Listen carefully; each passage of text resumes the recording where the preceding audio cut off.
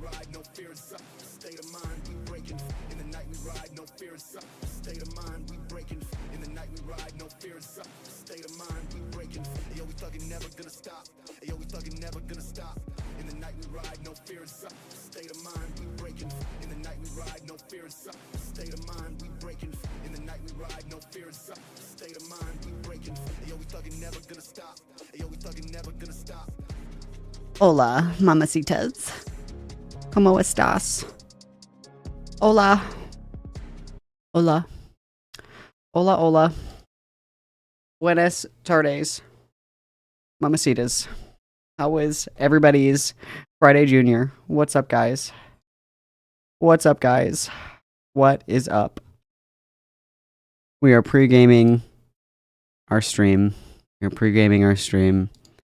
need to put my headphones on. I finally got somebody to come and look at my fridge, and it's manually defrosting, so it's just beeping now. I think that this is like the CIA torture that, you know, they talk about. This is the CIA torture they talk about.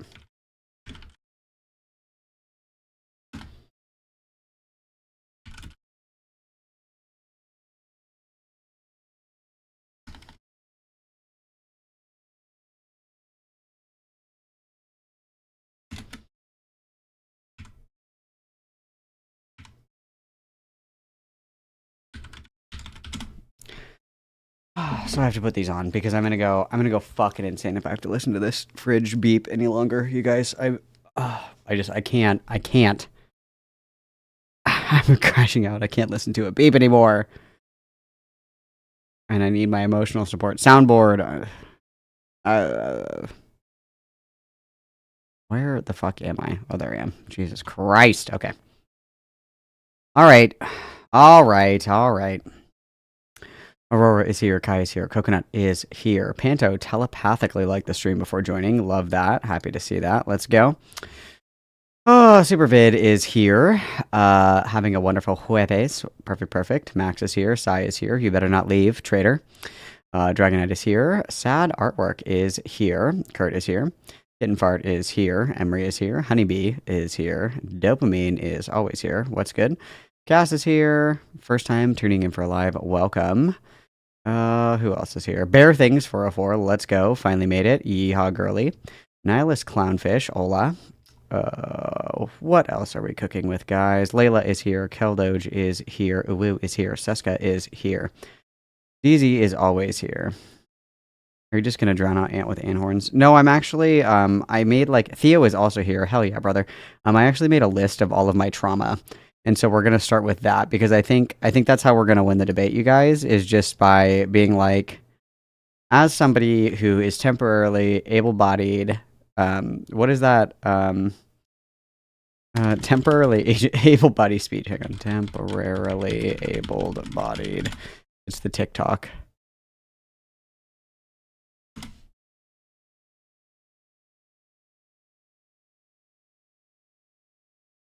Yeah, so this is what we're going to start with. I'm Cody, pronouns em, ers, or zem, zers, or really any neo-pronouns that aren't z, her, hers. I am a white transmasculine femme non-binary, temporarily mostly able-bodied, neurodivergent, obsessive-compulsive, chronically ill, culturally Jewish, Unitarian Universalist, non-monogamous, demi-low romantic, gray demi-bisexual, survivor of acute and complex trauma, millennial, and cat parent in mental health recovery. That's how I'm going to start the debate. That's how I'm going to make my first point. So we're certainly going to win. I've been practicing all day.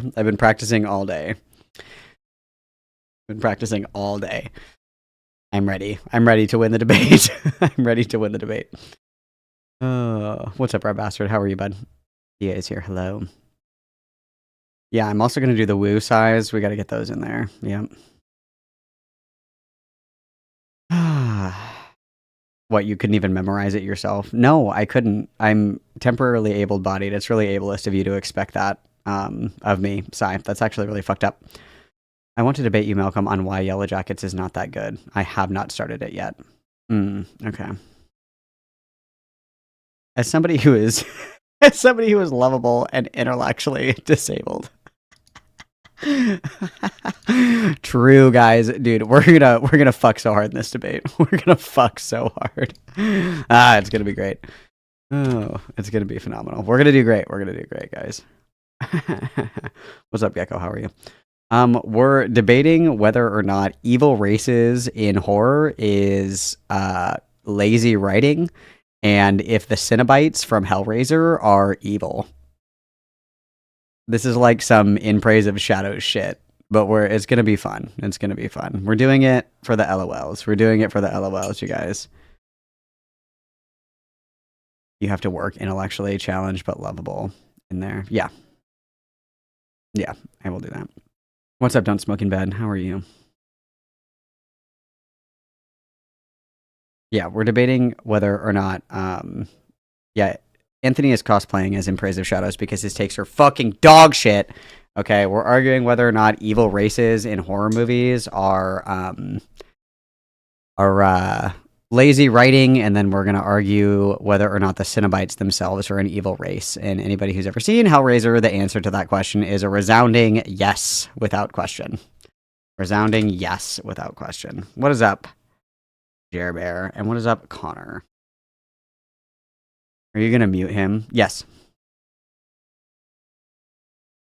We're going to be as evil and vindictive as possible because you guys know how much I hate white men, so I'm ready. I'm ready. I'm ready. Evil races in horror movies are supreme writing, in my opinion. I think that anybody who's like, evil races are boring, have never had anything horrible happen to them in their lives, because there's nothing... They're like... Think about like The Strangers, you guys. Think about The Strangers. That movie isn't scary. And you want to know why it's not scary? I'll tell you why it's not scary. It's not scary because they're human beings, right? If she stayed in the closet with that shotgun until sunrise, would have been fine. They're mortal. They can be rationalized with. They can be reasoned with. Evil, malevolent beings are fucking terrifying because you can't rationalize with them. You can't rationalize with them. They only have one goal. Evil races in horror specifically are very good. I think it's phenomenal writing because it preys on your intrinsic fears that there's nothing that you can do to change your fate. Okay? That's what's beautiful about it. That's what makes it fun. I was going to say the French, Seska. We were very close.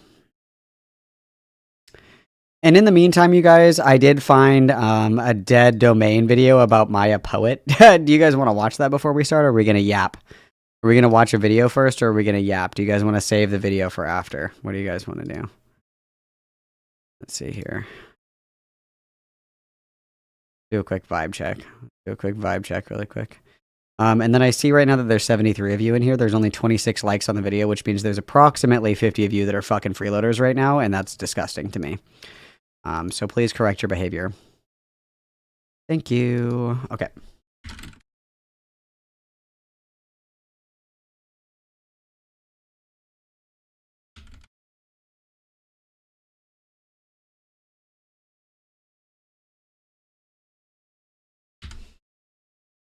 There you guys go. It's a democracy. At least for a moment in time, it's a democracy.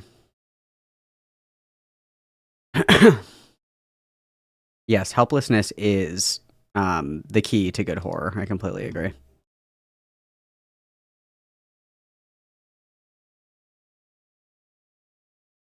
Blood ports. Shut the fuck up, Jer. Oh my god, shut up. I'm dyslexic. Leave me alone.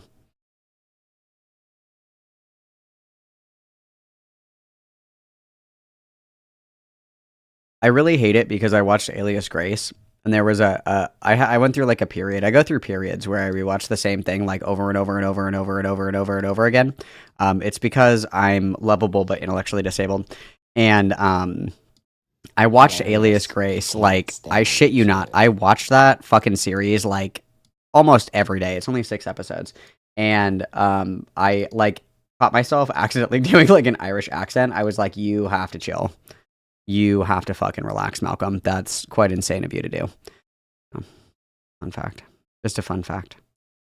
Okay, fine. We'll do the Maya Poet video while we wait. Let's do that. It's only half an hour long, so it shouldn't be too bad. Let's do that. I think I'm regular dyslexic, I think.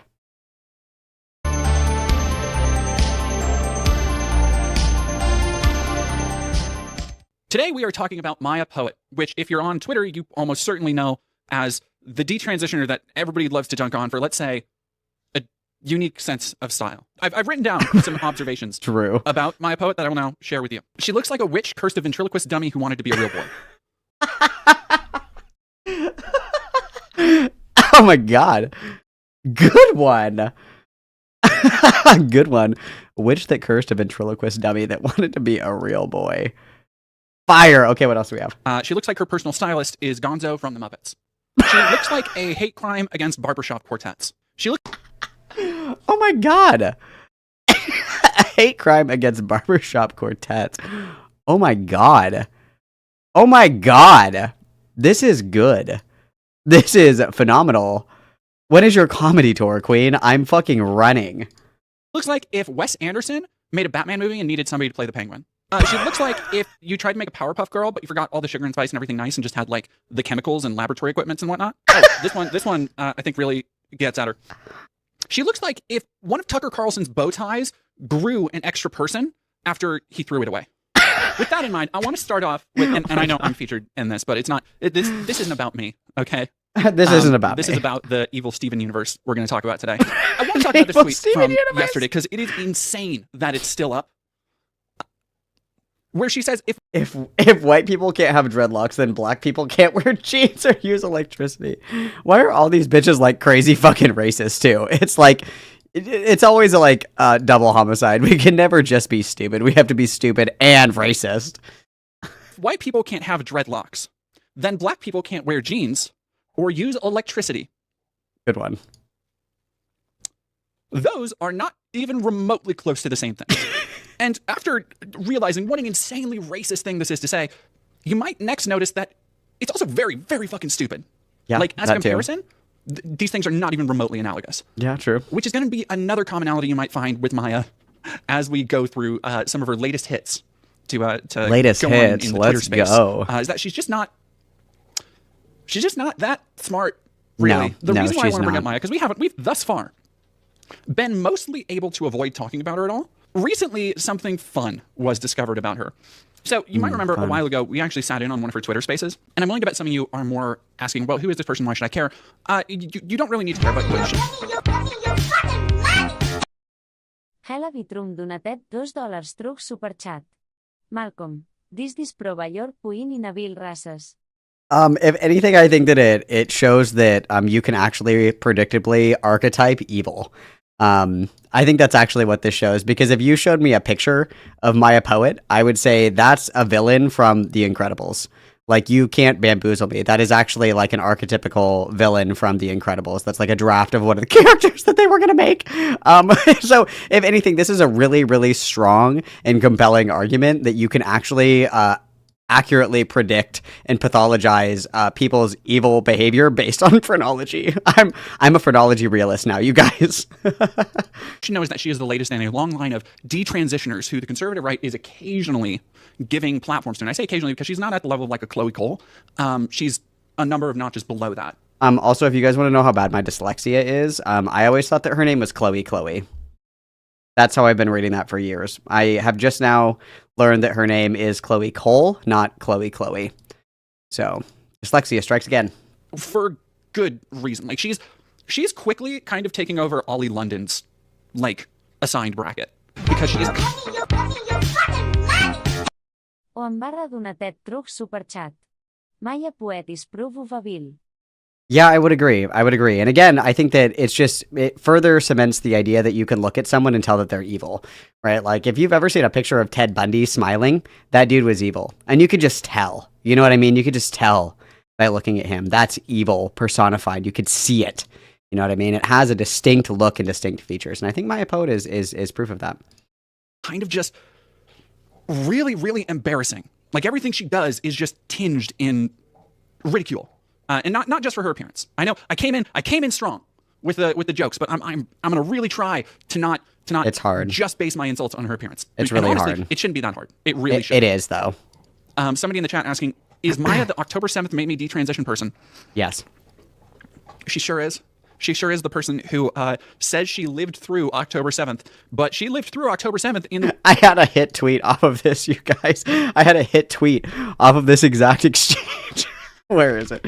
She was like, so if you don't know anything about the history of Maya Poet says that she detransitioned because of October 7th, because she forgot her barbaric breast binder when the raid sirens were going off and she was fleeing the missiles and the fucking, helicopter parachute things from fucking Furiosa, and she's like, like running away and shit, right? No, she wasn't at Nova, and she also wasn't even near the festival, like, at all. And so I tweeted this, and wow, you guys, what a banger. She said, I'm not saying that I survived Nova or survived the Kibbutz massacres. I'm saying that I survived October 7th today. And I said, wow, this is a strong message. As a 9/11 survivor, I agree. A hit tweet, you guys. Just so you know, I have personally survived every shooting that's ever happened. I survived 9/11. I survived Y2K. I survived it all. How was it surviving 9/11, you ask? Well, it was actually really traumatic being like 6 years old in an entirely different state. It was actually very hard, but I'm here now.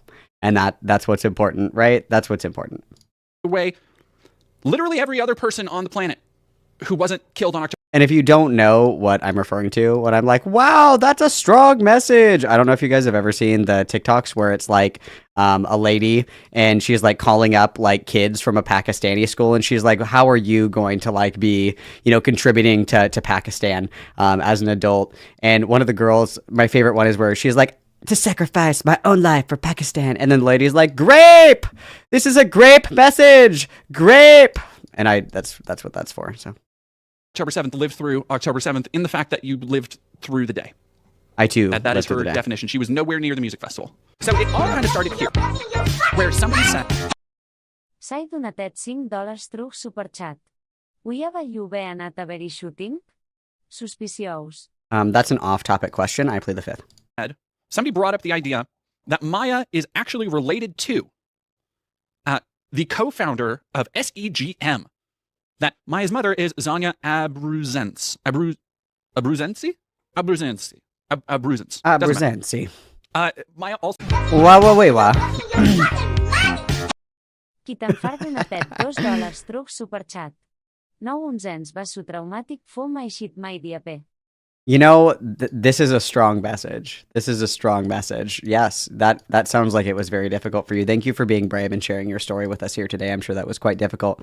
I have survived one mass shooting, like legitimately, actually, unironically survived one mass shooting. But it did not make me change my gender. So I cannot say that I understand where my poet is coming from, because I in fact survived, and then I did not change my gender. So I don't know what pathology this is, but nonetheless. Also recently, God, I had it go around a while, but I put out a tweet because I didn't know Maya was going to be at the university. I think she was at Oregon State. Yeah, maybe. OSU. And that's where this photo is taken of, is that she tried to do. All right. So the thing about Maya, again, not very smart, insofar not as at she all. literally has not found any kind of original angle for this. I even want to really call it a grift because it's thus far been very unsuccessful. This was her attempt at doing the Steven Crowder thing. What this picture is from. She literally had a change my mind type deal. Very original. Zinnia Jones, blog by a trans woman documenting ongoing political attacks on trans people's existence, is an anti-trans activist who pretends to be a detransitioner, having never undergone any medical intervention, but still routinely self-promoting on the basis of the supposed body horror of transitioning. This is actually a really good summation. Oh. In 2025, Maya was discovered to be the daughter of Evgenia Zanya Obtruze, the co-founder of the anti-trans advocacy group Society for Evidence-Based Gender Medicine, or SEGM. Maya had previously filed an amicus brief at the Supreme Court citing a paper by her mother, but without disclosing their relation. Additionally, Maya only used the pseudonym Maya Poet in the amicus brief at page 1A under the appendix list of amicus curiae. So, too long didn't read. Maya's mom is actually like the head of a huge anti-trans organization. So the lore, as it goes, is that Maya came out as trans to her family, and her family said that she had to go to a non-American school to finish her degree because they didn't want to lose her to the gender madness craze, and so she chose to go to school in Israel. And when she was in Israel, she continued to live as quote-unquote a man. I don't know what the fuck that means, truthfully, but either way, yes, her mom is the head of one of the largest anti-transgender organizations currently, which I don't know, guys. Something isn't looking right to me. I don't know. Curie. In the SEGM 2021 article, 1 year since Finland broke with WPATH standards of care, she was favorably cited by the Trump the article was favorably cited by the Trump HHS Centers for Medicare and Medicaid Services in their Center for Clinical Standards and Quality memo. In a Twitter Space, seriously? Okay, come on. Okay. Oh my God, she's just as dyslexic as me. Yes. A woman after my own heart. Somebody should ask Dead Domain if we can do a shit-talking podcast together, because I think that our chemistry would be insane. I think that our banter and our roasting would be unparalleled. If anybody knows Dead Domain, I'm calling out to you. I think that we should do a podcast together, because I think that our energy would be unmatched. Would you like to say something to the chat? Would you like to talk to the chat, Kitty?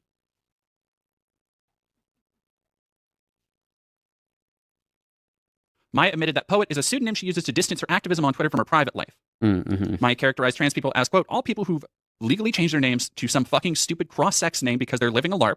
Quote, okay, bitch, you literally transitioned and changed your name to like fucking Fern, okay? And that was your transition. I'm detransitioning. From what? A stupid haircut? Good one. Okay. quote, they're all mentally ill and stupid. She believed, quote, trans activists are evil lunatics who are not very smart. During the space, Maya described trans women as petulant toddlers in castrated grown men's bodies. I hate that. Wow. I hate when that happens. I hate when that happens. Today, Maya now tweets that, quote, people with gender and other delusions who are an active threat to themselves and or others should be institutionalized on the grounds that, quote, we need... You know what's crazy, though, is Maya Poet would be institutionalized for being, like, actually clinically insane and, like, mentally deranged, which is really funny to me. I mean, at least we would all be in good company in the loony bin, I suppose. We would all be buds. We'd all be hanging out right next to each other. It'd be, like, super fun. It'd be like a big sleepover, you guys. That sounds like so fun. That sounds like so much fun. Wow. need to stop treating trans as if it's an untouchable category. And quote, if non-trans people did the same things, they'd be institutionalized immediately. See, and this is where...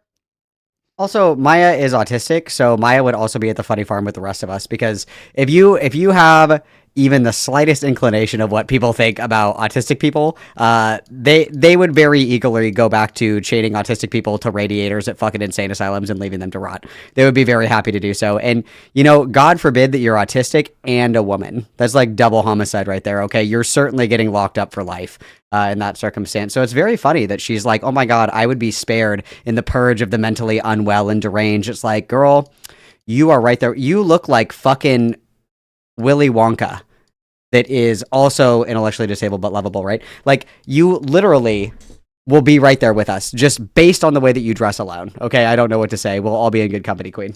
Again, y'all know me. I try not to rely too much on insults.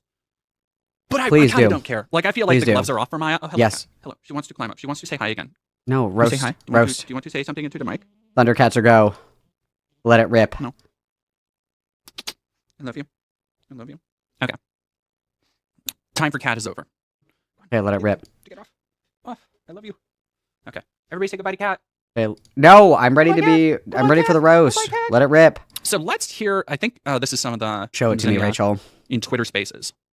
Doxed my mom years ago. He has a hate boner for her, okay? Hate boner? These people only go after. There are so many GC accounts. So many. Tons. But they only dox the ones who they actually feel threatened by, who they actually feel has a chance of shifting the, the thought around this type of stuff. So they, what's honestly insane to me is that What's insane to me? So, my mom was doxed years ago. Okay. And I was doxed months ago, and only recently did they put together the connection. I mean, same last name, same city. They so we admit it. Could have put it together instantly, but clearly estrogen is rotting their mind.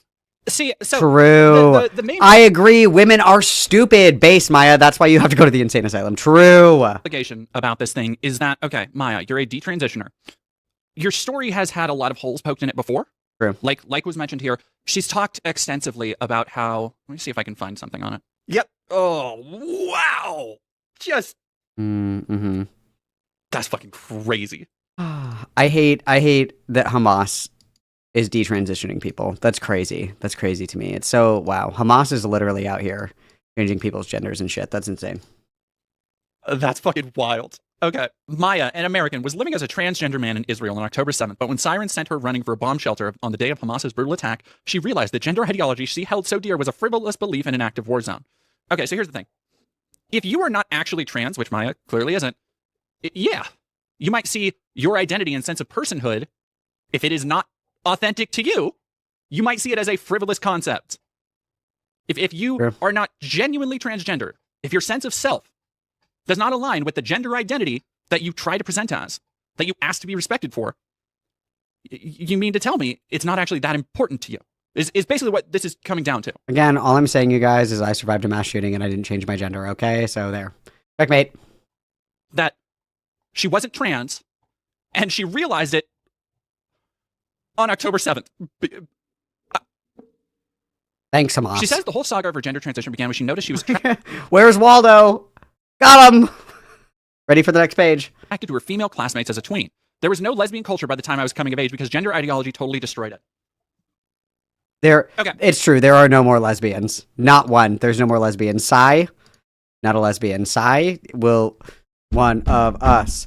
One of us. One of us. The clock is fucking ticking, Sai, just so you know.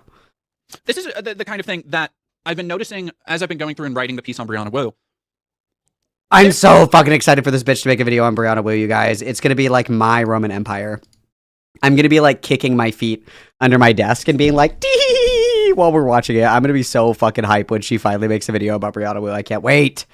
There's these kind of opinions that show up from people who are queer, but who don't interact with any like real life community, you know? And that's not saying like, oh, you got to go to drag shows, you got to listen to Gaga, you got to watch Drag Race. Like not talking about that. I mean like actually going out, organizing with other members of the community, knowing people when they go to Pride, knowing people when they go to marches and protests, and being able to band together through queerness, right? Because you do, in the real queer community, and I'm not talking about this online bullshit. I am not talking about the broad gender critical, like, oh, well, real lesbians don't do this. I'm talking about in the real queer community. If you have local queer bars, local like queer dives, like going outside, queer yeah, hangouts, like going outside. Yeah, I agree. You actually know, and this is how it actually bears out in reality, that lesbians and trans people and gay people are all cool, and a lot of them are all friends with each other. There actually Not me. are. I hate them all. Tons of lesbians. There is absolutely a lesbian subculture to the modern LGBTQIA. Even outside of trans lesbians. Maya, who is from the Pacific Northwest and asked to withhold her last name for privacy reasons. Interesting. See, here's the funny part, is that when she's finally called out on her links to this anti-transgender organization, then she's like, well, you idiots, actually, it was there the whole time. It was right in front of your faces, Batman, and you never saw it. But you can see here that she didn't want to give her real last name. She's been going by a pseudonym, probably to hide that. Probably to hide that link a little bit, I would say. Probably true. I didn't have any good role models. All the lesbians I knew were transitioning. That's when Maya started thinking maybe she was a boy, since she was attracted to girls and started watching documentaries about trans kids on her iPad. I remember the video, or it wasn't a video, it was a fucking tweet, and I crashed out reading this because you guys know that the whole like oversharing about sex stuff on the internet already makes me uncomfortable. I already don't like that, but this was like my one exception because I thought it was hilarious. Somebody tweeted something where it was like everybody talks shit about like gender binary this, gender binary that, or whatever. Meanwhile, lesbians for decades have been having, you know, girls suck the strap and call them daddy and shit like that. Which again, you guys, it's haram. It's Lent. We should not be talking like this. It's just not appropriate. Okay. I definitely said a couple of Hail Marys after reading that tweet, but nonetheless, okay. My poet commented on that and was like, as somebody who's a lesbian, I've never heard somebody talk like this before. That's just, I've never heard of this. And it's like, we all know, Sheldon Cooper, we are all acutely aware that you have literally no fucking idea how lesbians talk to each other. We got it. We know. Thank you for sharing. Thank you for sharing. The algorithms bombarded me with more and more trans content, and I latched on super hard. She came out as trans at the age of 12, but says her parents, whom she describes as very intellectual Soviet Jewish types, were instantly, quote, very skeptical because of that Soviet background and the natural skepticism surrounding institutions and dogma. Oh my god. Stalin also changed her gender. She's Stalin gender, you guys. That's so powerful. Wow, this is a strong message. sure that skepticism had nothing to do with your mom being a co-founder of an anti-trans organization. No, certainly not. I'm sure those two things aren't linked at all. No, not at all. And see, again, when you put all these pieces into place about who Maya's mom is, boy, it sure does seem, it sure isn't hard to, tie together how much of this shit was actually ever real if Maya never actually medically transitioned in any significant way. That's which true. She literally didn't, at True. all. They refused her request for a chest binder, so Maya turned to the internet to learn how to compress her breast with ace bandages and multiple sports bras layered on top of one another. She began sleeping in the painful contraption, which she said gave her poor posture. So, Maya likes to claim that, again, her limited experience with transness, with trans representations, with binding, did give her lasting damage and scarring of the tissue or the muscles or something, which absolutely can happen. True. But again, when you have this context, that she had to MacGyver a binder, essentially. MacGyver. Binder. Binder. Why did you sleep with that? I don't know. I love this bitch. Like, she began sleeping in the painful contraption. You don't, like, a lot of trans men. Yeah, this is just like user error. This is like, unfortunately, begrudgingly, this is like sounds like a you problem kind of thing. You're not supposed to sleep in a binder. You're not supposed to do that. That's not good for you at all. And then probably the most talked about thing, at least in the boy melon community, if you will, is that unsafe binding can really fuck up your ribs, which means you're wearing one that's too small, you're wearing it for extended periods of time, you're sleeping in it, you're exercising in it. This is like one of the most common things that people talk about in the boy melon spaces, okay? These are like the topics that come up almost every single fucking day, okay? And this is kind of like a fuck around and find out situation, right? We're all free to reap the consequences of our own actions, okay? If you want to be that person that wears a binder 24/7, 365, and then you get butterfly ribs and you're like, oh fuck, that's kind of like a you thing. That doesn't mean that like binders are evil and they're gonna fucking kill people and they did 9/11 and they committed October. No, it just means that you played with fire and got burned. That's what that means, okay? It's like you're not supposed to take NyQuil and drink. So if somebody takes a fuck ton of NyQuil and then they're taking like fucking shots and they black out after 2 shots and then their liver is damaged for the rest of their life, that's kind of like a you problem. Like you probably should have consulted the directions on the box. You know what I mean? You probably should have looked and read the directions before you decided to do Jaeger bombs with the boys with a cold. You know what I mean? It's kind of like a user error issue. And trans masculine people, and even lesbian, first off, not absolute lesbians, misconception, bro. Tons of lesbians use binders. I have sympathy for anybody who thinks they want to represent one way. And whether they're young, whether they didn't really think it through, whether they were just at a certain point in their life and they made an impulsive decision, I have sympathy for anybody who didn't want to make a change to their body or it was made unintentionally. However, when it comes to medicalizing care, you cannot go off book like this. You cannot improv medical care and transition care. Do it poorly and wrong, and then try and come after everybody else's legal, completely under advisement from medical professionals, healthcare. Which is quite literally what you're doing. This idea, Brianna Wu, again, I'm coming back to this because, I feel like I do this every time. Brianna who? These, what did you just say? Also, you guys, incredible things happened yesterday. Brianna Wu actually debated Marcy Bowers, but she didn't do it live. She recorded it, and then she's going to upload it supposedly next week with the other 27 fucking episodes of Dollcast that are never going to see the light of day. I'm certain that she's never going to release the episode because I'm sure she just got absolutely fucking stomped. Like, how delusional do you have to be a layman and attempt to go up against the head of WPath? To have like a debate, like you have to be like so fucking high on your own farts to think that's a good idea. So she tweeted that she was debating Marcy Bowers, and then she a couple hours later was posted and was like, "Well, that was a shit show." And then somebody was like, "When are you gonna post it?" And she said, "In a few days." And I'm sure that a few days actually means like 27 fucking years or however many years it is in Brianna time. But when that comes out, you guys, it's gonna be so good. It's gonna be so good to watch her just get fucking smacked around by somebody who actually knows what they're talking about. Big things are coming, you guys. Big things are coming. Projects. Brianna Wu is fixated on this idea of the social contagion, right? And that's essentially the kind of thing that Maya is intending to represent with her story.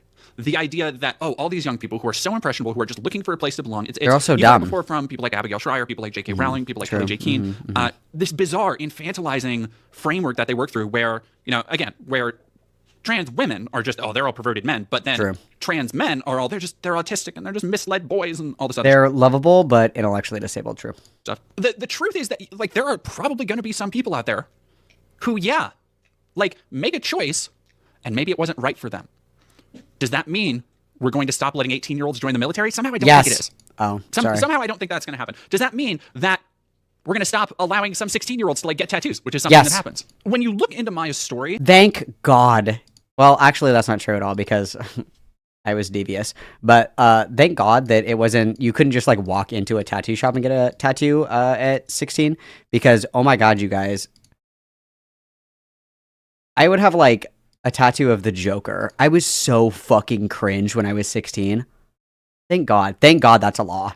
Thank God. Thank God. I mean, I still had friends with tattoo guns, but, they didn't have the skill to put, the entire why so serious, ha ha ha ha ha, all over my arm. Thank God.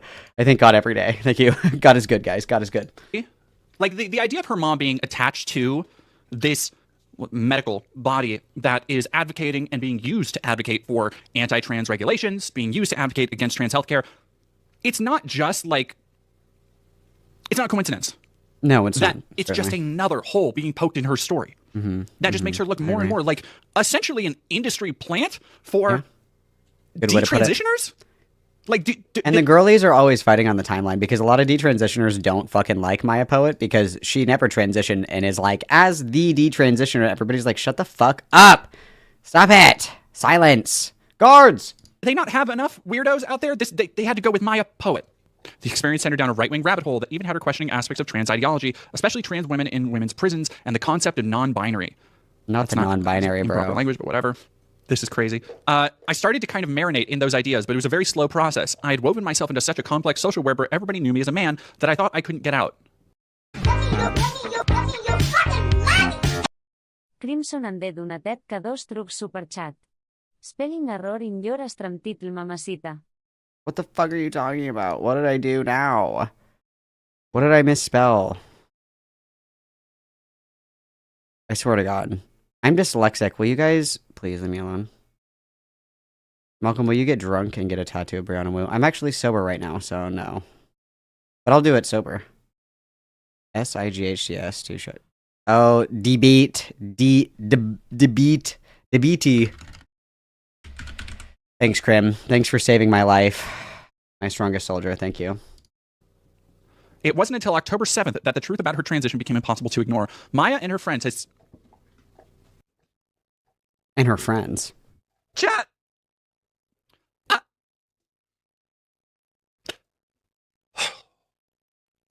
Maya and her friends had seriously considered going to the Nova Festival, where Hamas massacred more than 300 concert goers and took 40... I seriously considered going to the World Trade Center.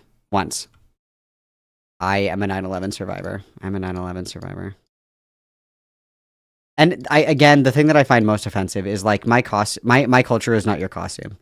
All of you bitches get out of the fucking rave scene right now. My culture is not your fucking costume. Get out of here. Get out of here. Hostages, but they couldn't find a ride and the tickets were expensive.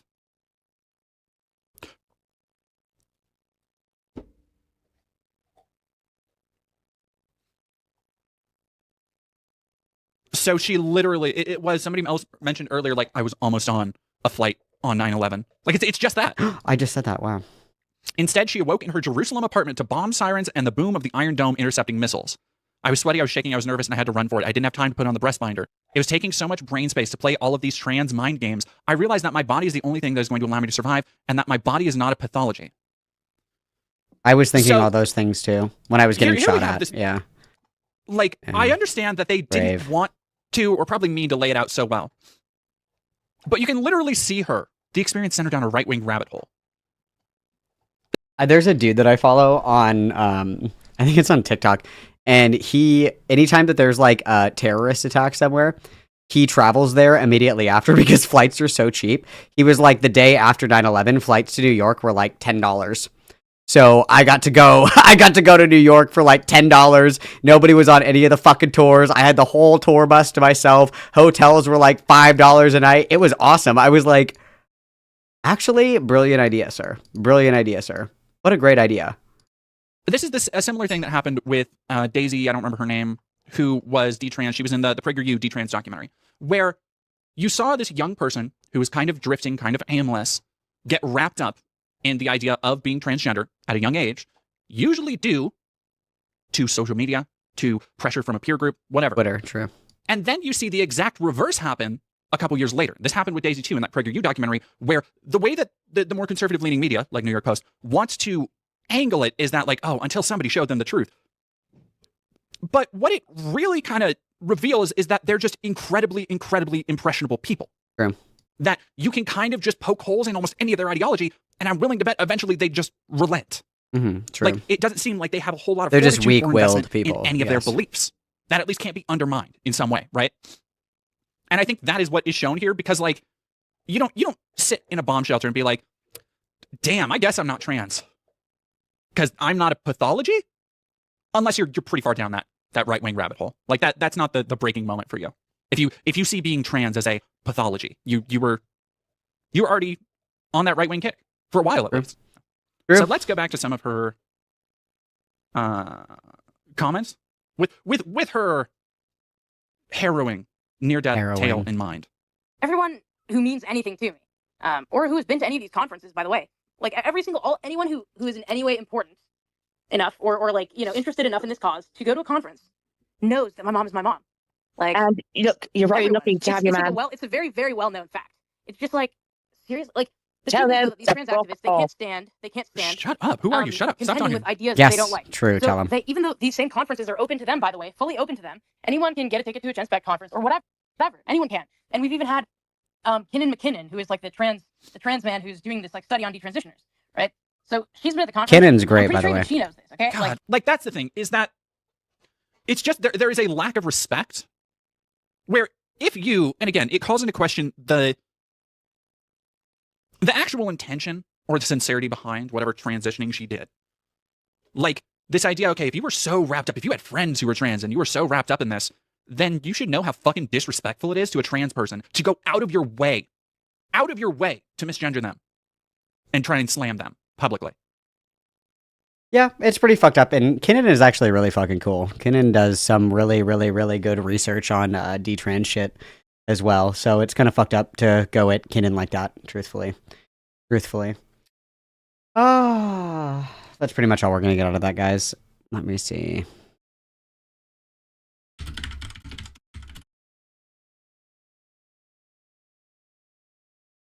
Okay. Checking on that, getting that going. Giving 1 second.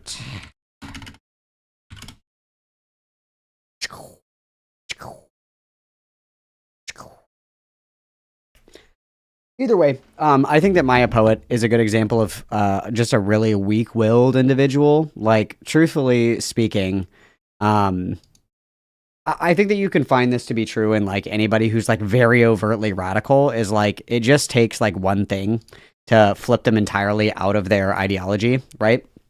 Like it's pretty interesting that people will go from like a radical TRA, and then after like a month they're like a radical, we should like kill everybody who transitions, and it's just because they're weak-willed.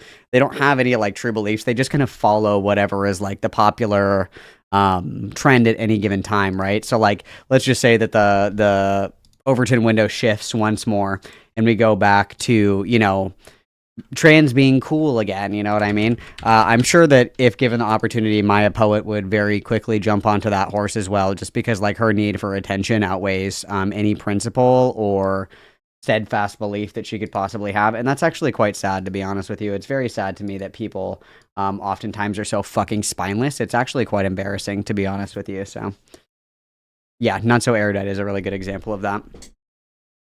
What do you think about Kinnan going to Gen Spec though? I think that Kinnan is probably one of the most unbiased people that I've ever interacted with that are in the detransitioner space. Just because Kinnan is somebody who like genuinely cares about figuring out what's true. I think that everybody has some kind of bias. I would say that Kinnan is probably one of the least biased people that I've ever met, because he just is really interested in understanding like what's going on. Like he's like, I don't really care, about the politics behind this or whatever the fuck. I just want to know like what the answer to these questions are, and I really respect that. So either way. All right, I'm gonna go to the bathroom. I'm gonna get another beverage, and I'm gonna smoke a cigarette, and then we're gonna scream at Anthony, you guys. We're gonna scream as loud as we possibly fucking can. Okay, go gadget. Oppression Olympics, and we're gonna win. Okay, I'll be right back, you guys. Everybody behave.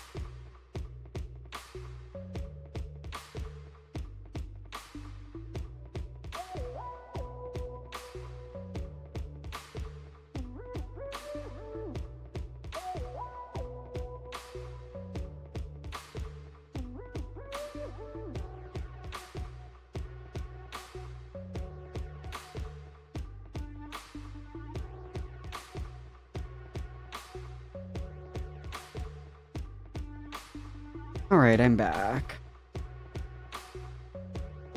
Play. And then, oh my gosh. Oh my gosh.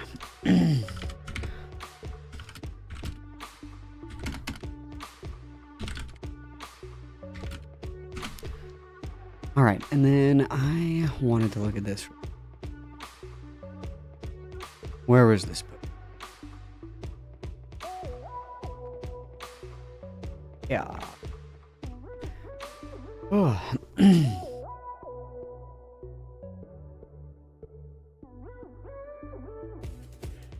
Oh, Apiro's Karl Max is being stupid on main again. What else is there? Water is wet.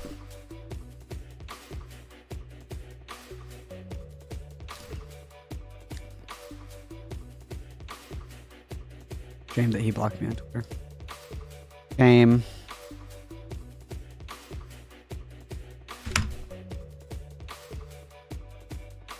Shame, shame, shame.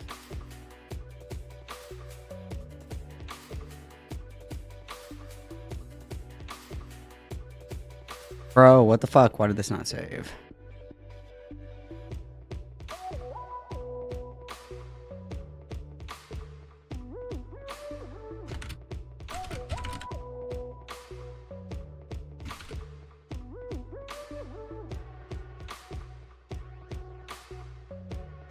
Oh, shame, shame, shame.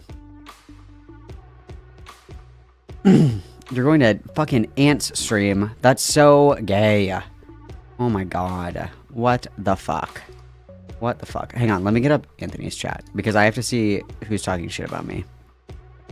I'm gonna be annoying, and I'm gonna be like, Anthony, somebody in your chat said that I sound like gay Turkey Tom. Can you please ban them? I'm gonna be super annoying about it. I'm gonna be so annoying about it.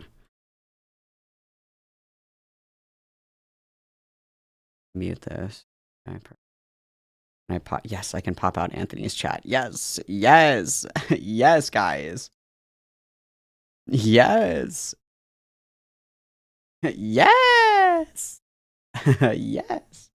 Here, we'll put it next to mine. This is Anthony's chat.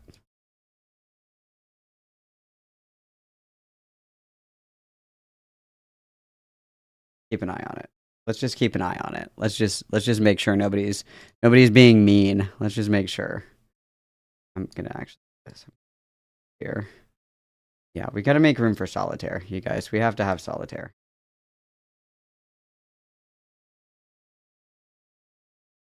We gotta have some solitaire going. Yeah.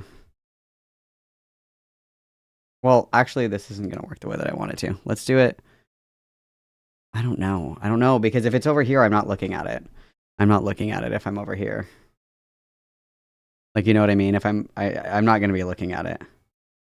Oh, Rose Weaver. Oh my god. Anthony. Guards. Guards. Rose Weaver is talking shit. Guards. Guards. Wait, hang on. Can I do this? Can I be like super gay and put another one right here? Oh, I can. Wow. I have all the chats open. Yes. Yeah.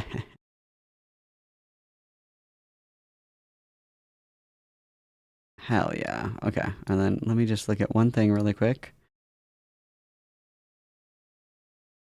The solitaire makes this a gaming stream. True.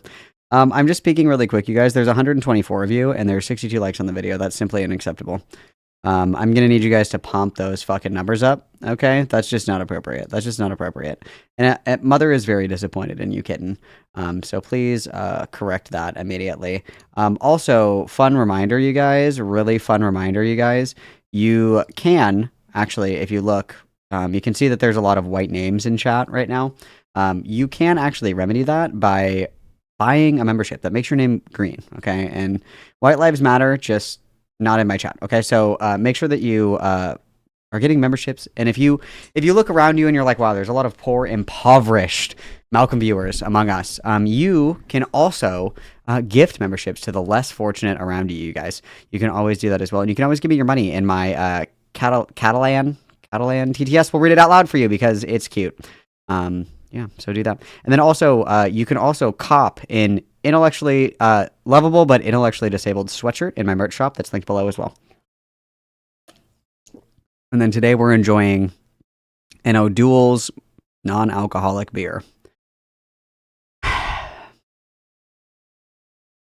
it's okay, because we're still having fun, guys. Everyone is still having fun. We're still having fun. Malcolm, don't be mean to the poor peeps in your chat. That's why I'm saying, you know, I love poor people. I love poor people. I love poor people. I love them. I love them so much. So I would never, yeah, don't say that. Okay. Anthony is in here. Ant, are you ready to rumble? And then I need to turn off... How do I turn off streamer mode, you guys? That way you can actually see Anthony's name. Where is that option? Oh. Did that do it?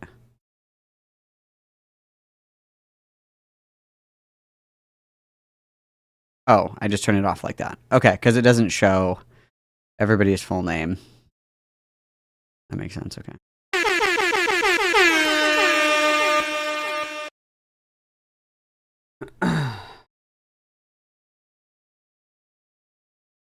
Oh, I think that Crimson Ender sent me a Catholic on Catholic violence gif as well. We should put that up, shouldn't we? Where's the Catholic on Catholic violence gif? Hang on, because Crimson Ender did send this to me at one point. Hang on. There it is. Okay, hang on.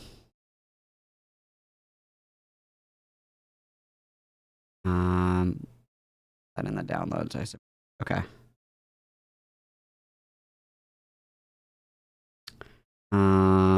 Media file. Add new. Add. Browse. Downloads. Open. Loop. And we're gonna...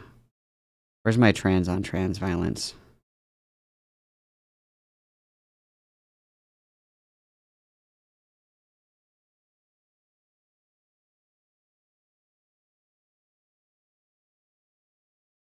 There we go.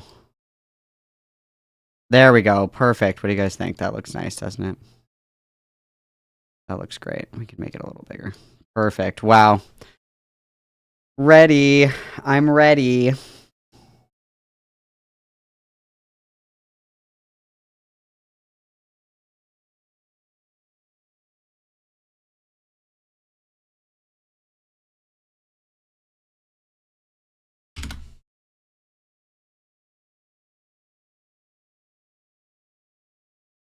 Okay. Good old alien. Good old alien. Stop face. talking shit about me, Anthony. I'm right here. Oh, excellent. Excellent. I can add you now on Discord. I mean, Discord. I can add you now on OBS. I have your little icon. I downloaded it. You're right there in the corner. Beautiful. That's so cute. I have your chat open, so I'm just awesome. making sure that everybody's behaving. Oh, good. Actually, let me adjust your chat so it's under your face. And I'll move my chat so it's under my face.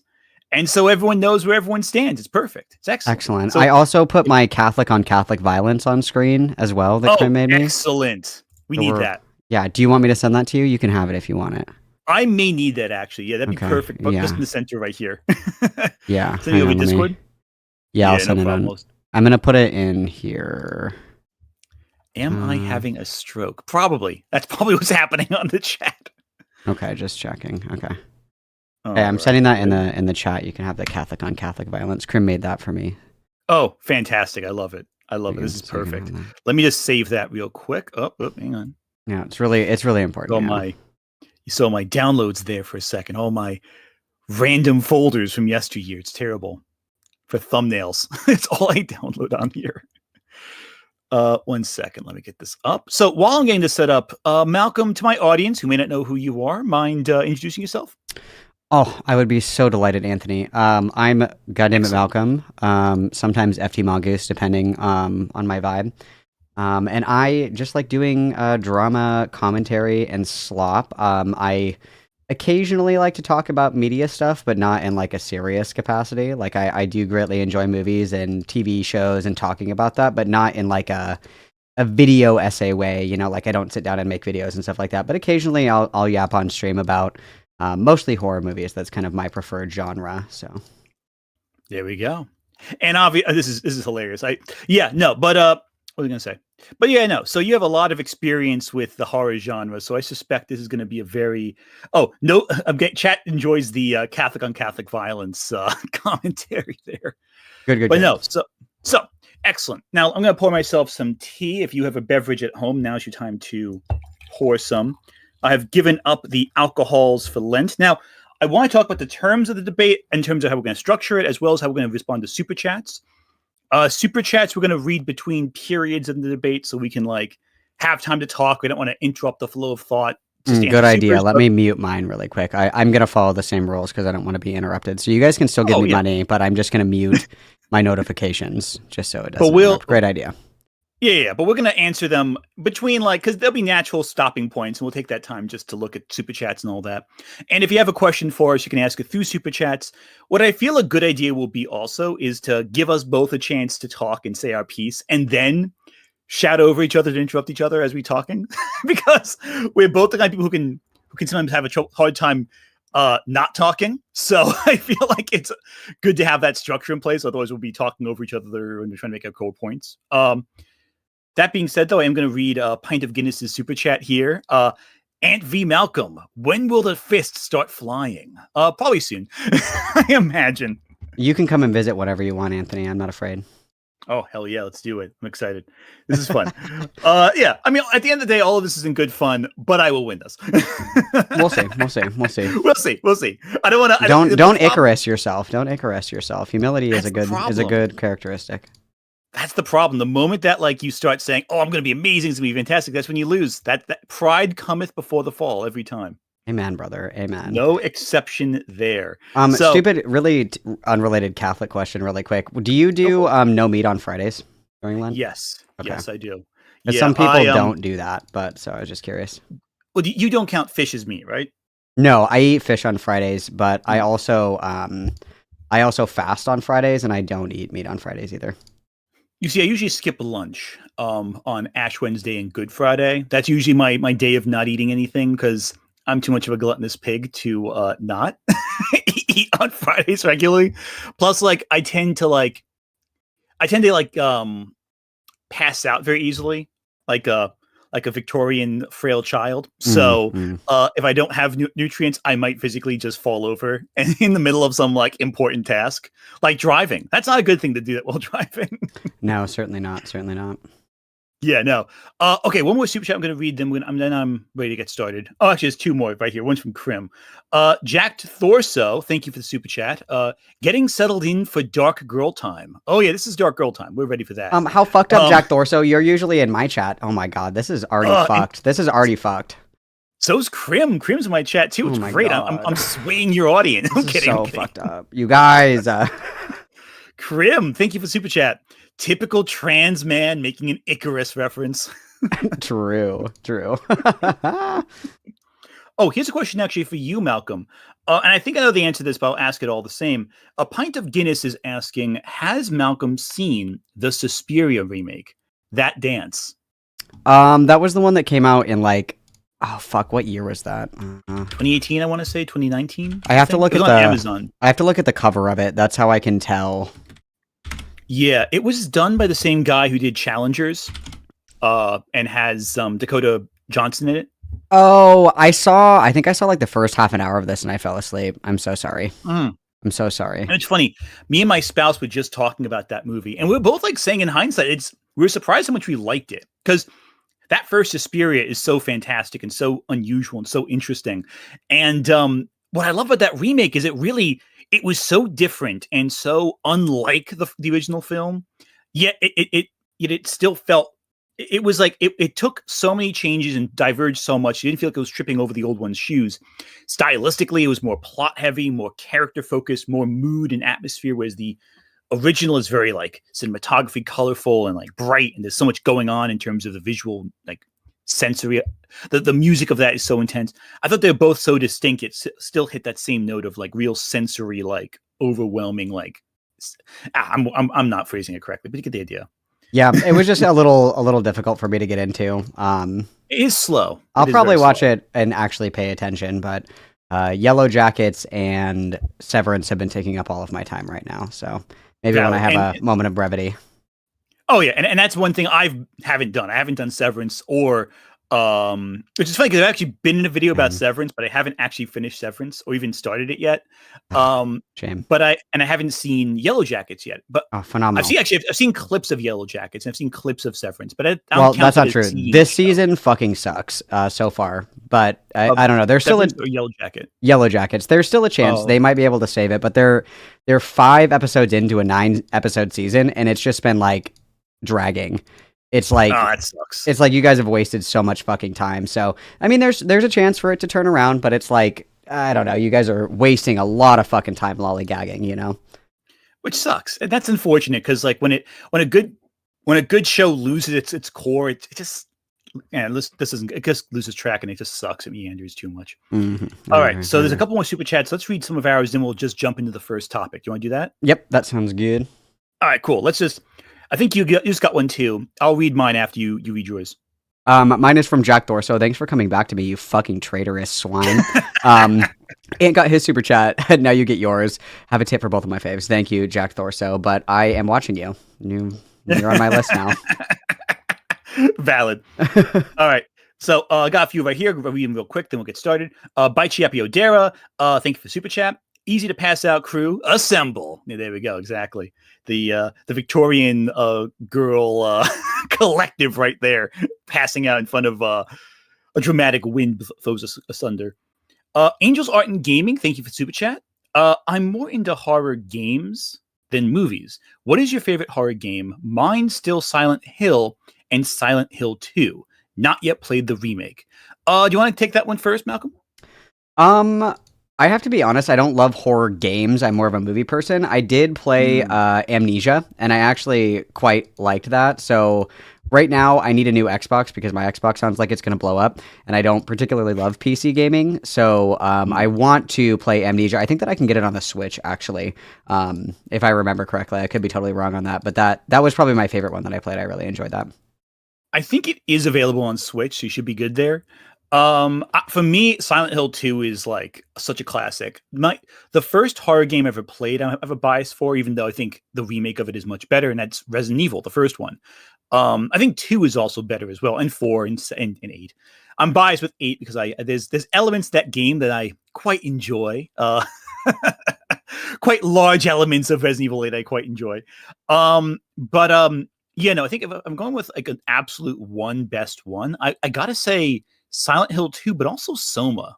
Like Soma really sticks with me in ways that I realize more in hindsight how much that's lingered with me. And I believe that's by the same guys who did Amnesia, I think, right? I'm pretty sure. I only played The Dark Descent, so I want to play the rest of them. Yeah. I think, like I said, I think that they're available on Switch, so I think that's what I'm going to go for, just because I can't afford a new Xbox right now, and mine, I could take it apart and try and clean it, but I feel like that's a mistake, because I'm sure I would fuck it up, and then I'll be really pissed if it's, like, broken, so... Yeah, when it comes to PC repair, I always get nervous. The most I can do is clean it, like with like an air pump thing. Like an air compressor, or like Galaxy Gas, you got to get your whippets in. I also clean my computer in between my whippets, I agree. There we go. That's what I do. Another one too, Dino Crisis, which, by the way, Capcom has recently re-upped their license for the name, the trademark for the name Dino Crisis. So I'm hoping there's a new Dino Crisis game coming out soon. One last one on my end, and you have two more on mine, and you have 2 more on yours. Thoughts on the Terrifier series? I love it myself. I feel like from Pint of Guinness, I think that's going to come up into the debate later, so hold off on that one for now. And by Chiappy Odera, Ant just needs to remember to avoid heresy. And I'm a Victorian maiden, thank you. fair enough. You got a couple lingering on your end, then we'll get started. Cool. Soma, I can put that on my list. I do want to play through Amnesia first. I'm very methodical in the way that I like to play games. So I will do that first. And then Wave Runners, thanks for the $2. I appreciate your loyalty. You're also on my list, though. But, just keep up the good work. You're doing great. Thank you. Valid. All right, so let's get started with the debate formally. Now, I think if we're going to be talking about evil races and evil of that nature, I think the first thing we should talk about is how we define evil, and how we define what's the definition of evil, what we think of when we think of as an evil race, just to make sure we get our cards on the table as to what we're talking about when we discuss everything that follows.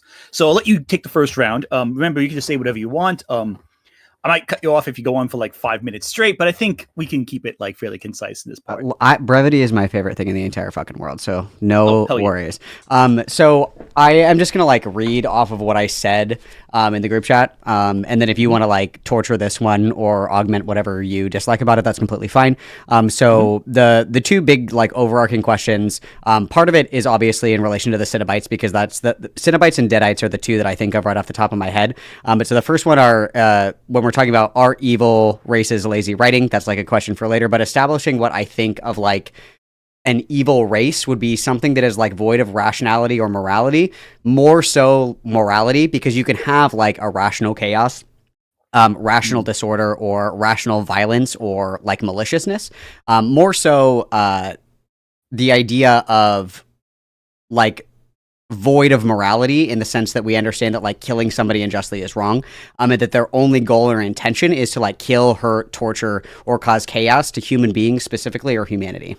And they can't be rationalized or like reasoned out of whatever, thing they want to do. So like for like in the context of Cenobites or even Deadites, like their goal is to just like fuck shit up. And you couldn't sit down and be like, listen, like this isn't cool. How would you like it if I did this to you? They can't be rationalized out of it. It's just like innate to that species of entity, right?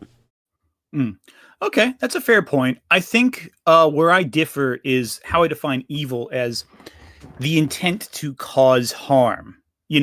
Knowing that you're going to cause harm, knowing that it's going to cause pain, and not for any ulterior purpose. So that excludes predators, for example. Like, not like the Predators, the movie Predator, but like something that preys on something else. It will have to cause harm, but it causes harm to survive.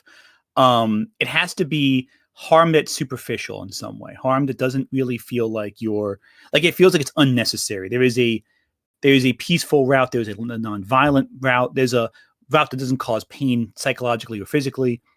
I think that also evil is a choice in many ways. To enact evil, there has to be a way to choose to do good. There has to be the option for a thing to choose the right path, but chooses not to. Because I think evil inherently is very petty in that sense. I think another thing too, but when it comes to hardwired evil races in that regard, since evil is hardwired in their DNA, it has to be like a genetic or real ingrained in some fashion, like either through bloodlines or through some type of magical alteration or corruption, that the default approach should be to cause harm. And as not to say prey on something else, like to feed or to sustain, like let's say you build your weapons from the bones of your adversaries. That's not really evil if you take bones. That's just, that's how you build your equipment. Hypothetically speaking, of course, if you're like a malicious fungus, survival by grafting onto a living creature and being a parasite on it, that's not evil. That's just your survival mechanism. Evil would have to be something that causes harm either out of a sense of aggression, either out of a sense of sadistic glee, and they have to be able to differentiate between right and wrong, I think. Because while chaotic, and I'm not saying that they're not something you can't rationalize around, but rather they have to know the difference between good and evil to make the choice to do evil, in my opinion. So I'm going to torture your definition a little bit. So when you say intent to cause harm with no ulterior purposes, I agree with that, right? So it's not like for example, in Last of Us, like the fungi doesn't have a conscious choice, right? It just kind of like does its thing. However, I would say that harm out of aggression and sadistic pleasure, I agree with that. And knowingly differentiating right from wrong because they're operating in a mortal plane. I would add that caveat where like maybe in like their universe, like their behavior is good to them, but operating on a mortal plane, like our perspectives to their behavior, I would consider that to be important. And then I want to tease out more what you mean by like evil seen as a choice, because necessarily speaking, if we're talking about evil races, there is no choice involved. It's an intrinsic characteristic. So do you think that it's possible for like an entity itself to be evil? So if I was to get out a Ouija board and I conjured a demon and the demon's only goal was to like torture you to death, would you say that because that demon doesn't have a choice because its purpose is to torture, like would you say that that is not an evil entity? Well, that's an interesting question too, because that also gets into the Catholic question of whether or not a demon has the choice to be redeemed or not, or a devil or what have you. And I think that an evil entity like that is so evil because it chooses to do harm.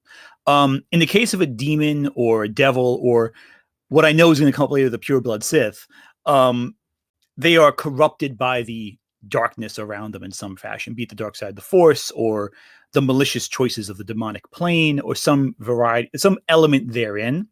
And that drives them and kind of exacerbates their drive to do harm. It kind of takes the choice away from them, but at the same time, it does. They are basically harbingers of pain and suffering. So I don't want like a percentage like value to this or whatever, but how much would you like weigh the actions over like the choice to do said action? So for example, if I take the example of let's say a Cenobite that used to be a human. If I have a Cenobite that used to be a human, obviously there is still a conscious choice to like participate in what Leviathan wills. But regardless of their intention of the choice, the actions that are carried out would be considered evil to the person that's suffering the actions, especially if they don't have the option to choose Leviathan. They are only tortured because they're not worthy of Leviathan. Where would you draw that line to say that, like, regardless of choice, the action itself is evil, and how much weight are we putting on the action versus, like, the intent? Okay, so that's actually a really interesting question. So I think, for me personally, evil is more the motivation behind the action more than the action itself. That's where I think where I drew the line that I think a lot of people had issue with, because you can do something that is from an objective, I hate to say objective, but from our human mortal perspectives, abhorrent, but to something that's like on a grand scale, it's nothing.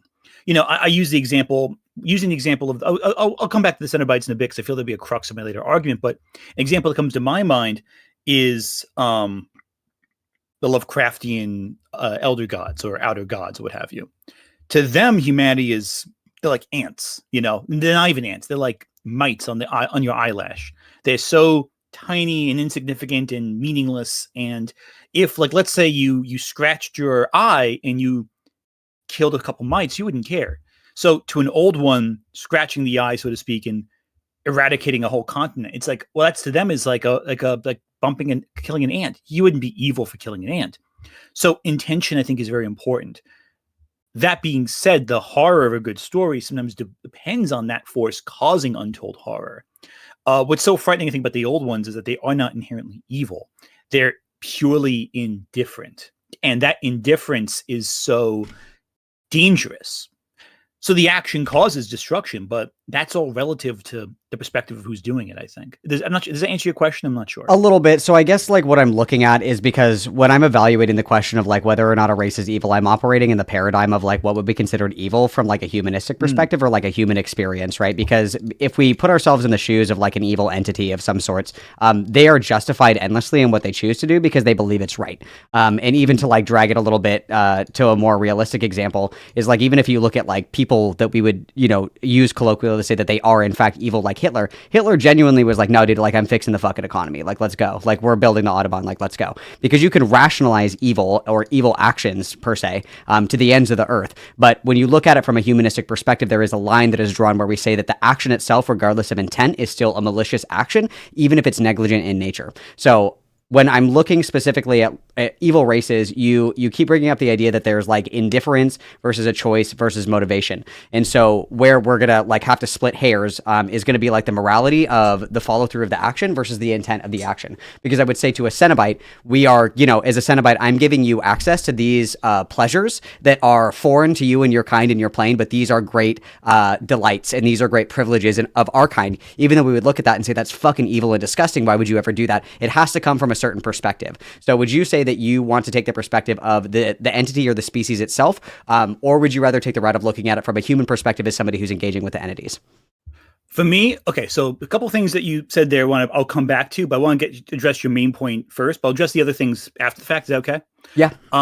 So from my perspective, it's purely from the entity's perspective, because the way I made my video initially, it was purely from the perspective of writing these types of characters, from creating these types of characters, from reading about these kinds of characters. And that requires getting in their headspace, seeing it from their perspective.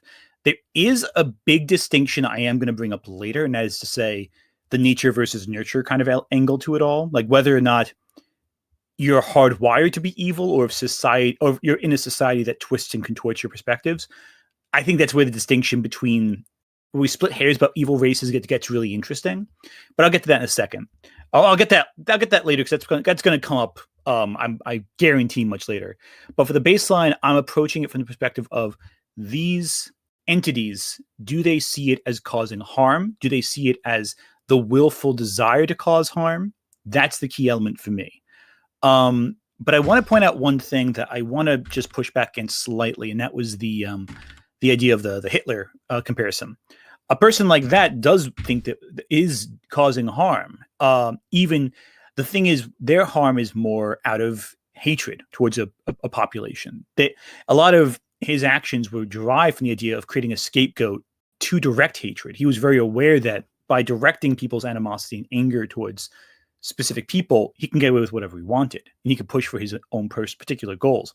I would count that as a very evil action. The idea that you are willfully even though you justify your actions in your head, and this will come back, I'm sure, in discussion, he justified his own actions in his head by dehumanizing the targets of his violence. He didn't say this is a good thing. He was more like, these are unimportant, undesirables, and I want them gone. He never saw himself as being good for that. He saw it as he dehumanized them. He removed their humanity. He tried to position himself as in a position where these people were lesser and he was above them. And I think that is an act of evil. It's not quite the same thing as like an entity looking at something that's it's like technically very, very tiny, very different from themselves.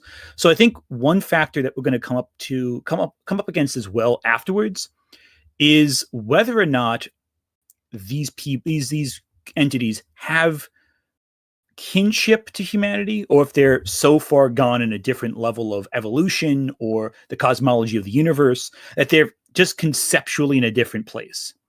And then it's like the question of motivation. To use the demon again, the demon torturing a human being, the demon in Catholic faith, the demons and angels, they're actually supposed to bow down to humanity. That humanity is the peak of God's creation. So the demon is actually trying to enact violence against something that they see as, that they do not want to believe is superior to them. In that sense, and in the very old school, medieval Catholic perception, they're striking back at God for their, if you believe demons are evil and not simply placed there as tests by God for humanity to choose the right thing, then they want to cause harm because they want to watch something suffer. They want to watch this thing suffer out of anger, out of sheer cruelty. That is evil. And it is a choice, but it's also hardwired into their being at this point because they've collapsed, almost like a black hole that's collapsing on itself. They've collapsed so far into their vile evilness that there is no other option, but they've also chosen to go this far, if that makes sense. So that's the only points I push back on, but otherwise I'm looking at it from the perspective of from their perspective. All right, Anthony, I'm putting my evil gloves on because you told me not to yap very much. And that was Yap City right there. Okay, so we're gonna start getting mean. We're gonna start getting mean. Okay, we're pulling it out. So I'm gonna put aside all the dumb shit that you just said about Hitler, and we're gonna focus specifically on the Cenobites here. Okay. Do you agree or disagree that Cenobites who are given the option to turn themselves like humans that encounter or solve the lament configuration, do you not agree that they are dehumanizing themselves, stripping themselves of their own humanity? Because you kept saying dehumanization is a big part of determining evil. Do you not think that depersonalizing, derealizing, and dehumanizing people that want to become Cenobites and are given the powers of Leviathan, would you not consider that a form of dehumanization? Depends on the continuity of Hellraiser. That's the first question. Because Hellraiser has multiple continuities with different laws and different ways of leading to how they become Cenobites. In the original Hellraiser films, so I'm going with the first few, because after the first few, the continuity gets all screwy. The Cenobites don't always choose to become Cenobites. They are only the ones that are worthy of serving Leviathan are the ones that are given the option to become Cenobites. If you want to go with the lore for the later movies, it's a choice, right? That they're given a gift if they can essentially murder 5 other people to solve the configuration. But would you not consider that process itself, regardless of what canon it comes from, that process itself of stripping your humanity to become a Cenobite, choosing or otherwise, would you not consider that process to be akin or consider to be dehumanization of some kind?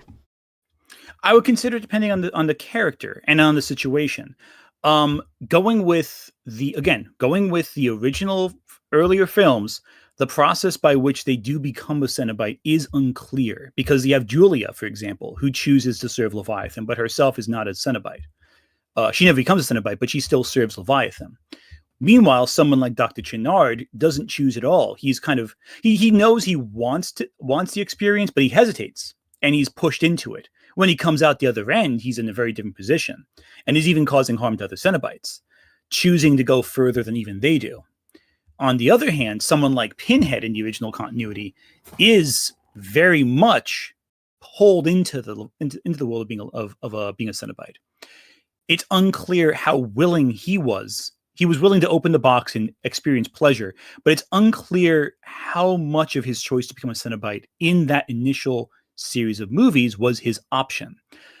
In fact, even then, when his good and evil portions are divided, because apparently you could just extract the evil from someone, he has a very different perspective on what he kind of implies that his humanity anchored him to a more just and orderly code, whereas the evil was more the chaos, the will to do harm without any anchoring to the laws or rules.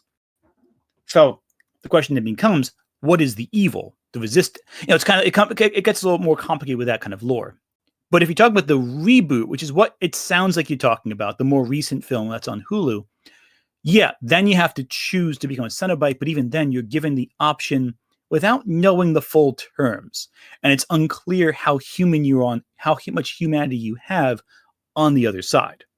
So, because of that, all we know is that they experience untold experience, and that drives them into a new perspective where their morality is completely inverted, where they think that the highest good is suffering. So I would say it's a form of dehumanization in that sense, but I wouldn't necessarily say it's complete divorce, being divorced from humanity, because you still see humanity as something that can be sculpted into something like yourself. It's not quite the same thing as with a demon, where you see it as a lesser, but the demon sees humanity as a lesser being. It's more like untapped clay that has to be sculpted in that sense. These weasel answers are pissing me off, Anthony. Do you? Not weasel answer. Different. That is a weasel answer. Do you agree or disagree that mutilating your body by stripping off your nipples, sticking sharp objects into different orifices in your fucking body, because Satan and Leviathan demanded of you, would you consider that dehumanizing? If I showed up to this debate with the skin peeled off of my face, my eyeballs rolled back in my head, and a fucking spear through my throat, would you say, Malcolm, you chose to do that to yourself? And I said, yes, to serve Leviathan. Would you say, Malcolm, that is a dehumanizing act, to strip yourself of your humanity, to become a fucking demon? What would you say? I don't know if I'd say that. Clive Barker based the Cenobites off of real people, off the real body modifications seen in the 80s. How many tattoos do you have, Anthony? And people did do stuff like that, but they were still human. It's not just about the self-torture, it's also about the psychological change that they undergo as well. How many tattoos do you have? I have no tattoos. Okay, so shut the fuck up about body modification, Anthony. I don't want to hear a single fucking word from you about that. Do you agree or disagree that if I got my nipples cut off and wore them on my face like eyes after cutting my cheeks out so you could see my teeth, would you say, Malcolm, that's dehumanizing? Because I say that being a human isn't good enough for me. I have to be something otherworldly. Would you be like, wow, Malcolm, that's pretty dehumanizing of you to say? I don't know if I'd say it was dehumanizing. I'd say it's kind of weird. It would be a very strange makeover, I'll put it that way. But that's an oversimplification of what happens to the Cenobites. That's I'm the problem. Crash the fuck out. I'm gonna crash the fuck out. I'm gonna do it. I'm gonna do it. I'm crashing out. I'm crashing and burning. I'm crashing and burning. Have you ever done suspension, Anthony? Have you ever done that? Suspension? Mm-hmm.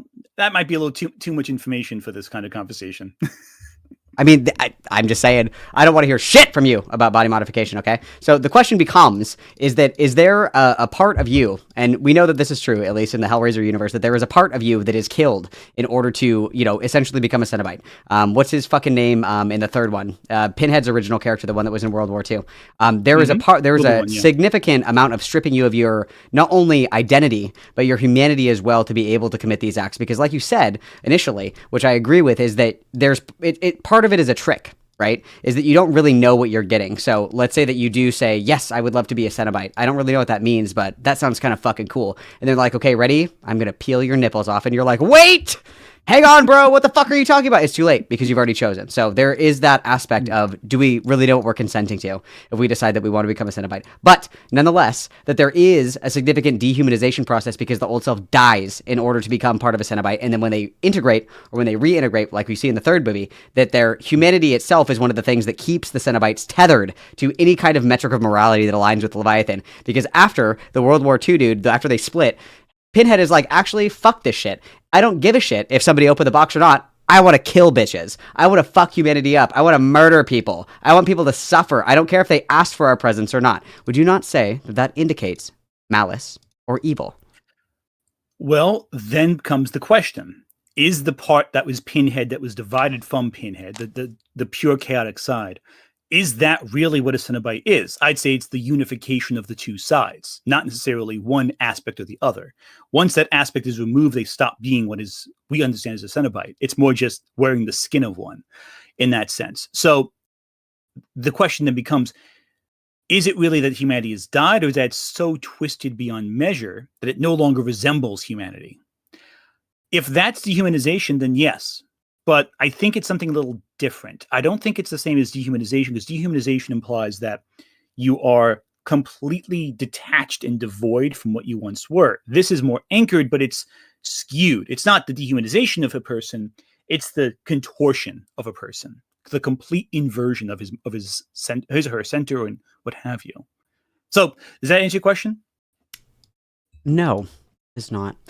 Because I think that one of the big things that we're not connecting on is that we have a different metric of like where we would say that there is like an underlying nature of a Cenobite and how much of that is influenced by like the core of the person that chooses to become the Cenobite. And that's taking the people off the table that have always been Cenobites, right? But I would say that in Hellraiser 3, it is like very directly shown that Cenobites, like in nature, like the natural state of one is to just like create chaos. And that's what Leviathan itself is. Leviathan itself seeks to destroy flesh and chaos, especially in humanity. That's like its only fucking purpose. And so if these are the beings that are carrying out the will of Leviathan, like you mentioned earlier, where it's like a question of, does this thing want to cause harm? And if so, is it, an intentional harm? Is it a negligent harm? Is it like wiping the eyelash? Even if it is any of those things, I would still consider it to be evil because it is wreaking destruction on a population of people, humanity. And then two, I think it very strongly shows that in service to this being, that you have to act in ordinance with what it wants and what its ultimate goal is. And it's to basically torture humanity through like perverted incentives of what pleasure is, right? Of course. Here's where I draw the issue with the lore of Hellraiser, though, for a bit. Again, using the older films as a model, because when you get to the reboot, it gets all screwy. But using old school Hellraiser lore, I don't think that the evil side of Pinhead is truly a Cenobite. It's the combination of the two aspects, the humanity with that chaos, because the Cenobites are ultimately beings of lawful evil, not chaotic evil, whereas Pinhead is, in the third film, pure chaotic evil. That's not really Pinhead. It has to be the two connected because, again, the Cenobites do follow a sense of order. Hell is a very orderly place under Leviathan. Yes, it is destructive. Yes, it is torture, but it is still a place where order and organization exists. It is a labyrinth, after all. It's not simply a screwball spiral. It is a structured architecture to it.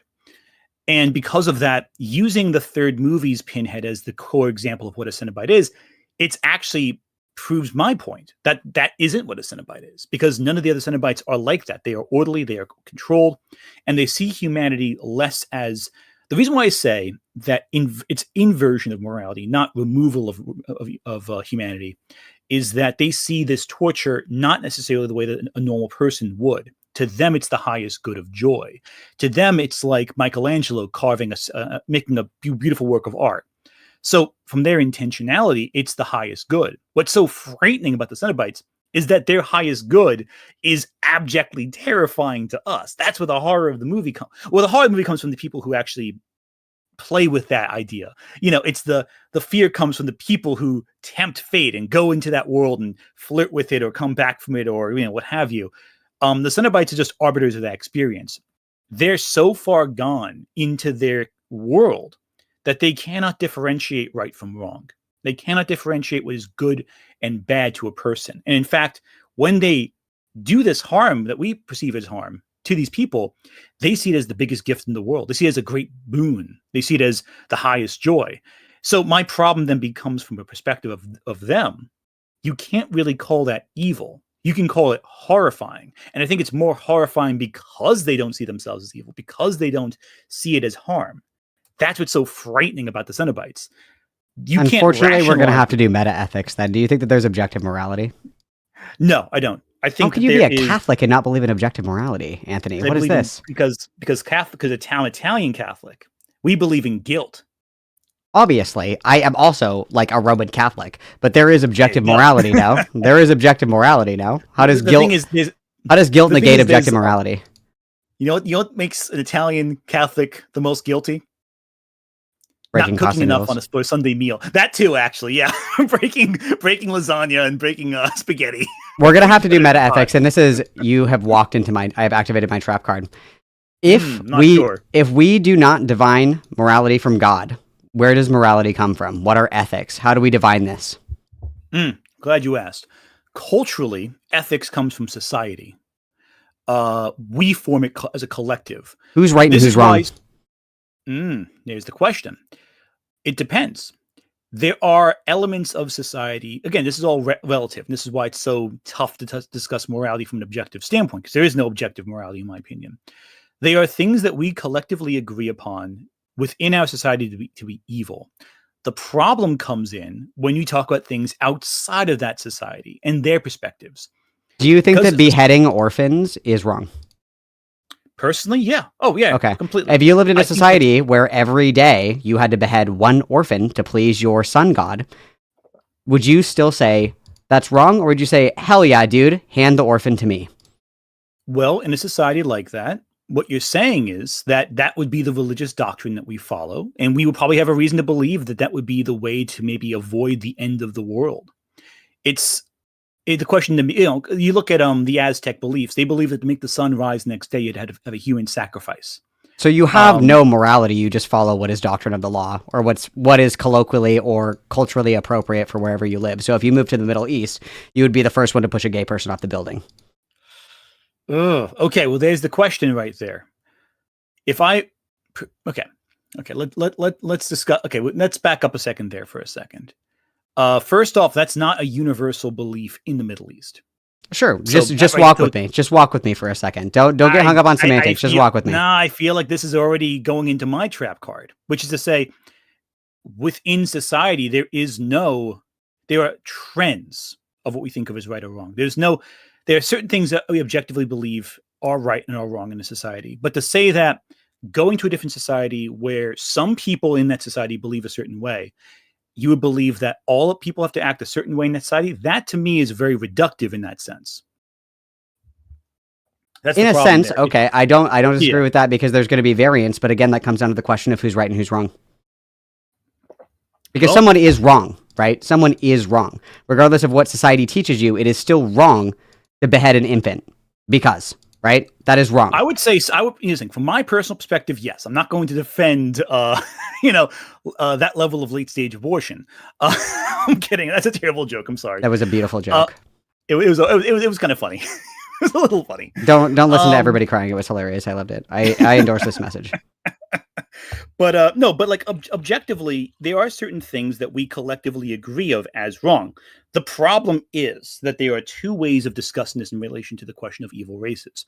Do we talk about another society that enacts cruelty as a rule? And do we talk about creatures that are so far beyond our morality that it just doesn't occur to them, or their perspectives of right and wrong are so inverted that that's seen as the highest good? And congratulations, you walked into my second trap card, because those beings are entering our world. Therefore, they are judged on our metric of morality, no? Well, by who? Who are they judged by? Us, because they come to our realm, right? If I went to the Middle East, and let's just say, again, I'm being hyperbolic for, just the sake of brevity. Mm-hmm. If I go to the Middle East and I see people like beating women to death in the street or whatever for adultery or showing their calves or whatever the fuck, and I'm like, oh my God, what the fuck? They're going to be like, what's wrong with you? This is a Tuesday, dude. Like, what are you freaking out about? This is what we do. Because I entered their society. My morality is different than theirs. If I'm entering, and by your own logic, that society dictates morality, if another entity enters our realm, we have to judge them based on our morality, not theirs, because they are choosing to enter our realm and engage with us as human beings because they don't have to. I'm not gonna lie, this is getting kind of close to Arthur Conrad Heart of Darkness kind of discussions here. The problem is that we might not understand their ways. That's the thing too. We can't necessarily. Now, again, when it comes down to certain things here, we're talking about like really intense stuff here. We're talking about whether or not you have to follow the rules of a god. Let's say you mentioned like your first example was the child sacrifice to satisfy the god. Well, then the question becomes, what happens if they don't do it? Do they believe that the world will end? And is that worth sacrificing everyone for? You gotta look at it from that perspective. If you're looking, though, at just wanting cruelty, though, that's different. Wanting cruelty is not acceptable in any human society. So the extreme example here, I think, is hitting a point of problematic elements here. We're kind of ignoring the actual discussion here to look for the most extreme examples in terms of because I'm making a point and I'm building upon it that because to an extent, I'm Catholic. I believe in objective morality. Okay. Mm-hmm. I don't believe morality is subjective. I believe it's objective. But if I walk into your world for a second and I can see that morality is heavily dictated by the society that you live in and things that you and your society deem 1, necessary, 2, acceptable, and 3, what is wrong and what is right. If you take someone or something from another society and you put them in a human society, they are being judged by our metric of morality. So when you say you want to look at the morality of evil from the perspective of the races, I think that is completely useless to the conversation because of course they don't see what they're doing is wrong. Of course people that do evil things don't think that they're doing evil. Of course people that are sacrificing the child, to the sun god or whatever, don't think that they're harming the child. They think they're saving everybody else because you can endlessly justify any action under your own moral framework. But when you enter in a different society that has a different moral value, you have to look at it from the perspective of the society that's being affected by the outsiders that are coming in and imposing their morality on humanity. Does that make sense? It does, but I feel like we're straying very close to moral imperialism with this discussion. We're talking hypothetically about Cenobites. You know what I'm saying? Oh, yeah, no. But I mean, we've been talking about, even with the Middle East part, I think the problem is this also when we discuss this topic. And here's where we get into the real murky, real-world implications that are tough. When we talk about a society, we may not understand the full extent of what's happening there. We have to understand why they want to believe the things they do or why they choose to believe the things that they do. The problem there becomes, if we the example of, and most societies do have forms of cruelty, forms of cultural taboos, and they can overlap and intersect with our own in many cases. Even a society that we deem in fiction as being evil, they still have things they see as a dishonorable thing, like the Drow from Forgotten Realms, for example. And for the Drow society, it's totally acceptable to undermine and betray and declare war on your enemies and kill them in the night. But the moment you're caught, everyone puts up a big show of how aghast they are of it. That you can't be seen doing it, but if you did it quietly, they would celebrate your success. It's that kind of taboo. All societies have a taboo that they think of as not good. Others have a real sense of, hey, this is right, this is wrong, and many have a cosmology that they assign to their worldview that affects how they see things. The problem here is that I think it's very important, especially from the perspective of creative writing from fiction, to see where the characters are perceiving their own actions from. What are their wants? What are their needs? What do they see as the highest good? What do they see as the lowest low? The problem is when we look at it as judging this and judging that, we put ourselves as the highest arbiter of morality. And that's not something I think is useful in discussing fiction. The only reason, again, that I disagree, and I can even use a lesser loaded example, is if you love weed, Anthony, and I'm sure that you do, like the good Catholic that you are, if you love weed and you get on a plane right now and you fly to Texas, you can't have that.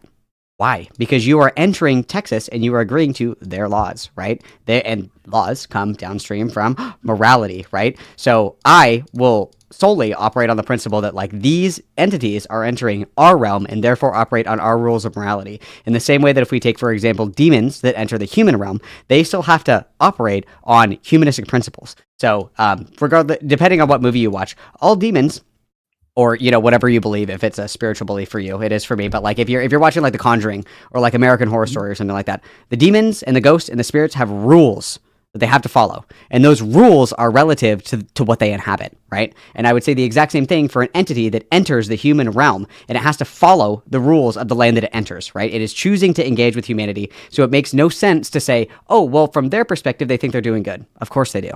Of course they do. Okay, I want to back up a second with the weed thing. The reason why weed's illegal was because of racism in the 20s. It based Anthony, I'm going to fucking kill myself. I'm going to fucking kill myself in a video game. I didn't realize that I accidentally scheduled a debate with In Praise of Shadows. What is fucking happening right now, Anthony? Are you really trying to outwoke me? You're white and you're cis. You don't even start. Don't even start, okay?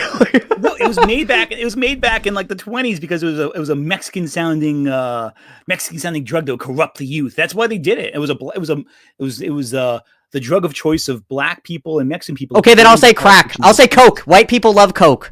Italians love coke. I'll say coke. How's that? You want to go and do coke, but you can't take it. You can't take it anywhere but Italy. That's the only place they'll let you have it. You go, and they're like, no, Anthony, no coke allowed. And you're like, oh, fuck. You have to follow those laws, right? If you go somewhere else, right? Is that fair? Well, the problem then is that with assigning law as morality, law is not morality. Law is a system of rules. I'm going to fucking choke myself.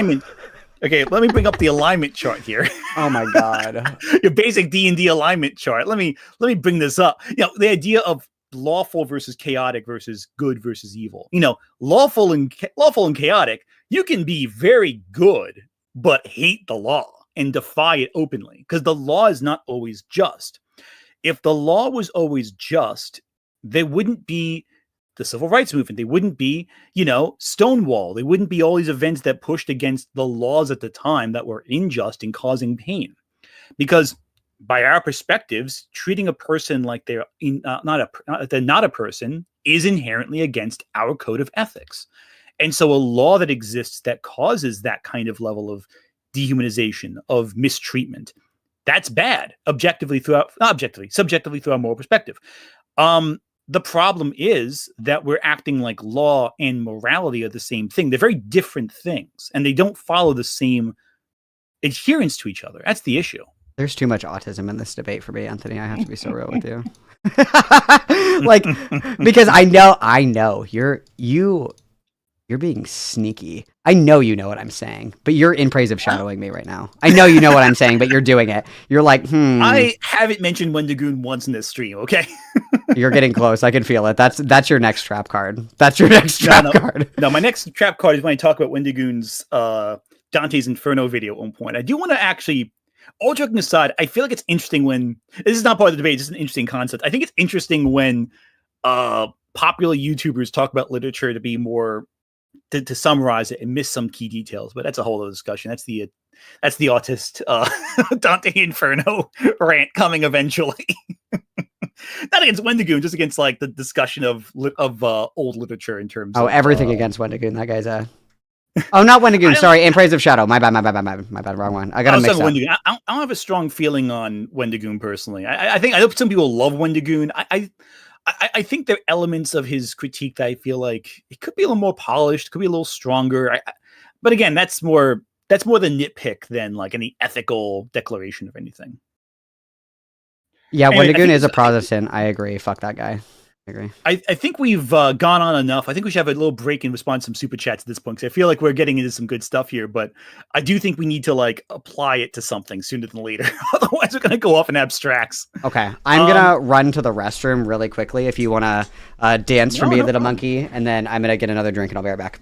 Sounds good. I'm going to talk some super chats in the meanwhile. All right. I'm going to have an AirPod in, so if you say anything Catholic Mizia, I will come back and we'll have problems, okay? Valid. Okay. Right, it looks like there's some Catholic questions already, so let's meet. Okay, so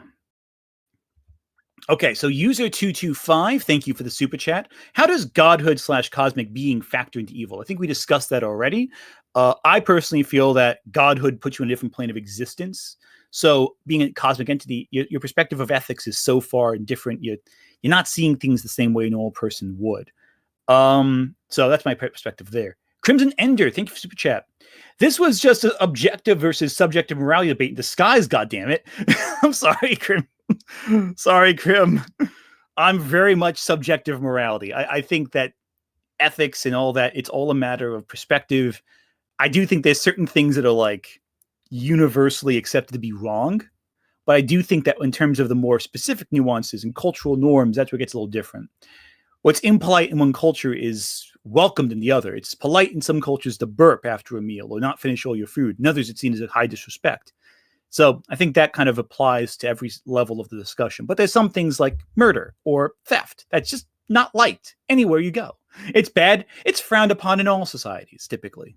By Chiepio thank you for super chat. Also, don't conflate dark with evil. Dark can be just as good as light. Sorry, that one's one of the things that is like a cyclical argument. I do agree. And that becomes the question too, whether or not dark is malicious or dark is just aesthetics. You know, aesthetic evil is very different from, you know, conceptual evil. Baichi again. The human-centric argument is a big issue too. Yeah, exactly. The closer you are to humanity, the different your perspective of morality is. Nick Wolf, what's this civility BS? We were promised a bloodbath. Well, I hope you got it. I think we definitely went off the deep end for a little bit there. Angels Art and Gaming, thank you for super chat. My friend has an OC we use for RPs. He's an ancient chaos entity who has lived several lifetimes and timelines. He's evil in a morality sense, but in his mind, he's bored. So chaos keeps him alive. I like that concept. I love the concept of an entity that's so old and so removed from existence that they lose track of who they are. You know, they kind of, you know, it becomes malice from a perspective of like, well, these are all puppets. They're ephemeral. They come and they go. They vanish and they disappear. And that's very different, I think, than necessarily going into that kind of sense of these people are causing harm. It's more that they don't even see these people as people. They dehumanize them based on experience, which is interesting. There's a lot that you can do with that concept from a writing standpoint. Baichi again. We don't kink shame here, Malcolm. You do you. That's fair. Angels Art and Gaming again. I'll have an answer. Consensually, wanting your nips cut off equals not dehumanizing. Not consensually wanting your nips cut off dehumanizing. Yeah, I think that's fair because that's someone else taking your sense of what you identify as humanity away from you. That being said, though, where do we count on Brazilian waxing as accidentally, you know, that's a whole different discussion there. Baichi, I'm a French Catholic and I don't believe in objective morality. And I even have training to almost be a nun, but usually the rulers say it's good. Hey, that's fair. That's very fair, I think. I'm back. Oh, awesome. Just reading some super chats here. Also, that type of morality, killing children, is based on survival of the species and not the morality of a god or ruler. I think specifically referring to one of the previous questions about godhood and sacrificing of babies. And that's the question too. Is it morally justified to sacrifice the safety of your society and of your world? You know, it's there's a story, I believe it's by Octavia Butler. Not Octavia. No, it's not Octavia Butler. It's, oh my God, Ursula K. Le Guin. Ursula K. Le Guin. I'm so sorry. I'm getting outwoke, you guys. This is so fucked up. I mentioned this in my Cyberpunk video. The whole of a society is morally, it's a utopia. Everyone's happy. Everyone's well fed. Everyone's warm. You have clothing doesn't have holes in it. The only thing is, though, the society is built on the conceptual suffering of one child kept in a basement in one of the homes. Everyone on top is living life perfectly, but they have to ignore the fact that their happiness and their goodness is derived from the suffering of one individual person. And the story focuses on those who choose to walk away from society as a result. Okay, so Angels Art and Gaming. Texas laws have a bit of a mixed bag with weed. Medicinal weed is okay, but recreationals, no. Doesn't stop the neighbors, though. Hey, that's fair. And again, that begs the question. Are the laws justified or are the laws wrong? And are you doing it for personal satisfaction? that doesn't harm anyone really, or you're doing it irresponsibly. And again, it's the range of things. Morality and goodness, it's a whole range of things. All right, a couple more questions real quick. A better example for the weed thing is Korea. The actor for Thanos in Squid Game 2 was blacklisted for a decade for recreational weed use, which I think is just ethically wrong. And again, it depends on, I'm sure there's a movement in Korea that pushes against that as well. Oh. Crimson Ender is very mad. So the Wave Runners, are you a Cenobite, Anthony? No, then stop talking. Fair enough. I have not embarked on Leviathan's journey. Mystic Blue, would the spiral from Uzumaki be evil? I would say no, because I don't even think it even has intention. Like, it's kind of like the glimmer, the shimmer from Annihilation. It's unclear if it has any will. It just kind of does things, and it's almost like it's like saying a hurricane is evil. It's not evil; it just exists. Crimson Ender, that's not the point of Amalaise, you uncultured swine. Fair enough. I'm not phrasing it correctly. I was just going quickly with it, but that's fair. Shay Sims, just wanted to note that the church was responsible for killing thousands of children in modern history through the Indian reform schools. 100% agree. That is something that's deeply disturbing. And the church was heavily responsible for that. It was entirely accountable for that horror. And the ones who walk away from Omala, yep. And the idea is that whether or not you can choose to walk away from all that, from that suffering, if you choose not to exist in a society that relies on that kind of pain and horror. Anyway, yeah, no, the church is responsible for a massive amount of horror and torture over the course of thousands of years. So, yeah, that's the other thing, too. Krim, would you like to explain what the point of the story is then? I feel like you're, like, throwing things at me from Nova Scotia.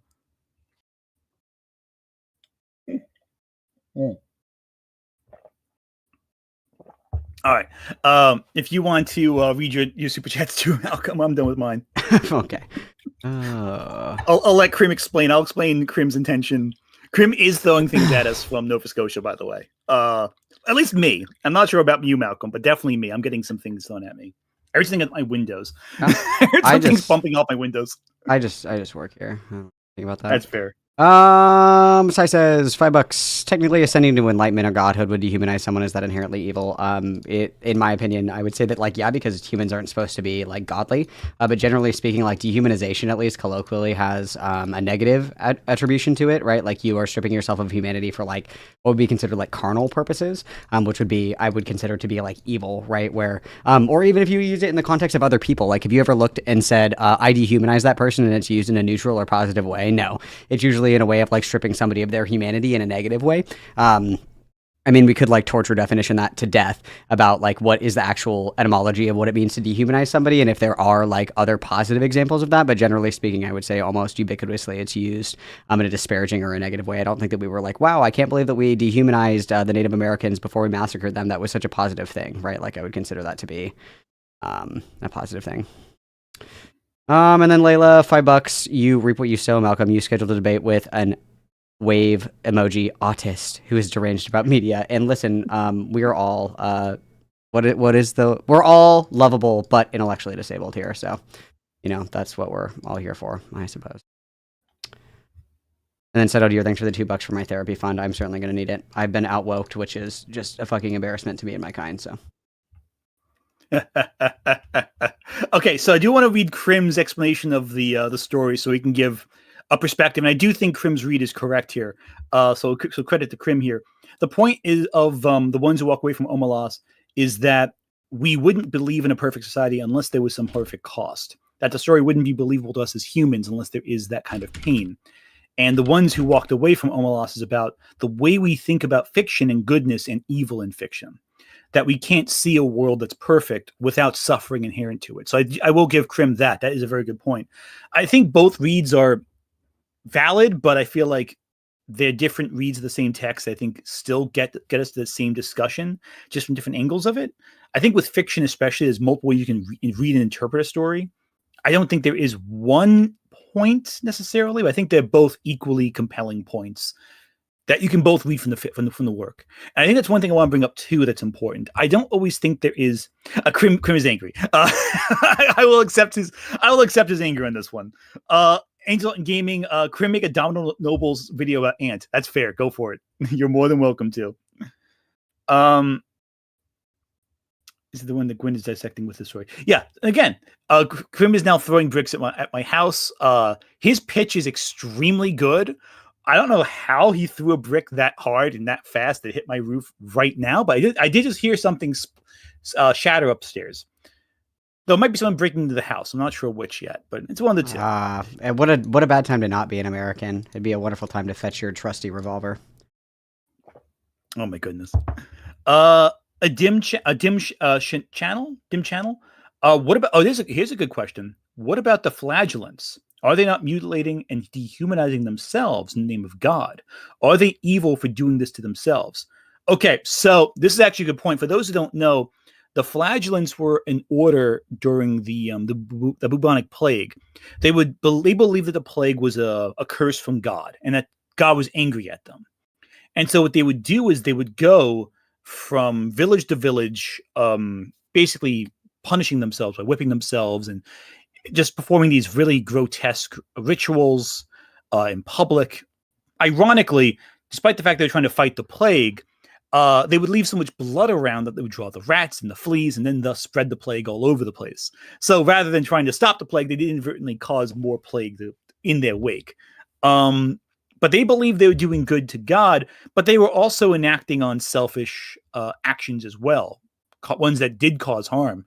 They were known to enact violence on passerbys and villages outside of their rituals, which itself is against the Catholic doctrine. So then becomes the question: what part are we discussing?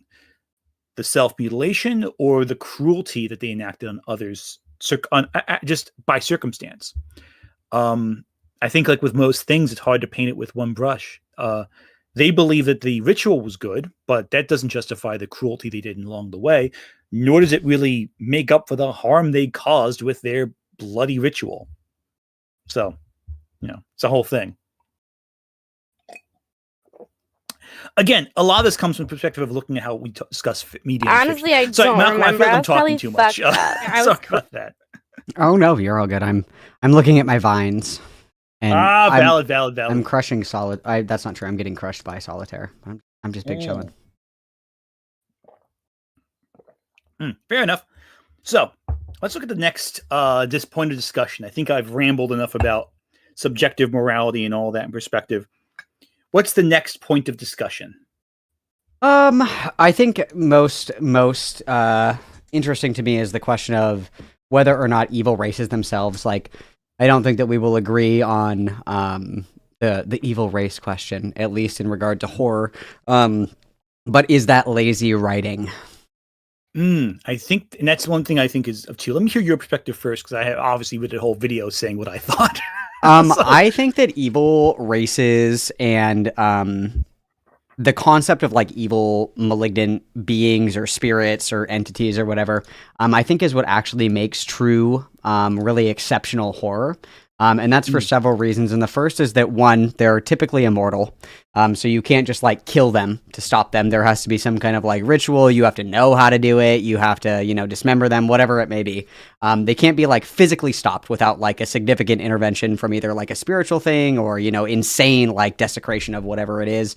And it also cannot be like rationalized or reasoned with in any meaningful way. And that, I think, is like the pinnacle of horror, is that there is just like, there's something that is coming for you. You might understand it, but you certainly can't stop it. And that whatever happens to you is inevitable, and that you surrender yourself to the will of that individual. Because if I think about humanistic horror, and I think about movies like The Strangers, maybe as an American or somebody that owns guns, that isn't particularly terrifying to me. Because I can kill that person. I can reason with that person. I can logic my way out of a situation. I can outsmart the person that I, am facing that is trying to hurt me. But if there is some kind of being that is only compelled by a desire to hurt me, it's immortal for all intents and purposes, and it has no rationality that I can appeal to in order to get it to stop. I think that is the pinnacle of horror, is like the inescapable terror of something coming for you that you cannot stop in any way, right? I don't disagree with that aspect of it. For some horror, the idea of something that's inescapable and that you can't stop and it's just pursuing and it's going to destroy you and snuff out the light of your life. Yeah, that is a horrifying concept. But the question is whether or not that thing is evil. Or, in a lot of cases, which I think is interesting, is it just a bigger predator than we are?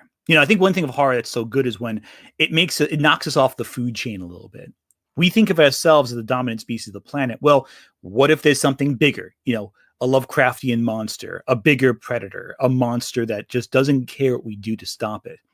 You look at like Godzilla, for example. Godzilla would not say is evil. Godzilla is most of the time in the Godzilla movies, he was either like some creature that already exists that we screwed up, or some sleeping ancient thing we woke up with our bombs, and he's pissed off. Like, he's not. It's like that scene in Men in Black where he goes through the shooting gallery and he's like, he's not snarling, he's sneezing, he's got tissue right there. It's that kind of perspective where Godzilla is not evil. He's just pissed off. Well, I think that evil, like in horror, is like very particularly crafted, and it's usually almost never monster horror. I would say that it's going to be demonic, supernatural. The best example that I can think of are like Deadites or even Michael Myers. Just things that are like acting without rhyme, reason, rationality, or anything like that. Obviously, if I put myself in the shoes of Michael Myers, like obviously I would want to kill that bitch Jamie Lee Curtis too after so many years. But void of all of that, right? Like the biggest thing is that its sole purpose is to like either hurt, terrorize, or kill you. And there's no way to rationalize with whatever it is in order to get it to stop. And there's no physical force that will make it stop, right? Like, it's not like you can just pull out a fucking gun and shoot the demon, right? That's not going to do anything. They don't care. Or, I can't pray to get rid of, what was that movie that came out about the little kid and he picked up like the rocks at the Grand Canyon and then the native spirits came after him? Praying to Jesus didn't do fuck all for him because it was like a demon from an entirely different, culture. And he had no way to fucking stop it. Like, those are the things that I think like personify what is like good horror, is because, again, and maybe this is the American in me, I'm not fucking scared of somebody breaking into my house. I'm not scared of that at all. Because God bless you, I've been dying to use my 6 hour. I've been dying to use it, okay? Like, I'm not scared of that kind of shit. The things that are terrifying are things that you can't control, and there's no way to get out of it, right? And I think that kind of horror is reserved specifically for, like, what would be considered colloquially as, like, evil races. Even if you and I don't agree that they are intrinsically evil, but, like, that their sole purpose is either spiritual or, like, some kind of phenomenon where it's, like, all they want to do is fuck you up, and that's it. Okay, so there's actually a few interesting things you talked about. I want to break it down from my perspective too, because you said a lot of interesting things. I want to try to dissect it a little bit to get to some neat nuggets there. If we're talking about individuals like a Michael Myers, like a Freddy Krueger, or Art the Clown, their cruelty, their evil, yeah, that could be very interesting. Because and in the video I differentiate this too. An individual who is evil is not the same as a race that's evil. A person can choose to be evil. What makes Michael Myers so interesting and so frightening is that he is so singular. He is a singular shape of malice and cruelty. There is nothing like Michael Myers in the world. He is the only one of his kind. And because of that, he's frightening. He's terrifying. Freddy Krueger chooses to be this monster, chooses to be this cruel predator upon children. That's frightening. That's evil. That's scary stuff. And that's good. That's very good. I think, again, to your point, it is the idea of some unstoppable thing coming at you. Evil Dead also.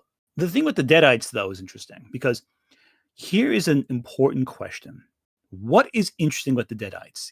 Is it the Deadites themselves or the harm it inflicts on the characters that we care about? I would say both. A lot honestly. of what I think to an extent both with the Deadites, but like that question, I think what makes the Deadites so fun is that they're also engaging and entertaining. They, depending on which movie it is, you laugh at them 1 second, then are horrified by them the next. That dynamic element is really interesting. In The Exorcist, I think the demon is less inherently interesting than the impact the demon has on the family, on Karis, on the McNeil family, on Reagan and Chris McNeil. I think that impact the demon has is more compelling. And it's one of the reasons why the family is focused more in that film than the demon Pazuzu necessarily is. We get very small snippets as to what its motivations are, what it is like really outside of it. But most of it is It exists just to torment people. And that torment is the focus. That's the horror of the story. But I think that it's like all things. It's on execution. A demon is interesting, I think, more in how it relates to humanity, how it makes us feel small and vulnerable and terrified existentially. But is the demon inherently the most interesting part of a story about demons? Even with your examples, you cited how the demon impacts the character. I think that in a lot of cases, the supernatural entity, like, what's the one? Insidious, with that like a lipstick demon that looks like Darth Maul. There's nothing inherently interesting beyond the appearance of the demon, about the demon. He's just a thing that's going to harm this kid. What makes him frightening is how he impacts the family, how he impacts the kid, how we feel threatened by it. But that's not necessarily the demon is inherently interesting. It could be anything. It could be a big tentacle monster. It could be, there's nothing about the demon beyond its aesthetics and beyond the threat it poses that makes it dynamic or interesting. The only reason that I disagree is because I think that part of the fear, at least in my perspective, when it comes to like any kind of like supernatural entity and specifically demons, is that there's twofold. One is that it is just kind of like this malignant force that is, for all intents and purposes, unstoppable, right? Just, in general, like obviously maybe they do the exorcism or whatever the fuck and it saves everybody. And the second part is that it challenges your understanding of your place in the universe. So you're not wrong there.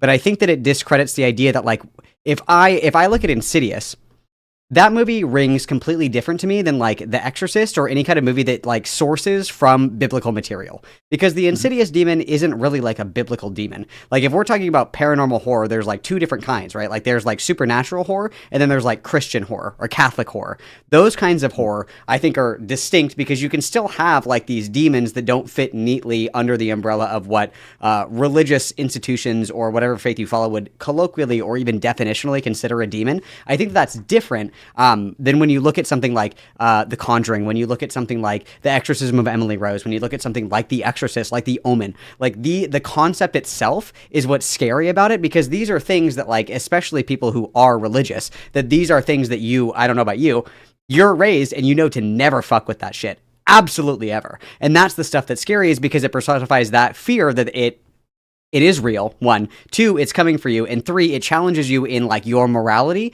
in an extension of your faith, right? And those are the things that are scary. So I wouldn't say, first of all, I fucking hate Insidious. So that I'm poisoned there. I think Insidious is so gay. But like, I would say that like the concept of like there being this realm where these demons do exist is the part that's scary. It's not necessarily him, right? Because the makeup and the costume design was like so gay. I was like, this is hilarious. Why are you guys showing this to me? Like, I would say that the concept itself is what's frightening, not necessarily like the demon itself, right? Yeah. I think, now first off, I'm not the biggest Insidious fan. I just use it as an easy example because I think everyone has seen it.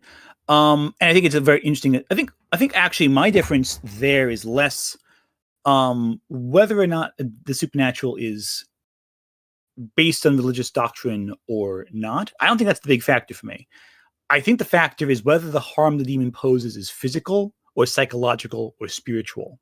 I think those three are the big thing, because you look at Insidious, the harm is physical. The demon wants to invade the boy's body. He wants to take away this child's body and like inhabit it. And the threat is you're going to lose your kid. Like it's more like life or death. It's the same thing as with Poltergeist. The threat isn't psychological in Poltergeist. It's physical. It's the family being attacked by this outer entity. Although I think in Poltergeist, you can make the argument that the ghosts are totally in the right because, they're the disturbed dead. They move the headstones, but not the bodies. It's like they're disrupted. They just want to rest in peace and they can't rest. Until you get the sequels where it gets all, kerfuckled. But The Exorcist, it's different. The Exorcist is purely spiritual and psychological. It hits the emotional core of these characters. And I think that's where we get a little different, because I think the rules of the demons are less important to me than what they're doing in the plot, like their actions. Because you can also take it outside of the Catholic faith, the Christian faith, and use demons in other sources. A great example is Noroi the Curse, which is this absolutely fantastic Japanese found footage film. And in that, the whole thing of the movie, to spoil a key plot, the point of the plot, everything that goes wrong in the film is because there was this ritual done every couple of decades to control this demon that would cause havoc and harm and everything. And one year, the last year they performed this ritual for the town was like, I think they had a dam built, and there was a man-made lake that came up and smothered the area in water. The last ritual to control the demon went wrong. And because of that, everything since then is unraveled. The demon causes physical harm. It causes psychological harm. It causes all kinds of harm. And it's not based on any Christian iconography. It's all based on Japanese folklore. Yet, the core tenets are still applicable to what you do in like an Exorcist film. And I think that's very interesting, that kind of transplantation of ideas. Same with a movie called The Wailing. It's a Korean horror film where demonic possession is treated like a pandemic, where it's like a virus that spreads from body to body. And it's an idea of faith. Who do you trust? And there are multiple people from different backgrounds, with different folklore backgrounds, spiritual backgrounds, religious backgrounds, who offer solutions. And the question is, these all sound equally compelling. There's no evidence I have to really believe one's better than the other outside of what I feel in my gut. And that's the idea of it. So I think the idea of looking at it from the perspective of like, is this following the doctrine of a certain faith or not? Or is it more general? Or is the lipstick demon from Insidious a flamboyant homosexual? Yes. I think it all depends on which he is. He's basically the closest we get to live action him from Powerpuff Girls. Very I think that question is less important than what does it pose to the narrative. Because the way I look at all of this is that I look at it from the perspective of what does this do to the plot of the story? How does it affect it? How does it affect the characters? How does it affect all that? That's my perspective anyway. I'm not sure if that was rambling, but I try my best to keep it a little tighter. You're just, you should change your name to Yapany. There we go. No, I just think that, like, in general, that evil races as a whole in horror is, like, phenomenally interesting for many different reasons, because it, like, specifically, like, the example that I just always love are Deadites, because Deadites, I would say, are, like, the clearest example of this, and it's also, there's, like, legions of them, right? It's not just one. And even if you destroy one Necronomicon, cool, there's two more, you're fucked. And everyone has, you know, a different kind of entity or whatever that it unleashes and all that other stuff. Like, I love the lore behind it. But the idea that there is, like, this race, and the race's only goal and only purpose is just to cause as much, like, mental and even physical anguish to, like, the people that encounter them. I think that that's, like, the craziest shit ever, because it doesn't matter which one you watch. And personally, I'm a fan of the remakes. Much more so than the older ones, just because I don't think they've aged very well, and my tastes have kind of changed. I really liked them when I was younger, but not so much now. I like the darker plots. Like, I could go for maybe a little bit more slapstick humor here and there that is, like, true to the source material, but I like the more serious tone, like, much more, because I think that it hits on, like, that really core, fundamental, like, terror and dread that a lot of people feel when you think about, like, you do something, because if I watch a horror movie and it's something that I would never fucking dream of doing, like the one where it's those two girls and they climb the cell phone tower and they get stuck up there, never in a million years. That would never happen to me. I don't give a flying fuck. I'm like, this isn't scary at all. You would never catch me dead up there. But the idea that you're like, never been in the situation of Frozen, the movie where they get stuck on a ski lift and like, oh yeah, I don't ski halfway through. I don't ski, so I'm like, go fuck yourself. That's never gonna happen to me, right? So I'm not like scared of that, but like imagining being just like a dumb kid and you find like this cool thing and you're like, this is kind of weird. Like, what is this? And you're looking at it and you're like, what does this say? And you say like 3 words and then you're just like mega giga fucked for like the rest of your life. And there's nothing that you can do to get away from it. And these beings, it doesn't matter how many of them you kill. It doesn't matter how many of them you banish. They will follow you forever because you unleash this evil into the world. And like that is uniquely terrifying, I think, because it's something that anybody could accidentally do.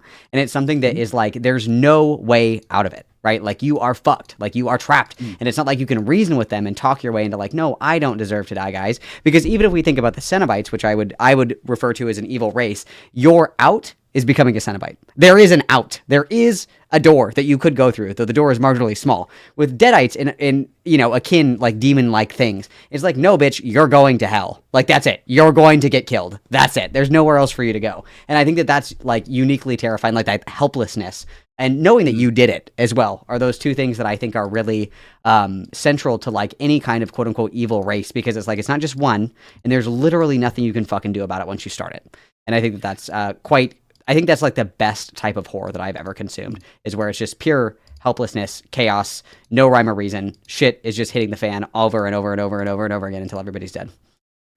You ever read Berserk? Fuck no, dude. Because you're describing the Behelit in Berserk a little bit too with that, where it's this this device that you can access and it grants you a wish, and those who are cursed by the Behelit or cursed by the God Hand, really, that come out of the Behelit, they're basically pursued by demons forever. Specifically, the main character Guts, but his whole thing is that he responds to it by picking up a gigantic sword and just chopping through every demon he can until like he gets out the other end. But there is no other end. It just keeps going and going and going into perpetually. But yeah, no, I think I agree with you on the elements that the fear of being helpless is what makes good horror. Where I disagree, though, is whether or not the demons doing that are the most interesting part of the story. I think stories like that, the interesting part comes from how much you like the human characters. One reason I love the Evil Dead series, especially because I love the human story. I love the human characters. Ash is a great character. You just kind of love even though he's a dope sometimes, you love the character. With Mia in the 2013-2014 movie, she's a recovering heroin addict. The demons that she's facing on the outside are kind of a parallel to the demons she's facing on the inside. In Rise, you have the family that's torn apart by circumstance and then torn apart by demons. It's that kind of, but they're also together, but now this outside force is stripping them away. It's breaking this thing that's precious to them. In those cases, what makes the demons so interesting is not that the demons the Deadites themselves are inherently interesting. It's how that plays with the dynamic of the characters. And they are evil characters that are interesting and are compelling also. But like, for example, Michael Myers, he's such an anomaly because what is this guy? Why is he the way he is? But that's less a legion and more an individual. It's a singular shape. Freddy Krueger, same thing. The mystery of why he is just as interesting early on as what he's doing. And then as you get on with the movies, you get into his backstory and his lore. The problem is when you get into this evil race, very often the problem you run into in a story like this is that the individual there's no real distinction between the individual members of the Legion. There's no like singular big bad you got to punch out for. Well, Evil Dead does it with the Evil Ash a little bit in Army of Darkness, but usually it's a Legion and a Horde, and there's not really much distinction in between them. Zombies, I think of this distilled. Zombies are the perfect evil, for lack of a better word, race because they are driven by pure hunger. They're not evil because they don't really have the ability to choose good or evil. They're just sort of hungry, and sometimes don't even know why they're hungry. They just need. They're a want. They're a desire, nothing more. But the problem then becomes like, well, are the zombies interesting? Not really. They're just slabs of meat you can whack but keep coming back at you. With the exception of like Day of the Dead or one of those very exceptional zombie films. There's not a whole lot of interesting elements to the zombies themselves or development for the zombies, So I think the problem there is, my question becomes, I guess, to you is whether or not the demons have traits inherent to the demons separate from their pursuit of the heroes that makes them interesting. Oh, absolutely. I think that like the lore of like different kinds of creatures or entities that like are bad or scary or whatever, I think that that's like probably the most interesting part in my opinion. Mm-hmm.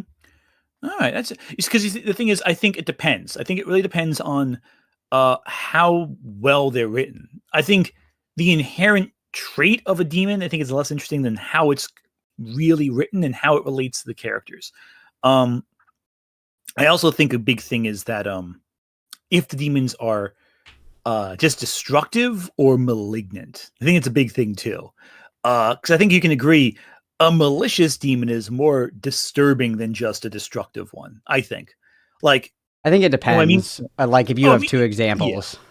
I'll give a couple examples. Yeah. I mean, again, all this depends on execution. Any idea can be done well. I want to emphasize that first. That if you come up with a good example of how it's done, then yeah, it's done well. But an example I would say would be like The Exorcist, of a more malignant demon, more conniving, more mischief, more wishing to cause harm on an emotional level, just to cause anguish. Like Pazuzu could just kill everyone if he wanted to. Like he has that ability, I think. But like he'd because he kills like he kills no, yeah, he'd rather Jennings, like fuck with director. them. He'd rather fuck with them. Yeah. Yeah, he'd rather ruin their lives. He just wants to watch them suffer.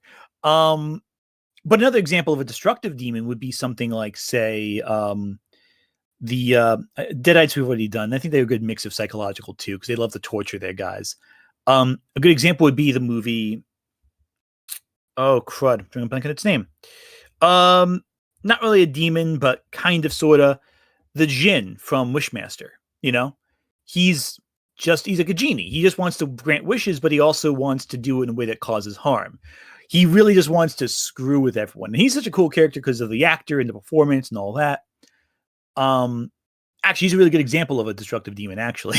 He kind of counters my point there a little bit. But he's also cool because he's an individual. He's not a legion. He's just the one singular guy. But his whole point is just to cause harm. Again, comments here mentioning Berserk again in terms of destructive demons. Yeah, that's another great example. But there's a lot of ones that's just like, oh, we summoned a demon. Now it's got to blow something up. End of Days was the one I was thinking of with Arnold Schwarzenegger, where Satan shows up and he just basically punches Arnold a bunch in the whole movie. He goes around yelling, screaming, blows stuff up. Yeah, I think, truthfully, I think the concepts themselves are more compelling and more interesting. Only because I think that, like, generally speaking, the existence of, or like the world building that goes into a lot of people that dedicate their time into making like an entire class or, you know, like race of some kind of entity or like being or whatever, like the lore that goes into creating that, I always find like exceptionally way more interesting than like the thing itself, because like fuck, I was just thinking of a movie. And I personally, I don't even give that much of a fuck about the interactions with the characters, because if you show me a thing that is like malignant and evil enough, I actually don't even fucking care if the character is a good person or not, because I feel bad for like the crazy shit that they have to go through. Like, for example, The Strangers isn't like a, you know, a supernatural movie or whatever. I fucking hate the main girl in that movie. Kill her. Do it. She deserves it. Stab her to death in front of her husband and then kill him with her dead body. Do it. They both suck. They both fucking blow. But regardless of how I feel about the characters and their development and this, that, and the other thing, what is scary about that is, like, I feel bad for them because these people aren't just coming into their house and killing them, right? They're fucking with them for like 12 hours. They trick them into killing their best friend. They are walking around the house and moving stuff around and writing stuff on the windows just to scare them. And the whole reason they do it is, quote, because you guys were home. That's it. That's fucking scary. You could do that to a character that I hate. You could do it to a character that I love. It doesn't matter. Like, the lore of like the crafting of that design of a character or that kind of an evil personified thing, that is what's interesting to me, because I could love or hate the person that it's happening to. If it's fucked up enough, I'm like, I feel bad for you regardless. It doesn't matter if I like you as a character or not.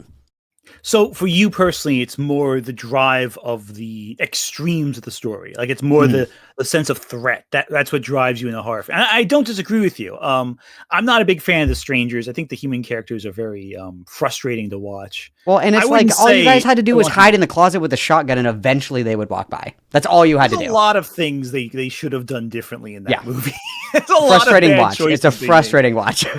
I don't revisit that one because it's just they frustrate me too much. But so I don't think they should be like, you know, I don't have as much of an extreme hate as you do about the characters, but I do feel like they're very not well designed characters, not really well written characters. Sure. But I agree. It's the tension of that is what drives that movie. But then movies where I absolutely hate the main character, and by design you're supposed to hate them, but you still want to see them pull through. A good example of this, I think, are some of the Cronenberg films, some of the more body horror centric films, where the fear of the self is what attacks them. But that's very different kind of discussion of horror. I don't think we're talking about like the abstract fear of the body turning against oneself. But I think a good example would also be what's an example here? I'm drawing a blank on it again. Of course, I always forget these examples right when I'm about to give them.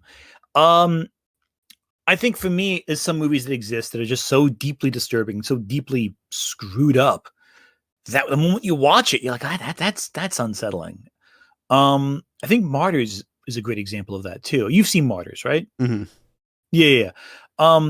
The characters in that are all deeply screwed up. And the ones, unfortunately, who suffer the worst are the most innocent of them all. The ones who just kind of stumble into this awful circumstance and have no real way of even knowing what's coming until it's already pounced on them. It's a deeply upsetting film. But I think that because of what's funny is that movie, the characters are barely, the main character in that for the second half of the film is just being tortured, like horribly tortured. She doesn't have much action that she does. It's mostly, she's a very passive character, but it's so cruel and yet also very fascinating what is happening specifically and why, that you kind of forget that this character doesn't really have much dimension. It's deeply screwed up. I think Martyrs is a beautifully terrible horror film. I think it's deeply disturbing. Or Audition, another example of a movie where the characters are all terrible, really. A lot of them are ethically wrong and manipulative and cruel, but it's still so compelling because what's happening is so specific. But again, the difference there is that these are individuals acting. Sure. Have you seen Dead Birds? Dead Birds, again? Dead Birds. I have not seen Dead Birds. No, I have not. What's that about? Wow. Back in the day when blockbusters were a thing, I always saw the cover for it, and the monsters on that are just fucking horrifying. And I was never allowed to watch it because it looks so scary. I was allowed to watch Jaws, but that was certainly pushing the line, I guess. And I saw Saw when I was like 10 years old, but apparently this movie was too much. But it's basically about like a bunch of dudes, and they're just like bad people. They rob a bank and they kill everybody in the bank just for fun. It's not like anybody, like they didn't just kill like witnesses, you know, they like fucking kill everybody. And it's pretty violent and pretty gory, especially for like an older movie. It's pretty intense right off the bat. And so they run away and they're fleeing obviously, and they're Confederates as well. And so they run away and they find a house in, you know, the middle. It's an old plantation and it's abandoned. And they go in there, and there's these. I know of this movie. Now you're saying it. When you said the Confederates, that's when it triggered something. It's like a haunted house film, right? Yeah, and there's like the malignant spirits that live in the house, and it's, you know, it's hard to root for these people, obviously, because we just watched them like massacre all these people that like literally did fucking nothing. And then obviously, you know, with the context that they're Confederates, and obviously, if I was, you know, a wee lad in the South during the antebellum, I don't know if I would be like, which I think that, you know, with the historical context that we have now, we're like, oh yeah, so these guys were actually fucked up. And thinking about where you're like, it's hard for me to root for these guys, but the terror and like the horror and like the drawn out like psychological torture and the fact that it's kind of like Final Destination-esque where it loops perfectly. And so it doesn't matter who goes to the house. It doesn't matter if they're good or evil or bad or neutral or whatever. It loops perfectly, so it doesn't really matter. That terror is still terrifying to me, even though the people that, you know, got trapped in the house probably, for all intents and purposes, probably deserve to, you know, die not in the best way, right? Oh, yeah, no. The ethics of who gets hurt in horror films is often not relevant. It's more the idea that there's a person, there's a human being who's being tortured or horribly treated in some way. I think it's more interesting. Yeah, a good example also, I can just name examples all over. There's one example that I saw in the super chats that I do want to mention that I think is the best example of this morality discussion too, with relative morality. So I'm going to just bring it up now. I'll reference the super chat when we say super chats later, but what are your thoughts on the original Wicker Man from the 70s? It's been a long time since I've seen that movie.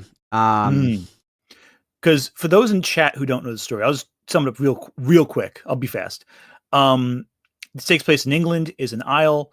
This inspector comes to the isle because he's heard reports of a missing young girl. And he talks to people on the island. And they belong to a neo-pagan cult where they worship nature, they worship the harvest. And the whole movie, he keeps walking in on these bizarre rituals and practices that are completely against his tight upper lip Catholic upbringing. In fact, he's a virgin. It's a key plot point that this man is a virgin. And you know, he keeps trying to get answers from the town. None of them are playing along. And he realizes towards the end of the film that the girl who he's been looking for isn't missing at all. She's been there the whole time, because there was never really a missing girl. It was just a report filed to draw him into the island. A staunch Christian man who chose to stay on the island, who was virginal, who was quote unquote pure by the standards of the village, because what they're going to do is they're going to take him and sacrifice them to their god to get the crops to come back. And what they do is they tie him up and they bring up to this big wicker statue and they light the thing on fire. And as he's praying to his god with this traditional Catholic, belting out this traditional Catholic prayer and screaming to Christ, all the village is just holding hands and singing and chanting. And it's like this disturbing visual of like this man clearly in horrible agony and suffering, and everyone down going like, yay! It's deeply unsettling. But the movie, it kind of blindsides you because the whole movie is like such a surreal trip. You're not sure where it's going. You're not sure where it's going to be. And they remade it with Nicolas Cage, and the remake is terrible with bees and all that. But because that's a good example right there of subjective morality. The movie never frames either the god of the Christian or the god of the pagans as real. It's all just how they act based on belief.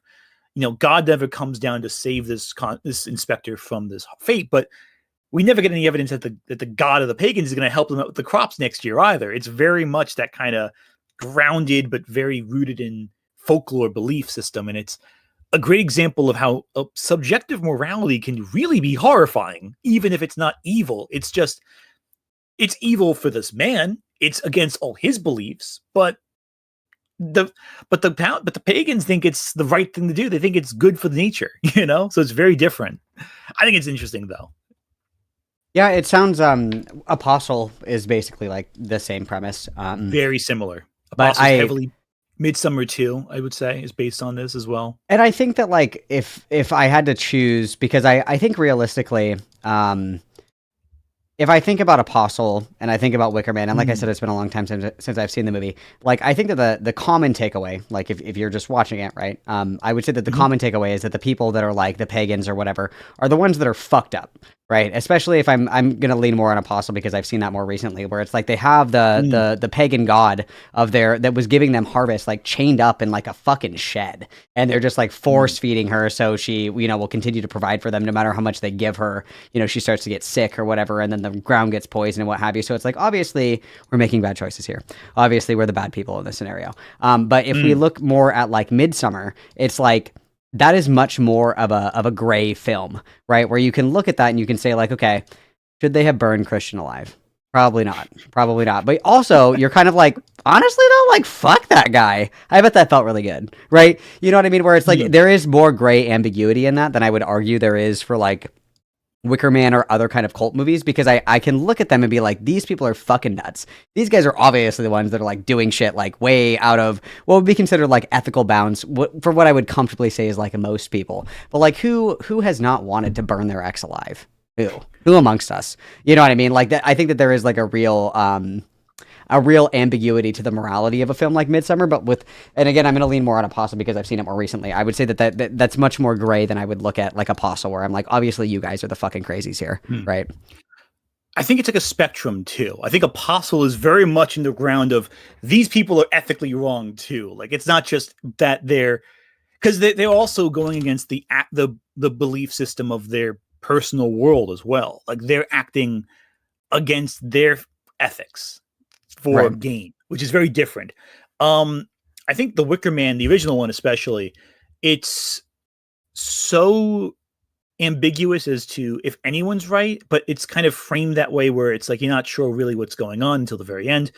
With Midsummer, though, it's interesting because and they're acting entirely in faith in both stories. With Midsummer, though, I think it's really interesting if you look at it from the perspective of how cults recruit people, because we are kind of recruited by this group. And mind you, the group is, and this is something very that the director very carefully layered into the film. There's a lot of white supremacist imagery with the cult. It draws a lot from real organizations that he studied and examined and kind of snuck their imagery into the cult's landscape, into their decorations, to subtly tell certain members of the audience, hey, this cult doesn't really believe in the things that you think they do. And like, who they kill first? They kill the people who the cult kills first are essentially either people who don't respect their beliefs or the Indian exchange students they lure into the camp, who just do nothing wrong. They're just kind of there and frightened by the cult's actions. And there's a lot of imagery there that is really clever, right? And it kind of plays with your expectations. If you know this imagery going in, you recognize it and go, okay, this cult is actually really way worse than they're letting on, just based on this imagery that you're getting on your brain level. But Danny, right? That's her character's name. She's totally treated with empathy by the cult when she's not treated by empathy by her peers. And so she's brought in. They love bomb her at a point. They manipulate information to trick her into thinking one thing. Like she walks in on the boyfriend in the assault scene and based on limited information thinks it's like when the boyfriend's drugged and put in that situation, for her perspective, she sees it as like him cheating on her, but really it's an assault. And when you look at it from the level of Danny's perspective and how she interacts with the cult, how she interacts with her peers versus a step back and look at how the cult's operating from our perspective of ethics and our perspective of the film and iconography in our world, you see a very different portrait. And those two layers make Midsommar so compelling. It's not one or the other. It's both at the same time. And that's how I think a lot of really interesting films work.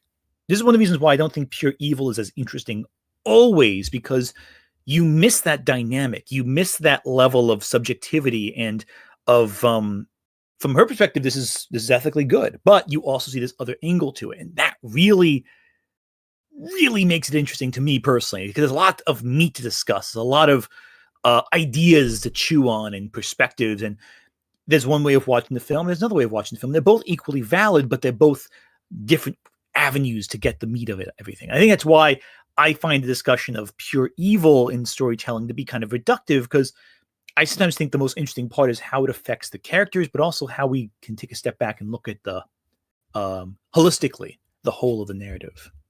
I mean, I don't think that like evil races as a whole are like always suitable for like different like stories or world building or anything like that. But when they're done right, I wouldn't consider them to be like lazy writing. I would consider them actually like incredibly useful at driving like a really fucking terrifying plot. Because like if the thesis of Midsommar is like the Harga are evil, I'd be like, okay, that's like gay. Like, why the fuck did you make me watch this whole movie? This is so stupid.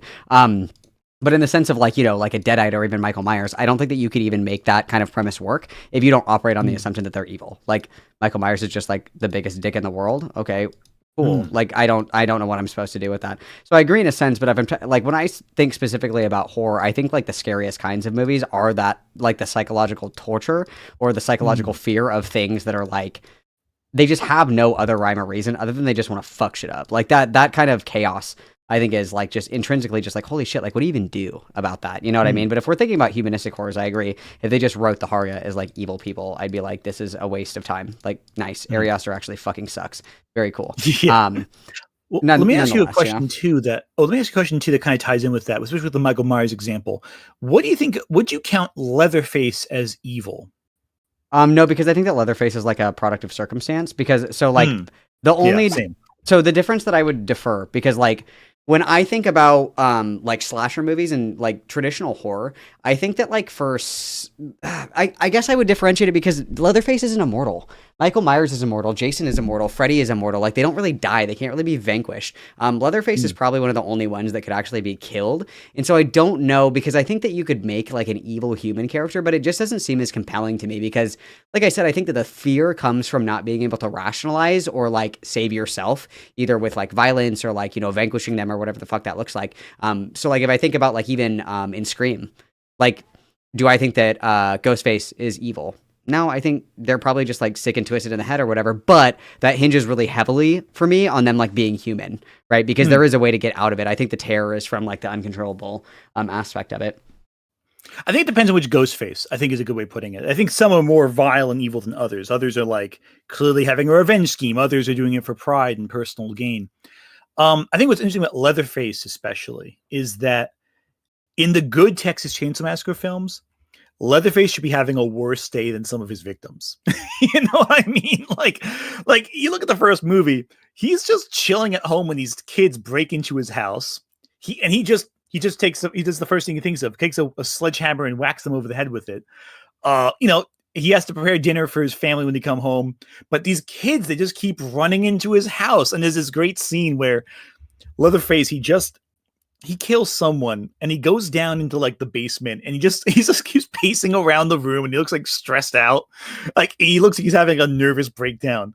And like it's all done like through the pantomime of the acting. You don't really see his face because it's covered obviously with his leather face, but it's the idea that wow, he's having a pretty bad day too, and you almost forget the fact he just like is committing these horrible crimes. Yeah, I think you're right. It depends on like the Leatherface that we're talking about, but I think that for me, like the big pusher is like it's gonna be. It sounds like really stupid, but it's like I don't think that like. With like Michael Myers, Jason, Freddy Krueger, it's not like you could be like, hey man, listen, you gotta knock that shit off. Like not appropriate. Yeah. Like we're all done killing people. Like we're done doing that. I think that if you had like even if we just use like Leatherface or Ghostface, it's like I feel like there are ways to like rationalize and get out of that, right? Where it could be like, oh my God, maybe they go to jail and they like turn their life around and then they open like an orphanage for puppies or something. Like that'd be so cool. I don't think that's fucking possible. Ghostface, Leatherface opening up a puppy orphanage for yeah, like right? All things are possible through Christ who compels us. But like if you like took Freddy Krueger, first of all, you can't because he's dead, he's a spirit, and you put him in jail, I think that he would just be killing bitches in jail. I don't think that he would be like, like there's nothing there. It's not like they're not like human in their evil, which is what I think is compelling about like evil storylines is that like it's so like barbaric and just like thoughtless and like violent and disgusting that like it is inhuman in a sense, even if they are humanistic, right? They're literally not, because part of it is that they're immortal as well. But like, you know what I mean? Like it is inhuman for, Freddy Krueger to just like murder bitches for fun, or for Jason just to like stab every single person that works at this camp because one time somebody fucked up and was doing something when they should have been watching the lake. And mind you, he wasn't even supposed to fucking be in the lake. So half of it is his fault anyway. But you know what I mean? That's the thing that is kind of the sticking point for me. Well, with Jason, it's interesting too because his motivations are kind of there's elements that you can have that are kind of viewer interpretation of his actions. Because he survives drowning. He doesn't actually drown in the lake. He's just living in the woods for like years on end as just a wandering homeless guy. He doesn't cause any harm until his mother dies, and then his first action is to go after the person who killed his mother. And then he hunts every camp counselor who ever shows up in lakes at Camp Crystal Lake. But what's interesting is that with Friday the 13th, with Jason, the different actors who played him brought like more a sense of ethics to Jason in a way that's very interesting. In earlier films, I think he kills like a dog early on in one of the films. But then later on, I think it was Kane Hodder who played Jason from like part 7 to 10. He kind of insisted that Jason doesn't kill kids, doesn't kill animals. And that kind of also carried in with part 6, I believe, as well, where he doesn't kill any of the kids at the camp, which is interesting. You see a sense of almost, not like a code, but like a mild ethics in terms of his actions. But he's still doing the awful murdering. So it's like, how useful is that code of ethics? How far does that really extend, really? It's just interesting how, like, I think like some creators have tried to go, oh, he's not all evil because he didn't do this terrible thing, but he did all the other terrible things in the process. Also, Jason also is, he has a learning disability. Yeah, he's neurodivergent and a minor because he died as a minor, so he'll always stay a minor. So yeah, true. Exactly. I mean, it's totally justified. Yeah, 100% totally. Well, I mean, in Freddy versus Jason, they try to make Jason the more sympathetic party between him and Freddy, but then again, the other side's Freddy, so it's like you really can't. it's like well, who's worse, the man who murders children or the big burly guy who who almost drowned as a kid because the counselors neglected him? Yeah, I mean, he's a neurodivergent minor. You always have to be on his side, otherwise you're ableist. So they got you with that one. What do you think about Angela from Sleepaway Camp? I don't really have strong feelings, to be honest. I'm sorry. Yeah, that's fair. Because I feel like she's a strange case in terms of, because people tend to have very strong opinions of her because of the why she is the way she is. Yeah, I don't really have strong feelings. My preferred genre of horror is I think if I had to pick like my top 3 favorite movies, like, because I don't even know if I have like a favorite genre. I don't like cosmic horror that much at all. I think Annihilation was probably one of the only movies that I liked. But Annihilation's good. It's phenomenal. I would probably say The Ritual, Midsummer, Jaws, obviously, because that fucks super hard. And then I genuinely like psych thrillers. And I also occasionally just like to indulge in like the gore porn, just kind of like slasher, like, guts and blood, just kind of like fun stuff as well. Who doesn't? Once in a while. They're great. Yeah, that's one of the things that I didn't like about Terrifier, is it was like a little bit too B movie-esque for me. Like, I thought it was fun. It was a fun movie, but a lot of people are like, this is the best fucking, crazy, like, gore movie that's ever been fucking made. It's so good. And it's like, it was made on like a shoestring budget. Like, it could have been better. You know what I mean? I think for me with Terrifier, I liked the first one, but like, it was very, like, I remember watching for the first time. It's different, right? And it's kind of fun. It's fun, but like the problem I have with the first one is, and I like the second one more. I haven't seen the third one yet. I want to. I haven't watched it yet. I like the second one more, even though it's like obscenely long. It could have been like a half hour shorter. Like, fuck! It drove me nuts. She was hiding for like the whole fucking movie. I was like, kill her. I was like, I'll tell you where she is. I've had enough. Get her. Well, the entire last 40-minute chase scene you could cut down to 15 minutes. Like, there's so many false starts and false escapes and false captures. It's like, just condense it to the points that actually matter. Like, a lot of it felt like we were just spinning our wheels at a certain point. But I did like it more than the first, because I liked the human story there. I like like a final girl to center the story on, because it's not fun if it's just, for me it wasn't fun the first Terrifier, because it just kind of like, okay, they're dead, okay, they're dead, okay, they're dead. I couldn't feel afraid for anyone. I couldn't care if they survived, because they kept dying so quickly. They'd introduce them and kill them off. Like, halfway through, all the characters are dead. I'm like, okay, what's the plot now? What are we doing for the next 45 minutes? It's just killing bitches. That's like the whole point. Yeah. And it's like, kind of like, okay, we're introduced, and I know you're going to die, so I'm not going to bother getting attached to you, because you're dead in 5 minutes. And it was like very, like, it felt very cheap. Whereas Terrifier 2 felt less cheap, because he spent more time with the characters. You got to know them more. You got to see their internal conflicts. And that really drove my concern for them. I was more worried for them. I wanted to see them get out okay. Whereas in the first one, I'm like, okay, you all can disappear, and I wouldn't lose any sleep over it. And you know who's going to survive, because it's the opening scene. Yeah, I was not a fan of the first Terrifier, but I like Art as a character. I think he's interesting, but I don't like all of his movies. And I'm glad the third one's shorter, like a half hour shorter than the second one. Yeah, it was kind of a drag to watch, but seriously, ugh. And I like how they just go with extreme horror. Like, I like extreme horror. I like seeing something that goes way too far, but like, they aren't too many. But I think my preferred avenue with horror is the more, the deeply psychological ones. Like, I love Halloween. I love Nightmare on Elm Street. I love The Exorcist. I love The Shining. I love Hellraiser. But if you put my arm behind my back and told me to name 5 movies I'd say are the best, period, everyone should watch them. One's Jacob's Ladder, which I think is it's amazing. It's profoundly great. And what's so great about it is that the quote unquote demons aren't even evil. Like, they're not, I mean, not to spoil the whole movie, but they're not, you think that they want to cause harm, but really they're doing something very different. And that complicated element of it is so beautiful, but it's also frightening. Another one, Lake Mungo, which I think is deeply haunting on an existential level. And it keeps shifting what you expect, and it kind of changes what you're going with it.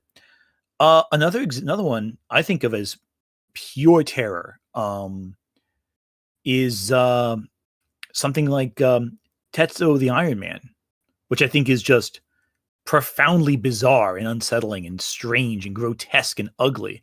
And you never get a sense of what the hell's going on. Like, I've seen that movie like 5 times, 10 times. I never quite follow the plot. Like, there's always something that's like, wait, I get what's happening, but not why it's happening. Audition, another one I think is great.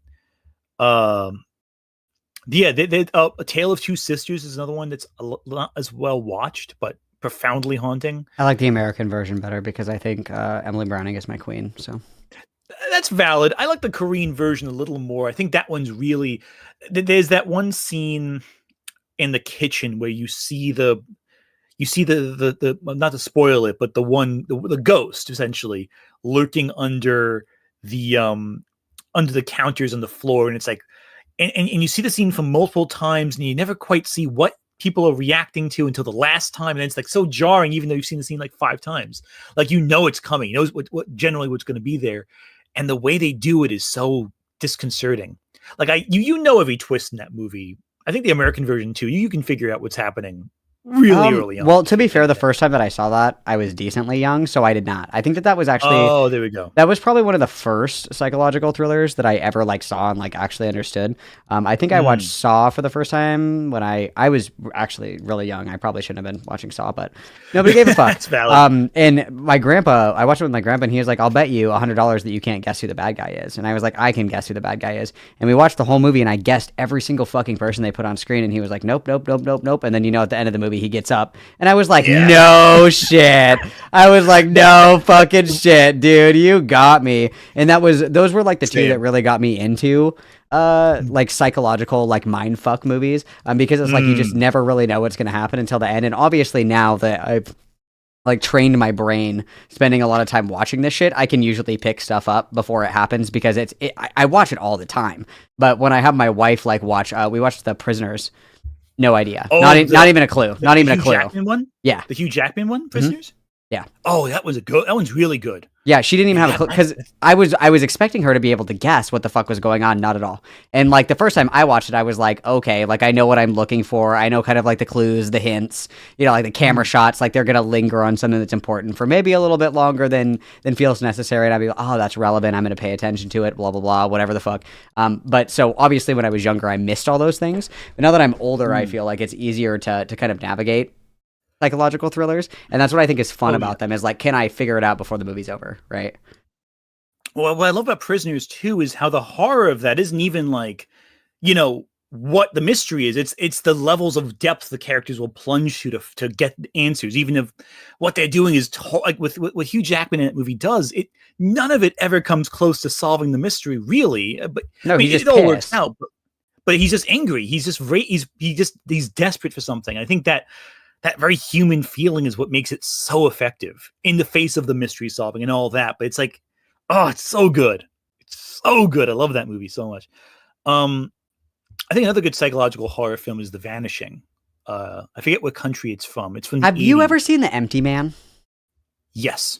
That movie literally mind raped me. That was one of the only ones that I could not fucking figure out. I watched it like 3 times, and I was like, what the fuck is happening right now? This is insane. That's a really good one. And the other one is a Perfect Host. That's more of a thriller. It's not really a horror movie. Host. Well, with The Empty Man too, what was so wild was the moment that you mentioned like the idea of the mind creating something. I love how they did with folklore mixed with urban legend. I love that like parallel structure. But the moment, I forget the name of the creature, where it's like your mind creates it and it manifests physically. It's like a tulpa, right? A tulpa. There we go. Tulpa. That's what I was looking for. The moment they introduced the idea of the tulpa, I thought it was going in a very different direction. Like, oh, we're going to talk about the cultures and this empty man monster. It's going to be just a tulpa, and it's all. And I kind of settled into what I thought the movie was going to be. And then it takes that turn at the end. You're like, oh no, wait a second. Hang on. I totally missed every red flag that we have right in front of my face. That was really clever, like real good misdirection. I love that. No, that was a really good one. The Perfect Host is it's just kind of a general like thriller. It's like a psych thriller. It's not really a horror movie. It's like about this dude that he's like a criminal, and he's running away from the cops. And he comes by this dude's house, and he pulls the mail out of the mailbox, and he sees like his wife's name on the mail. As he goes up to the door, and he's like, "Oh, I'm friends with Janet or whoever the fuck. Like, I'm a friend of hers. Could I come in and hang out? Like, I need to make a phone call." And the guy's like, "Oh yeah, of course. Like, whatever the fuck." And it turns out that the guy that he is trying to like bamboozle and trick, that guy is actually way more fucked up than he is. And then there's like a weird twist at the end that's pretty good, but it's well done. It's one of the early, I think it's kind of like I would say it was like a prerequisite to like The Prisoners, like in a different sense, but it's where it's like you just are kind of like, what the fuck is going on? Like, this guy is arguably worse, right? Because like hypothetically in Prisoners, we obviously, without spoiling the end, it's like he's aggressing upon this guy like an incredibly fucked up way. And halfway through the movie, you're like, obviously this guy is neurodivergent and a minor. Like, why are we doing this to this guy? Like, what the fuck is going on right now? And then it's like, actually, hold up. Wait up, rewind, press the pause button, actually go back and beat his ass more. Hang on now, like back up, you know what I mean? You totally sympathize with, because the violence being enacted on him. You don't even think about it. You blinds you to what's actually happening. Yeah, like you don't even consider, you're like, no, he's just being a dick for no reason. Then you're like, wait a damn minute. Wait a damn minute, he should have hit him harder. Back up, right? Yeah, but it's funny is like you both know, but also like none of that was getting any closer to the answers he was looking for. But and you're so full of doubt the whole time too. You're like, because you think about it, at least for me, I'm like, if somebody was beating my ass like that, I would just fucking say it. I'd be like, I've had enough. Oh yeah, I would just say it. It's like, point. Obviously he's not. Obviously he didn't do it. He would have said something by now. Obviously nobody wants to get their ass beat like this. And then you're like, oh shit. Oh, okay. Wait. Yeah. Wait a second. Well, another example of that is The Vanishing, which I've mentioned a couple times. The Vanishing, I'll just give you the basic concept, and I won't say any more than that. There's a wife and a husband and wife. They go to a gas station, a convenience store, whatever. The wife gets out of the car, never comes back. And very early on, you figure out who is responsible for the wife disappearing. Like the film basically tells you who did it. What they don't tell you is what he did. Like, you don't know if she's kidnapped. You don't know if she's murdered. You don't know if she's like off away somewhere. You don't know what's happened. And the main character obsesses not only over what happened, but how he can find out what happened. And the ending of The Vanishing, the American movie version, they remade it. They ruined the ending because they gave it more of a traditional ending. But the ending of the Vanishing is, I won't say what it is because you really should go in and watch it, for yourself. But the ending is one of those scenes where you're like, this is deeply unsettling, like profoundly. It's one of those endings where you're just left going like, wait, that's it? But also, oh my God, that's it. It's great. And if you really think about it, it gives you the answers you're looking for, but not in the way you think. It's great. Yeah, I like psychological horror, but I always find myself drawn to like more carnal shit. That's the stuff that I always find really interesting, and obviously that doesn't really mesh well with a lot of people. I think it takes a particular kind of person to like decently fucked up horror, but oh yeah, 100%. You need the right headspace for that. Like the problem is, with this kind of level of horror is you have to approach it with the right headspace. If you don't, then you're not going to enjoy any of it. It's going to be too much. It's going to be too little. I often think, I was talking to someone a while back about horror. We were talking about the most screwed up horror films we'd ever seen. I was like, I think at the time, like 21, 22. So of course I was going to say a Serbian film, which was at the time the new extreme horror film that had come out. Then it was new. And I remember like telling them, I saw a Serbian film. Like, I think that's the worst one. I don't really think even then of the films I've seen as Serbian films, the worst thing I saw back then, but that's what I thought at the time. And, the person I'm talking to, she says, yeah, I saw a Serbian film. I thought it was kind of stupid. And then in hindsight, I agree with her. She was older than me at the time, but now I'm roughly the same age she was when I was talking to her. And she's like, yeah, I thought it was really dumb. I thought it was just violent, but like, I didn't think any of the violence like meant anything. I thought it was too extreme. I turned my brain off at a certain point. Like, yeah, I kind of do too now. Like, I think back to a Serbian film, I think while you see some of the most cruel things a human being can do, they go too far too early. Like, I stopped caring. Like they show you some awful stuff in that film. And when you see it, you're kind of like, okay, whatever, after you see that scene, nothing else compares, and it shuts you down too quickly. It sucks. You just can't experience anything too frightening like that at that point. It's just too, I don't know. I think some films they go too far too quickly, and they don't know how to pace out the level of extreme violence or fear. I think it depends because I think that like there is a pacing that's involved, but I think that like some of the best like shock gore horror I've ever seen, I would say truthfully, the top 3 in my opinion is Green Inferno, fuck, what was the one that I did? The Antichrist, surprisingly. And then Human Centipede 2. And I think that Human Centipede 2 was what you're describing to me, but every time I was like, that was the worst scene, I was wrong. Oh, yeah. Right? And so even though you're like getting bombarded with like every visceral sense reaction that you could even ever possibly humanly experience or think of or fathom, it's like you're like, okay, he did the teeth, we're moving on. It's all clear sailing from here. And then he pulls out the thing for the tendons and you're like, oh, fuck. Like, it doesn't matter what's happening. It just keeps pushing it. You're like, holy shit, dude, it's never going to stop. Well, I think with Human Centipede 2, what they did was they knew how to save the most grotesque scene for last. But I also think the last scene is the last really gross scene of that movie, I think, is also like so extreme. It's kind of like the same problem I had with a Serbian film. There's a scene involving a newborn in both films, and it's in both cases it's the most extreme scene in the movie. Except in Human Centipede, it's one of the last scenes, and in a Serbian film, it's in the middle of the film. I think it would even depend. I think that you can look at it too with The Witch, because they do that backwards. Because the first thing that you see is them grinding up the baby, and that's arguably the only like. Well, that's not true. The crow thing is pretty fucked up. But like, you literally open with her like making a fine paste out of the baby, and you're like, "What the fuck is happening right now?" And then nothing happens for like an hour and a half, but somehow it still manages to be fine, right? I think it just depends. Right, but I think with The Witch, though, what they do cleverly is you don't see it. You see the baby, you see them grinding something, but you don't see like the transition between those 2 points. And I think that's how it gets away with showing you almost what it shows you enough that your brain puts the piece together. Like, you know what's going on, but I'm not watching it happen. Yeah. Yeah, exactly. And honestly, what you don't see might frighten you more than actually seeing it. Because I think in the Human Centipede Part 2 and a Serbian film, you see it, and it's like, once you see it, you're like, oh, that's horrible. That's disgusting. That's just repulsive. And I find that infinitely less scary than the suggestion of what's happening. Because your imagination fills it in. Exactly. Nothing you can show me is more frightening than what my brain can come up with. I don't know, man. I've seen a lot of ISIS beheading videos. I don't know about that one. Oh, that's fair. That's fair, I guess. But like, you know what I mean? Like, I think like, what did you see a lot of? I think I missed that point. ISIS beheading videos. Oh God. Oh no, that's what was the site? Live Leak? That was the big... Best Gore is actually. Oh God. Stuff's so screwed up.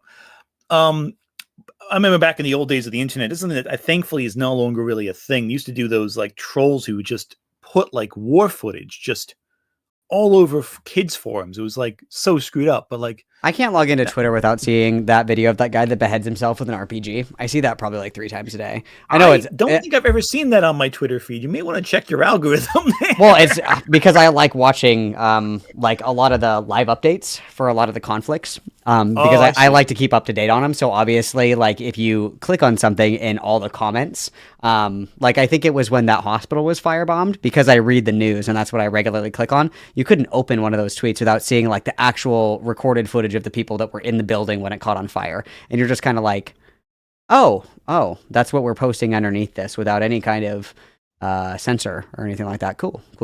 I'll be honest, I think I've avoided seeing that. I think on my searches, maybe I have safe search on.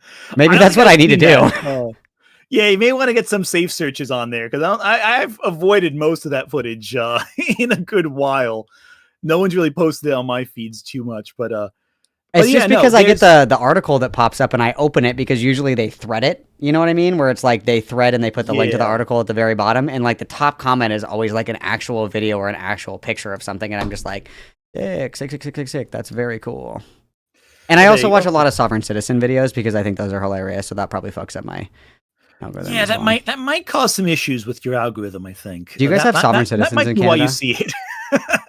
What was that? Do you guys have Sovereign Citizens in Canada? Is that a thing? I'm not Canadian. I thought you were Canadian. No, I'm from New Jersey. Oh, that's what that accent is. I thought that you were... Dude, I love Sovereign Citizen videos. I'm like... I turn into like a fucking drone when I see those videos. As soon as they say, I'm not driving, I'm traveling, I'm like, taser, back the blue, baby. Let's go. These colors don't run. Like, fucking blue lives matter. Get that bitch. Like, as soon as I see one Sovereign Citizen video, I'm like, that's it. I'm becoming a cop. That's it. Straight to the academy. I don't think I've ever had that reaction, but I'll go with what I watch sometimes are those Russian truck videos with the dash cam footage. Oh yeah, where they're like they'll just shit be up. traveling on, where like the driver will have no reaction to what's happening in front of him, and like there'll be like this horrible accident that happens, and you're just like, oh, well, you saw me late for work today, you know, it's something like that. Where like a logging truck gets derailed and something awful happens, and you kind of like, oh my god, are they okay? And the guy like just kind of doesn't even hit the brakes, just like swerves off the road and keeps going, doesn't even stop to check up on anyone. Just like pops out. You're just like, oh, okay. I've seen the ones too where like people just like barely miss getting like just completely fucking destroyed by something, and they just kind of like look no around, reaction, and they just like go back to doing what they're doing, and you're like, Damn, okay. Like, I mean, honestly, same. Like, the few times that I've been, like, seriously hurt, I'm immediately up and I'm like, I'm fine. I'm fine. Like, don't worry about it. Don't worry about me. Yeah, not even like a hesitation of like going like, oh crud, what the hell? You know? Well, I broke my rib at a bachelor party, at my bachelor party, actually. I broke my rib and I was like, I'm fine. And they were like, do you need to go to the hospital? I was like, nope, I'm good. I'm just fine. Right as rain. And then the next day I like couldn't move. And I was like, I probably should have gone to the doctor. But, you know, would have helped, yeah. When you get really fucking hurt, you're just kind of like, no, I'm good. You're like, you're psychologically tricking yourself into believing that you're fine, right? Well, I have a buddy. He was in the army for some time, and part of his training exercises one day, they were doing a mountain climbing thing, you know, with the little the hooks and all that going up the scale of the mountain. And the guy behind him, you know, they're all close together, bunched together. He tries to get the hook, the ice pick to latch into the wall, and he nabs my friend in the leg. And you know, he has like this really tightly bound clothing, so it holds like together. There's no bleeding really because it's all compressed. So he's like, you know, that really stinks, but you know, it hurts, but I'll just finish the exercise and we'll get, you know, worked up later downstairs. They want to get down from the mountain. They get down from the mountain. It turned out he was like a quarter of a fraction of an inch away from the main artery in the leg. Had it been like a fraction over, death on the mountainside immediately. And because it was so cold, because his clothing was so compact, he didn't bleed all that much. He bled, but it wasn't like excessive. And I mean, it was terrible from the next few months of recovery, but in the instant he was able to finish the mountain climbing, so there's that, I guess. Yeah, you just kind of, it's just like walk it off. Like walk it off is like such a true sentiment. If you just like get up and start moving, you're probably going to be fine. That's yeah. I mean, granted, he needed physical therapy and like to get back on it, but it's very close to death. Shockingly close to death with that one. But yeah, sorry, go ahead. I was going to say there's a lot. Oh no! No! You go. Sorry, I was gonna say we should read super chats just to catch up on some of them. But yeah, I was gonna say I'm gonna go to the bathroom and smoke a cigarette really quick because I'm like gonna fucking cut myself in a second. I'm gonna go and do that really quick, and then I'll be right back, and then I can yap for like another half an hour, and then I'm gonna do one more video before Yellow Jackets comes out. All right, sounds good. Because I have to watch that. All right, so I'll read some super chats and you go do your thing. I will be right back, and then also I do have your chat open because I'm a messy bitch who lives for drama. And I think a lot of people in your chat could really benefit from understanding what sarcasm is. I don't know if you guys ever want to do a stream about like how to decipher sarcasm when people talk. I think that would be like a really worthwhile conversation for your audience. All right, bye. I'll be right back. I think some folks should really watch more John Waters. I think that's where this discussion really. I feel like if you've watched John Waters, you'll be fine. For some chat. Okay, so flagellants. Okay, cool. Ed Stevens. Wow, I'm really far back with these comments. Thank you for super chat. Wasn't it in the second Hellraiser movie where Pinhead said it's not the hands that summon us, but desire. When the puzzle-solving little girl patient opened the box. Yeah. So Pinhead, that's one thing with Hellraiser. Pinhead is driven not by the desire to hurt people. It's by the desire of those who wish to experience his pleasure. And that's one thing I love about the Cenobites right there. They don't just cause harm randomly. They have a code. They have order. They have structure. They're not going to do it to someone who just is convinced or used to open up the box, which is why I really don't like the later Hellraiser films, because they take away the nuance of the Cenobites and make them more boring. They become less these very sophisticated arbiters of experience and desire and pain, and they become these like boring sort of monsters of the week that just cause harm willy-nilly. They become slasher characters. I don't like that. I like them as more sophisticated, clever, dynamic. Baichiepio Dara, thank you for the super chat. Good horror movies make the protagonist feel helpless but is beatable. I don't know if that's always true. Sometimes they can be insurmountable. You know, like there's some horror movies where the killer and the monster is completely insurmountable, cannot be stopped, cannot be harmed, and that's very compelling stuff, I think. Baichiepio Dara, thank you again for the super chat. Japanese horror would argue that all supernatural beings are yokai, demons, or angels. Demons and angels will all be the same no matter what the religion. Yeah, that's also true. Or kami, or spirits, or what have you. There's a few different spirits in Japanese folklore, but yokai especially. Yeah, I agree with that. Saito the Deer, thank you for super chat. We got You're Gonna Be a Gay Baby from Frozen. Yeah, there you go, right there. A dim Chanel has Malcolm's individual Wicker Man. That became a comment, a poll pod discussion. I saw that comment. We had to spin it off. Thank you, a dim Chanel. Pact 1558. Thank you for super chat. Question: would Am from I Have No Mouth and I Must Scream be a demon for all intents and purposes? He has similar traits.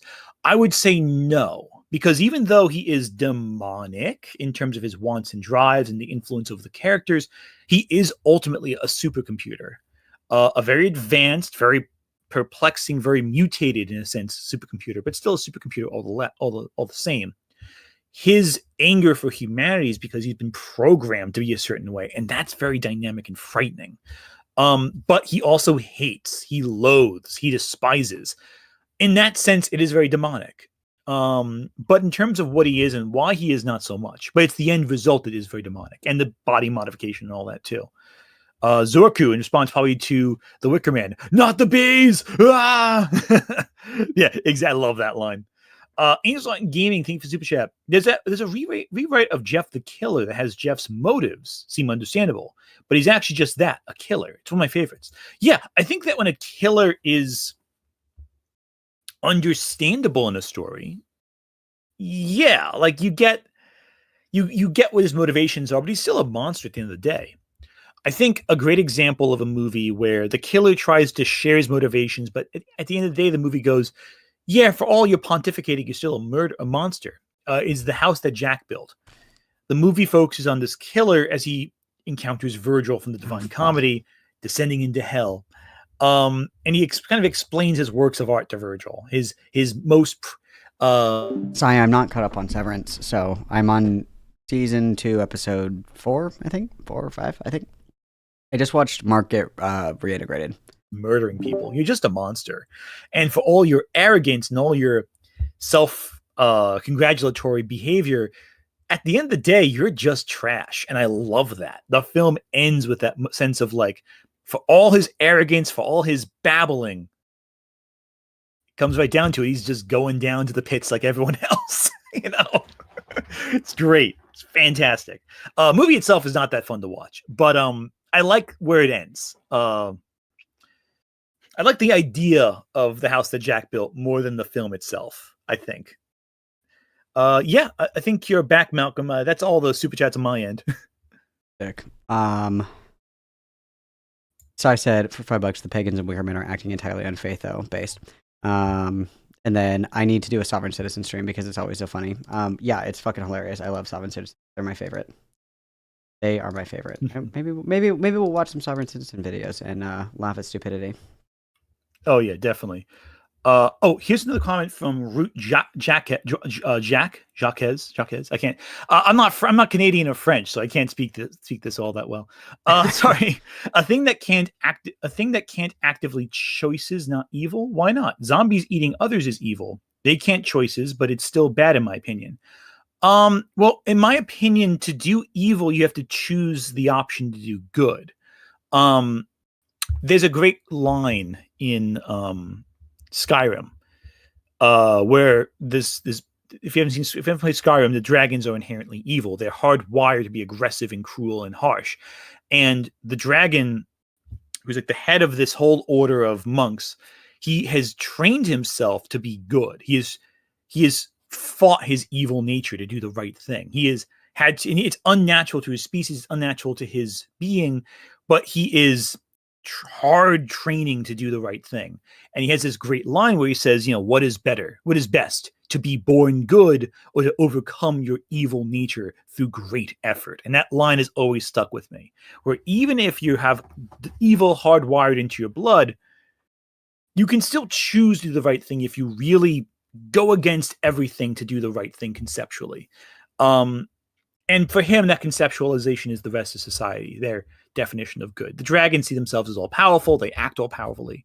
It's a whole thing. Skyrim lore is great. I got to really dive back into Skyrim, the Elder Scrolls again. And some of the older games, it's crazy. These maps, man, they were fucking massive. Like huge maps. And like, you know, later games, it shrinks down. But, you know, anyway. Yeah, so that's my point there. Here's a question of the orc from the guy 493. Or are the orcs from Lord of the Rings pure evil? That's a question Tolkien struggled with, because Tolkien has the same thing. He believes evil is a choice. Evil is something you choose to do. And he couldn't really square away the idea of the orcs being pure evil if they couldn't choose to be evil. Because it's kind of, the choice is made for them. So that's a tough one. Orcs are tricky. I might do a video on orcs eventually, because there's a lot to talk about there. Not even to mention the whole discussion of the very controversial, very sloppy discussion that no one ever gets right about orcs and ethnicity, because no, orcs are not direct allegories for any one particular race of people, because orcs are not one thing for anything. Every writer has a different perspective of what orcs are. It's the whole thing. Anyway, I'm babbling too much, so Malcolm, you can take it away from here. I disagree that on the premise of like evil being necessarily a choice. I think that it's the action that I look at, that I weigh to determine if something is good or bad. I think the it's not consequentialism. It's is it utilitarianism? It's one of the two, where I can't think off the top of my head. My brain's kind of fried. But the idea that like an action can be good dependent upon the outcome, I think that's like a shitfuck waste of time. So I would consider like actions themselves to be evil or good, and then the actor who commits them, like obviously there's a metric of choice that I would consider. But I would say that like they're bred for evil, like orcs themselves. Like that's like the whole point of them, is they're like an evil race at least in the fantasy realm. Like that's the way that they're meant to be portrayed. So I would consider them to be evil, because like that's like what their purpose is, because of the actions that they do by destroying Middle Earth. Like I'm more action oriented than outcome oriented, because my favorite example is I could pull out a gun and I could shoot Ant right in the fucking face, and Ant miraculously survives, and he goes to the hospital, and it turns out that I shot you perfectly in the face and I obliterated the tumor that you had that you didn't even know that you had. Was that a good action? I mean, yeah, you don't have cancer now. You're welcome. I just cured you. But the action that I took was evil, right? I chose to act in malice and try to hurt you, but out of that was born a good outcome. I don't think that the outcome necessarily determines the metric of how I would measure if something or not is evil, or even like the choice that goes into it, because the action itself, because maybe my intent was to cure your cancer. Maybe I knew that, but I still shot you in the face, right? That would still be the action that I would weigh. I think that question would then become, what was your intention? I think that would define it as good or evil. The tricky thing is, good can come from malintent, but awfulness can come from good intent as well. The path to hell is paved with good intentions, as they say. You know, it's like, the question then becomes, when it comes to like the end result, the only thing that matters to me, if you're acting violence onto me, what matters is, how does it affect me? Because we only have one perspective on our own actions and others. But from a story, it's a little different. From a narrative where you can look in from all angles, that's where it gets a little different. Subjective morality in society becomes tricky, because, the problem then becomes, in society, we've touched on this before with your earlier examples. The idea that one person has to be right and there's no other way of looking at it, that leads to imperialism. That leads to dangerous thought processes, which can lead to harm. But in fiction, it's totally acceptable to look at it from any angle, because it's not real. It's stories, I think John Waters loves playing with this too. A lot of his movies, they play with morality in a way that's really fun, but it's completely, just out there. Yeah, some of these analogies, Malcolm, you may want to talk to someone about. Some of these analogies are quite something. Well, because I use extreme examples because it tests like the strength of your logic. Because if I give you an insane example where you like realistically with any integrity in your body, you will know the answer without question. That's why you use extreme examples. That's why you use hyperbole when you're like teasing out the logic of someone's statement. Because if the example that I used earlier, where if we're talking about a society where when you enter a different society, if morality for the subject of the discussion is subjective, okay, let's say morality is subjective. Let's say that I agree with you. What if I went to sleep right now and I woke up tomorrow and I was in a civilization of headhunters? Would that then become morally acceptable to me, a person, to headhunt? The answer is no, because I don't think that headhunting is morally acceptable because of my morals, which I believe are divine from God. But if I step into your world and I agree that they are subjective in nature, then realistically, if I woke up tomorrow in a society where I had to chop off people's heads for fun, that would suddenly become okay, right? Because if I agree that it's subjective, about like people, I thought you were talking about people who like hire people for jobs. No, like headhunters, like people, like they chop off the heads of their enemies and put them on little sticks to celebrate their victories, right? Like if I use an extreme example that you certainly, with any rational thought and any good faith and integrity in your beliefs and your positions, could never disagree with, that challenges your logic. That's why I use extreme examples. It's not because I'm like trying to be funny or like trying to draw it out or anything like that, because that's how you test people's logic. Is because if I use a really soft example where, and you did it to me earlier, actually, and it perfectly exemplifies what my issue is with these kinds of discussions where you're challenging that subjective versus objective morality, is when I use the example of marijuana, instead of answering my question, the first thing that you brought up was the relative complex relations with the legality of marijuana. That was not what I asked. The challenge to your logic is that if things are subjective, if I find myself in a different society that goes against my morality, I ought to fall in line with the morality of that society, because it is driven from society that my morality does not matter. It only matters contextually and where I live. And that is like a thought-defeating cliche, because you don't agree with that. If tomorrow Donald Trump and the 95% of America decided that rape was good, we would not begin raping, you and I, Anthony. We would not become rapists, because we have a moral objection, a moral repulsion to rape and violating other people's consents. And by using that really extreme example, I demonstrate to you why your logic is flawed when you say that if I was in this society, therefore I would find this acceptable.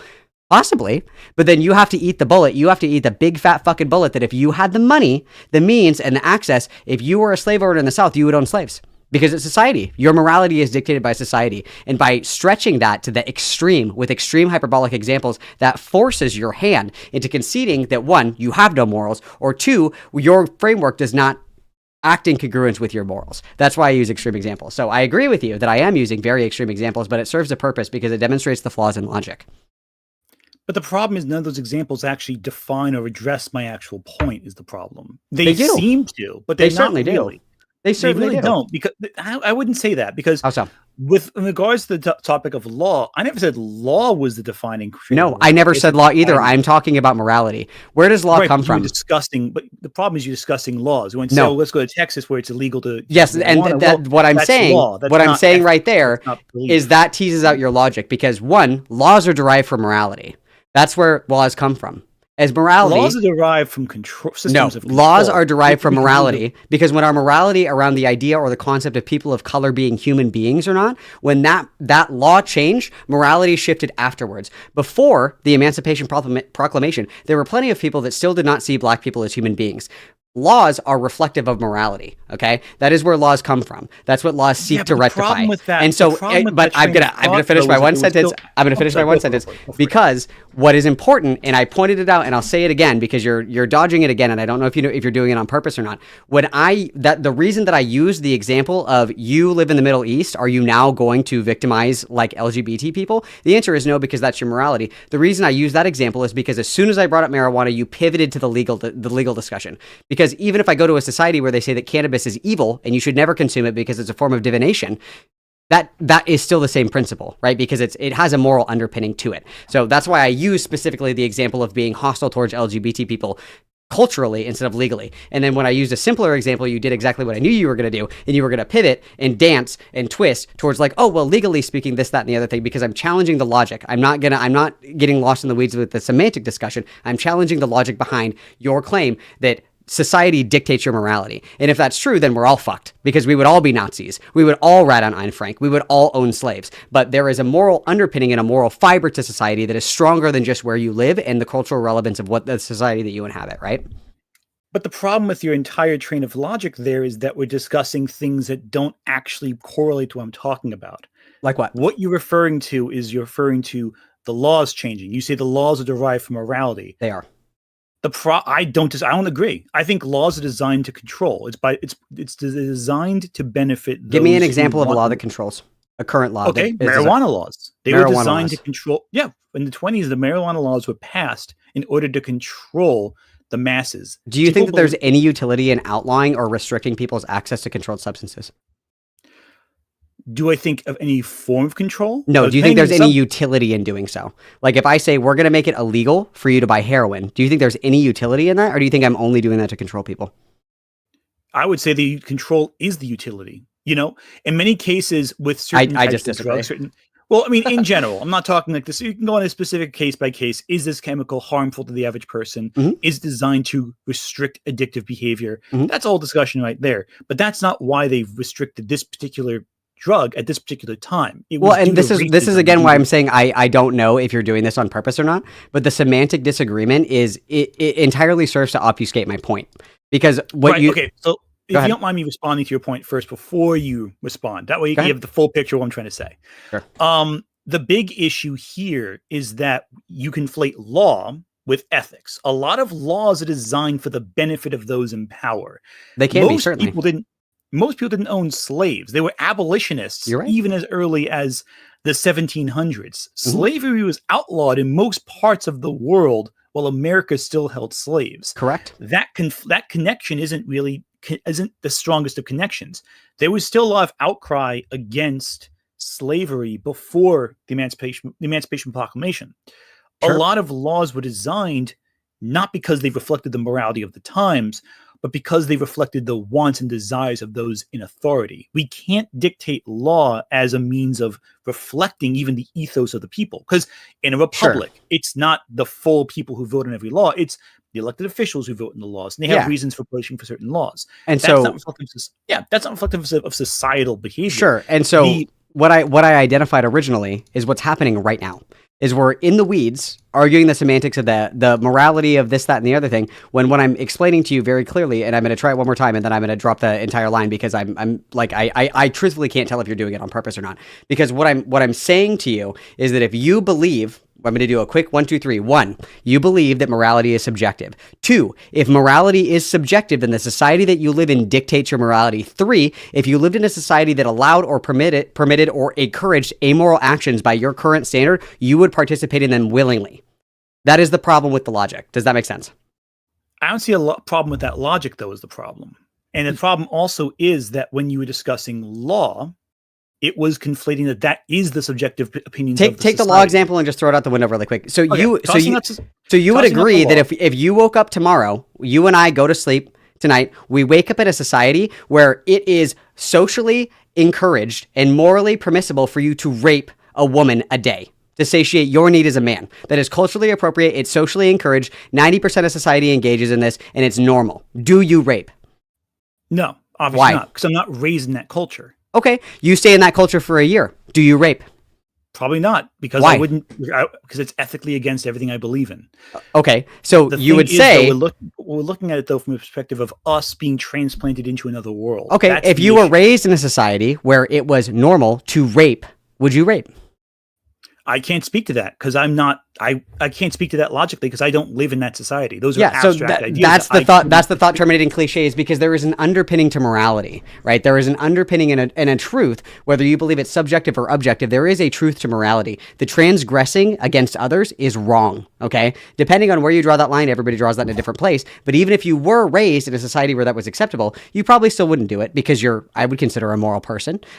The same way that if I was raised in the antebellum South and I came from a rich family of this, that, and the other thing, I would like to think that I would never do that, right? Because I see humanity and morality in other human beings. That's something that I value. And just saying over and over again that morality is subjective while refusing to acknowledge that if given time and place, if you truly believe this, you would say with your whole fucking chest, yes, I would rape Malcolm. If I was raised in a society where it's normal to rape, I would rape. Because if you truly believe morality is subjective, then you would have to agree with that.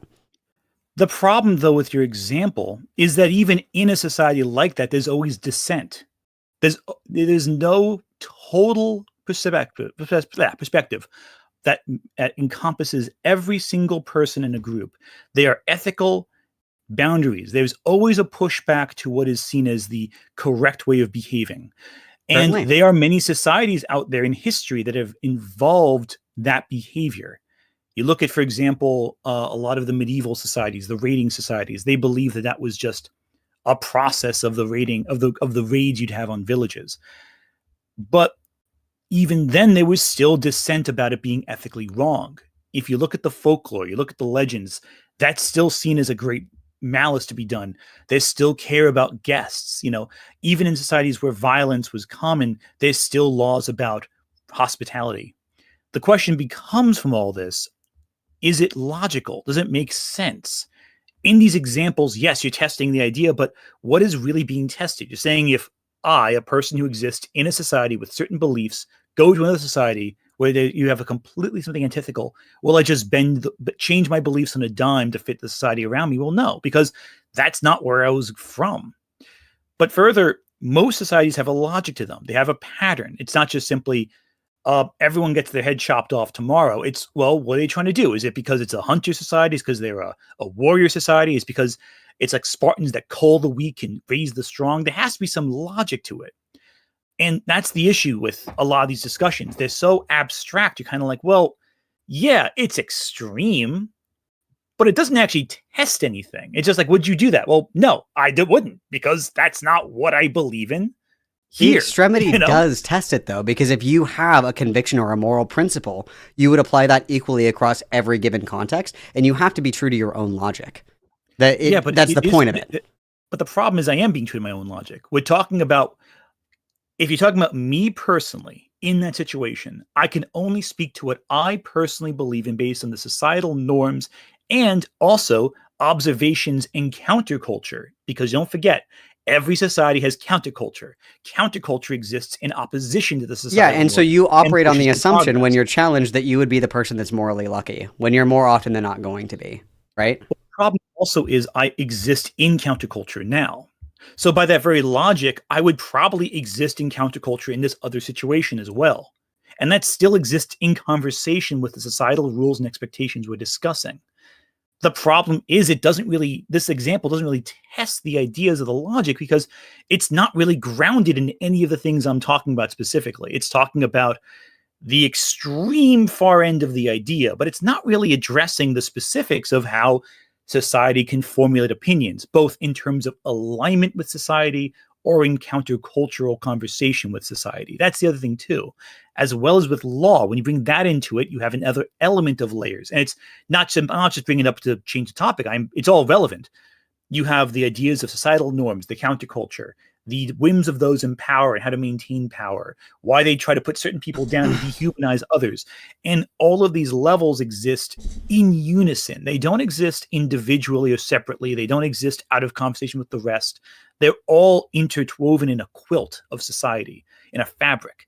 And to isolate one but ignore the rest, what you're doing is reducing the complexity of the conversation. Yeah, because nuance like that is a thought-terminating cliche. It doesn't mean anything. Because if we time travel back all the way to the beginning of the conversation, the question was, when we're thinking about evil and we're thinking about morality, you told me morality is subjective to the culture that you live in.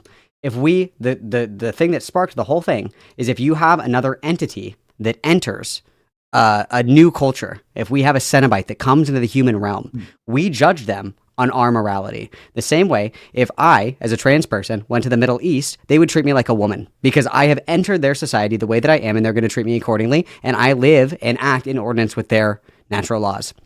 So when you tell me, no, I don't look at that. I look at the dominant culture. I look at the culture of the entity that we're looking at. I challenge that by saying, okay, fair. What happens if you tomorrow go to the Middle East? Are you going to be the one that's pushing the gay person off the building? Oh, no, I'm morally lucky. I would certainly never. These two things exist in contradiction to each other when we're challenging the logic of a fantasy entity. Your logic is that it is subjective in nature, and we're looking at the philosophy and the morality of the society that you're entering.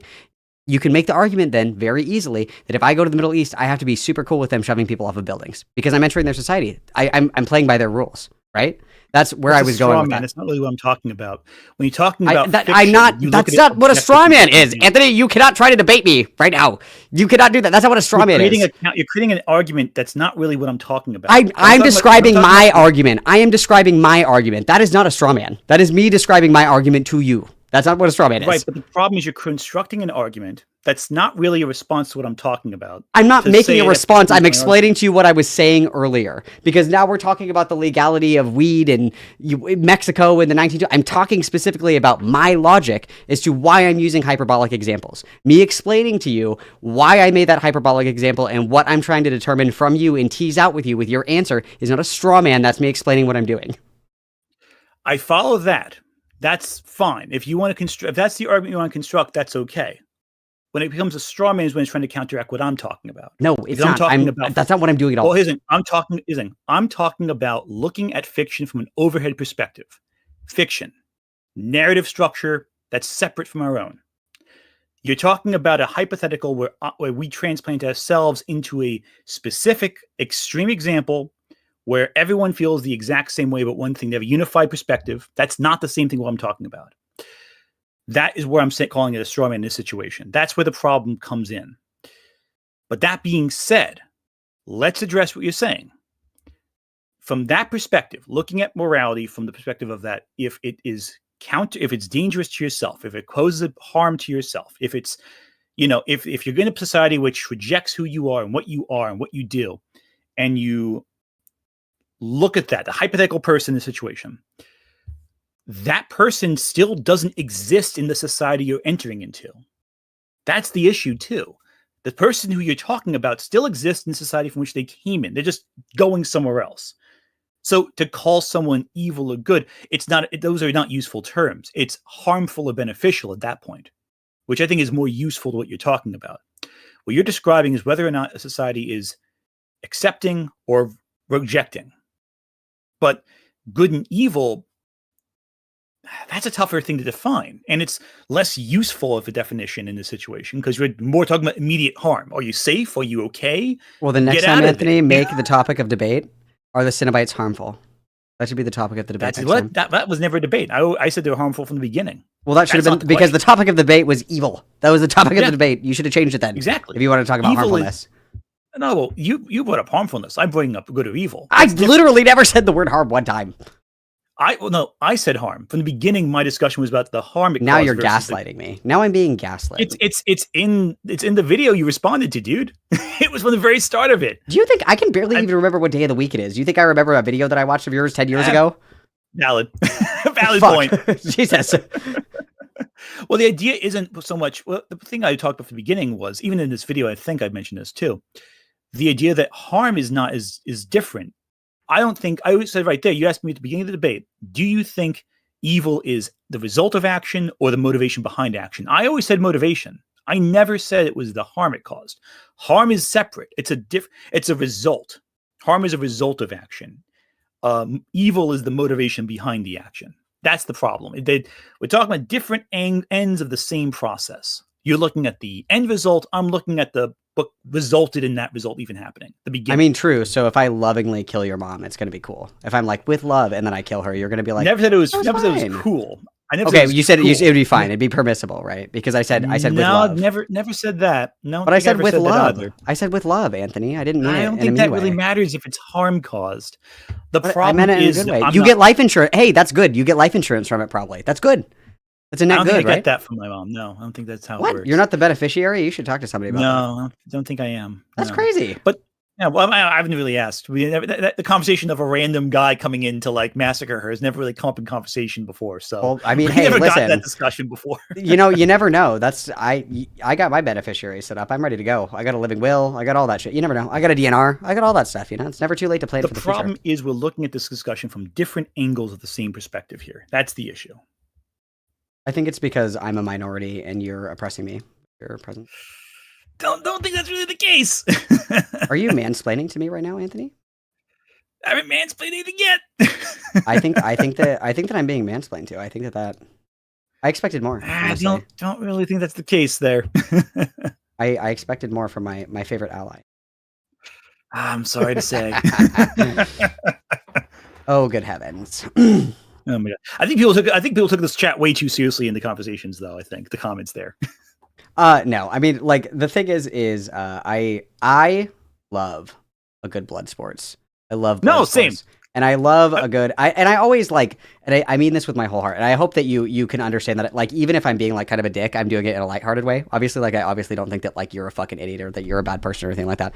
I love rolling around in the mud. It's my favorite thing in the entire world, but I don't have any ill will. Like, I've argued with people that I fucking hate, but afterwards I'm like, hey, like, thanks for talking to me. Like, still had a good time. So, I mean, I wouldn't agree to this debate if I thought anything less. I'm on the same page on that front. My methods are a little different, but I do enjoy this as well. I miss blood sports. I miss the old days of Twitch politics. I miss it dearly. So whatever I get close enough to it, I'll take. There you go. No, 100%. No, this has been fun. I enjoyed this. I enjoy as vicious as something got. I enjoyed every second of it. And no ill will. Obviously, everything with peace and love, including me coming to kill your mom. I'm just kidding. I'm well, just kidding. I'm more worried about the bricks that crim through against my ceiling. That's going to be a problem. I had to repair it anyway, but now I got like who knows what else is in there. Although that being said, though, if crim ever comes back, did the bricks have a chainsaw? 'Cause I'm hearing like a buzzing sound overhead. You know, it's weird. I'm hearing like whole beams shifting overhead. I'm not sure that's really how it works. But you haven't even considered that Krim is Canadian, so that's actually good in his society. Like, that's just what they do, you know? So, like, you're coming at it from this perspective where he's looking to harm you, but he's actually trying to help. Yeah, there you go. Exactly. Yeah, it's all perspective, isn't it? There you go. It's all a matter. I mean, he's a demon, so it all works out.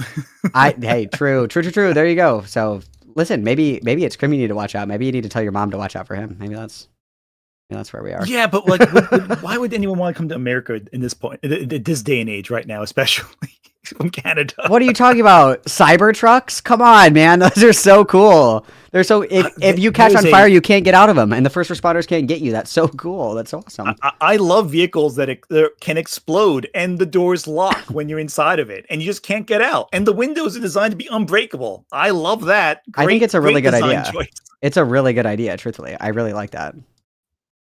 Oh my goodness. I do love freaking death machines.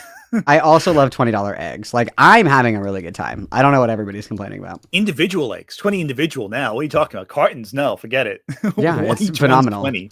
It's phenomenal. I'm having a great time. Like, if Trump could run for a third term, I'd vote for him again. I would. I love overpriced groceries. I really do. Nothing quite like being unable to fill up your tank with gas. You should try driving a truck, Anthony, and then tell me about filling up your gas tank. Oh, I buy the least fuel in my car to spend the least, not because it's like good for the environment. I do it because I don't want to spend money on gas. I finally got a truck. Bad time to get a truck. Very bad timing. But yeah, your choice and your timing was a little off there, I think. You know, as they say, country girls make do. So there you go. But no, yeah, this was a good conversation all around. I'm always happy to yell at you, Anthony. Always happy. It's all good. It's all good. Yeah. So I think you said you have you wanted to watch your thing. I'll just jump in my chat and talk bad about you behind your back. I'm really excited. I love that. I'm probably gonna have people send me clips later, and then I'm gonna complain about it on my stream. And I'm gonna be like, 100%. Oh my god, I can't believe this bitch said that. Oh my god, that's so crazy. Somebody tell me where his mom lives. Oh, we go to New Jersey. It's the land of good bagels and I've always wanted to go to Jersey Shore. So you know what? Overrated, I'd say. Not as good as you think. It's about the nostalgia. DJ Pauly D tours a lot, and I really want to go and see him. Not because I am particularly fond of his music, but just because I think it would be funny, you know? Just like for the meme. Exactly. Yeah, it's all good. We have what do we have here? The Jersey Shore is all right, but we have there's some good beaches, some good island fronts, but most people here want to go to Florida for the beaches, apparently, which is wild to me. You know, it happens. Yeah. Anyway, I will let you crash out. Really, really cool of you to verbally abuse a minority for a couple of hours. That was really cool of you. It's all good. Hey, listen, anytime you want me to verbally abuse you, it's all right with me. That sounds kind of kinky, so I'll have to think about that. There you go. All right. I'll catch you later, all right? All right. Later, dude. Have a good night. Have a good one. Yeah, good night. Oh my god, I'm going to fucking kill myself. I'm going to fucking in a video game. Wow. Okay. A lot of your analogy is cancer from Curing Gun. It is the best analogy because it works phenomenally. It works very well.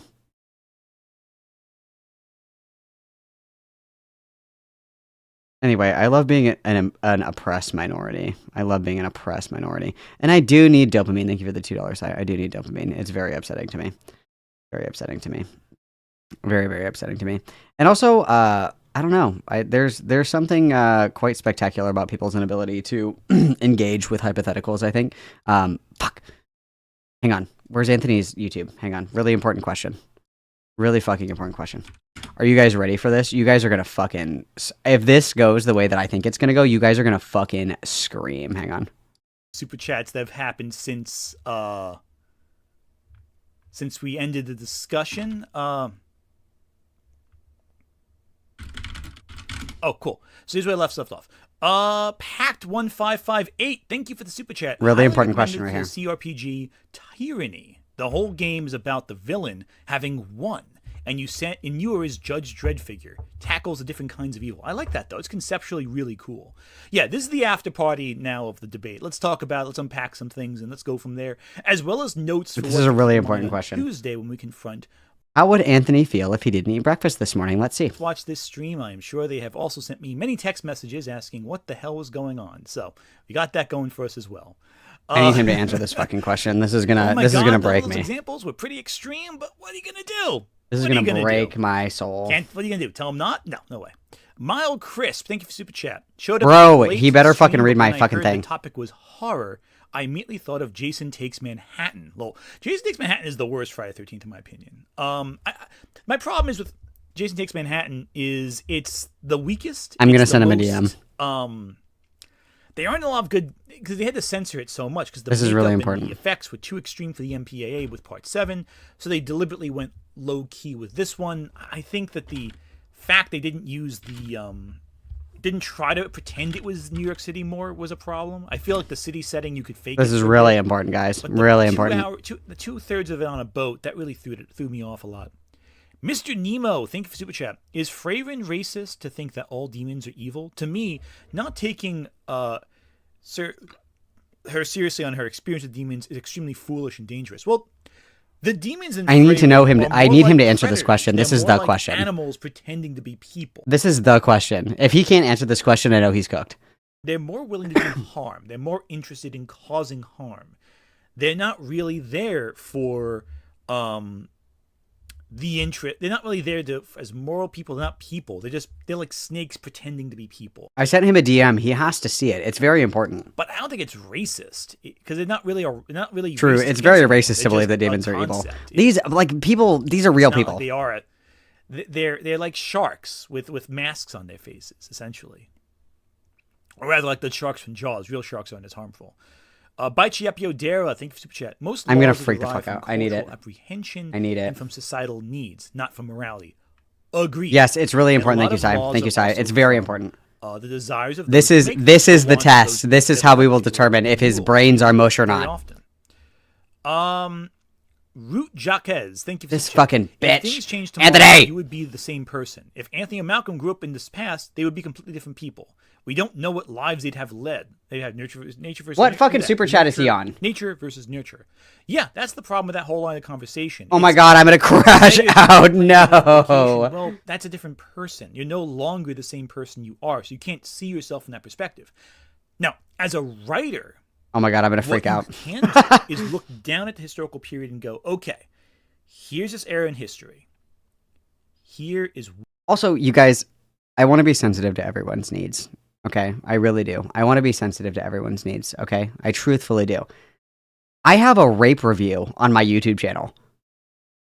I love you guys, and I value your boundaries, and I value your opinion. What is this, you guys? What is this?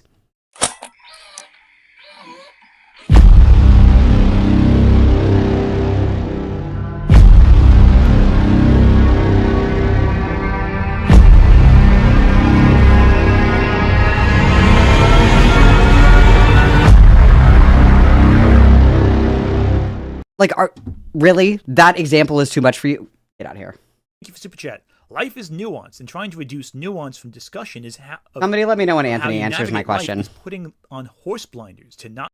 Let me know when Anthony answers this, please, because I need to know. Good. I'll look in a second. Angels. No, Anthony, look right now. About that though, I'm referring to exactly there. Let me take a look right there. Please enter and stream how you feel. Okay, so Malcolm's asking me on Discord.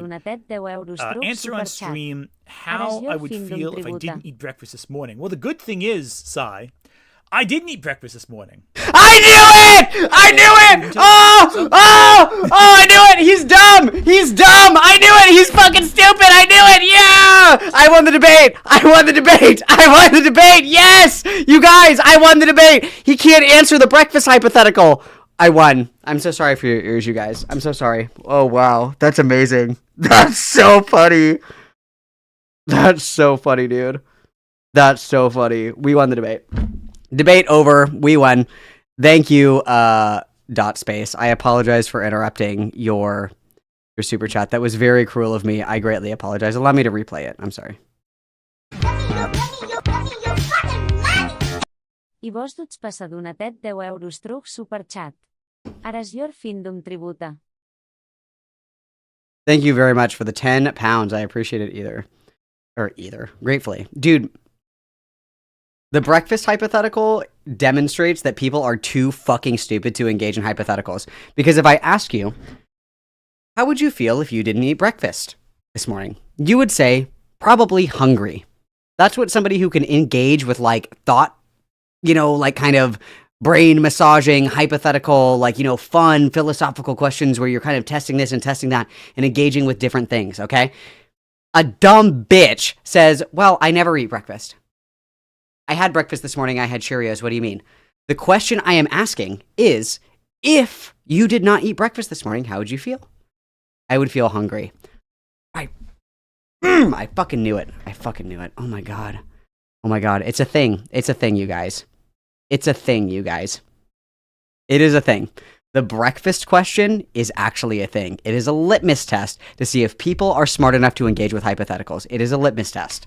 That's what it is, okay? If you want to know if somebody is stupid, you ask them, how would you feel if you ate breakfast this morning?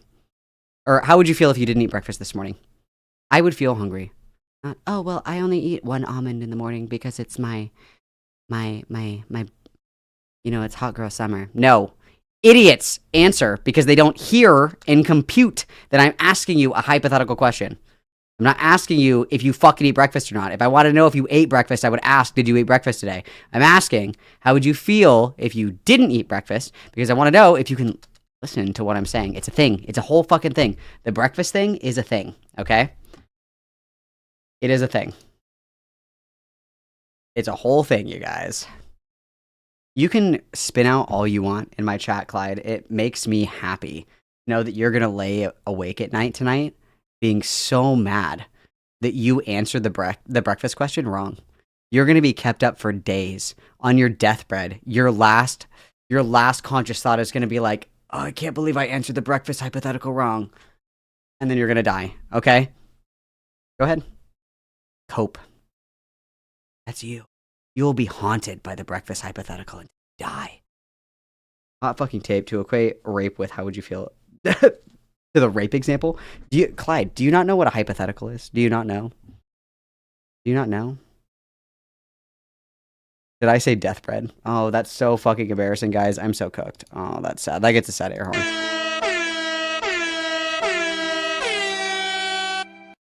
That's sad. That gets a sad air horn. Tragic. Tragic, guys. That's so upsetting. Anyways, I was crazy back then. Yeah, I was crazy back then. Oh, wow. Huge fucking W, guys. Huge fucking W. Defeated by the breakfast question.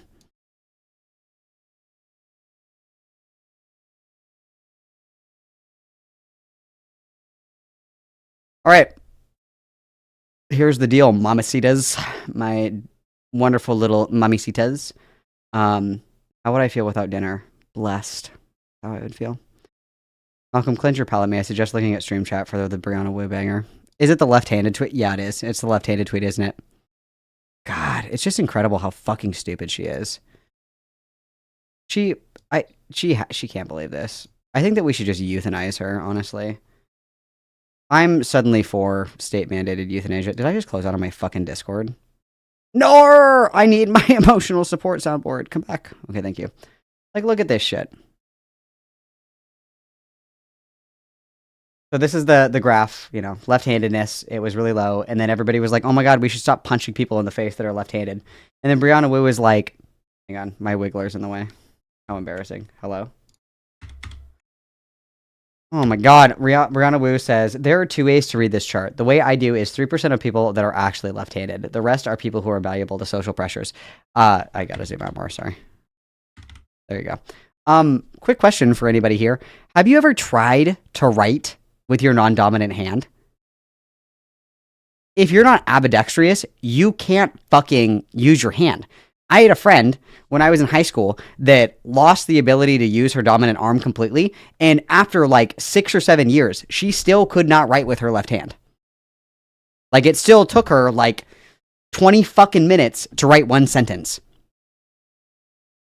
What the hell? What the hell? What the hell? She's so dumb, dude. She's so dumb. I want to see the video of her fucking debating,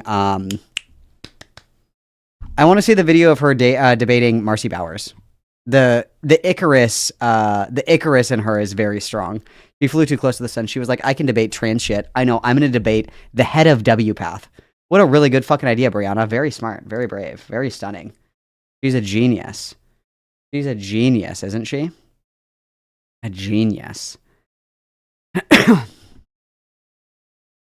Oh, tragic. Okay, I'm gonna smoke a cigarette and get one more bevy, and then we're watching the Lyle Convoy call, guys. I've been thinking about this for a while. I've been thinking about this. I've been dreaming about this. I've been wanting to watch this Lyle Convoy call for a hot minute.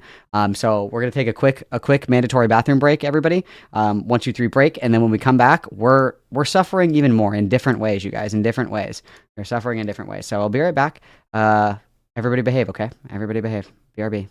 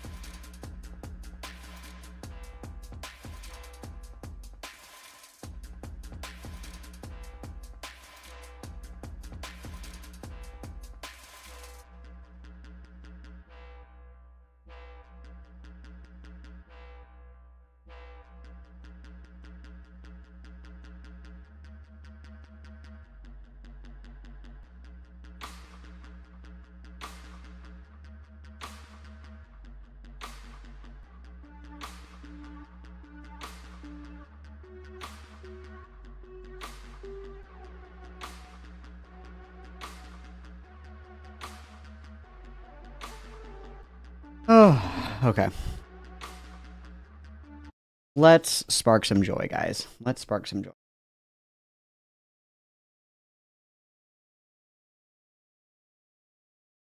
Let's spark some joy.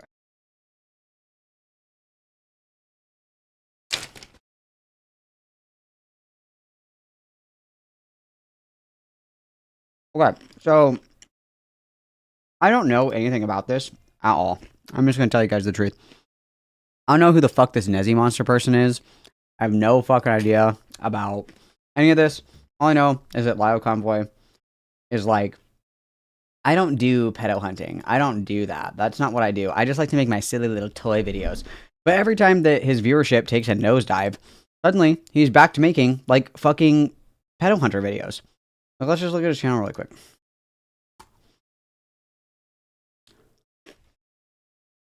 Yeah. So here we go.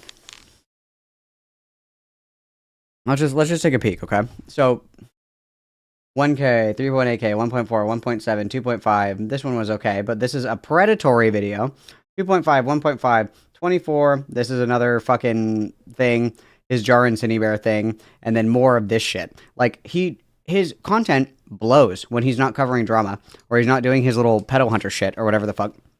So that's what he's doing again. And he's like, guys, I don't do that. I literally never do that. That's quite literally all you do, bro. So I don't know who this Nezziemonster person is. So let's learn together, shall we? Within the Bible, there's a book called Galatians. It was written to the church in Galatia by the Apostle Paul, the man who wrote the most books in the entirety of the Bible. Out of the 66 books, 14 are attributed to him. In this letter to the Galatians, he denotes how he was at first accepted by them as they all turned to Christ, but later they started turning away, seeking other spirits and traditions, now treating Paul poorly. However, in chapter 4, verse 16, Paul wrote a line that many people have quoted, whether knowing the origin or not. Have I now become your enemy by telling you the truth? In this quote is the pain that many people may have when those they think are friends, family, or comrades spurn others when accountability is asked. He definitely would. He would definitely yell at somebody for not standing for the Pledge of Allegiance. I completely agree.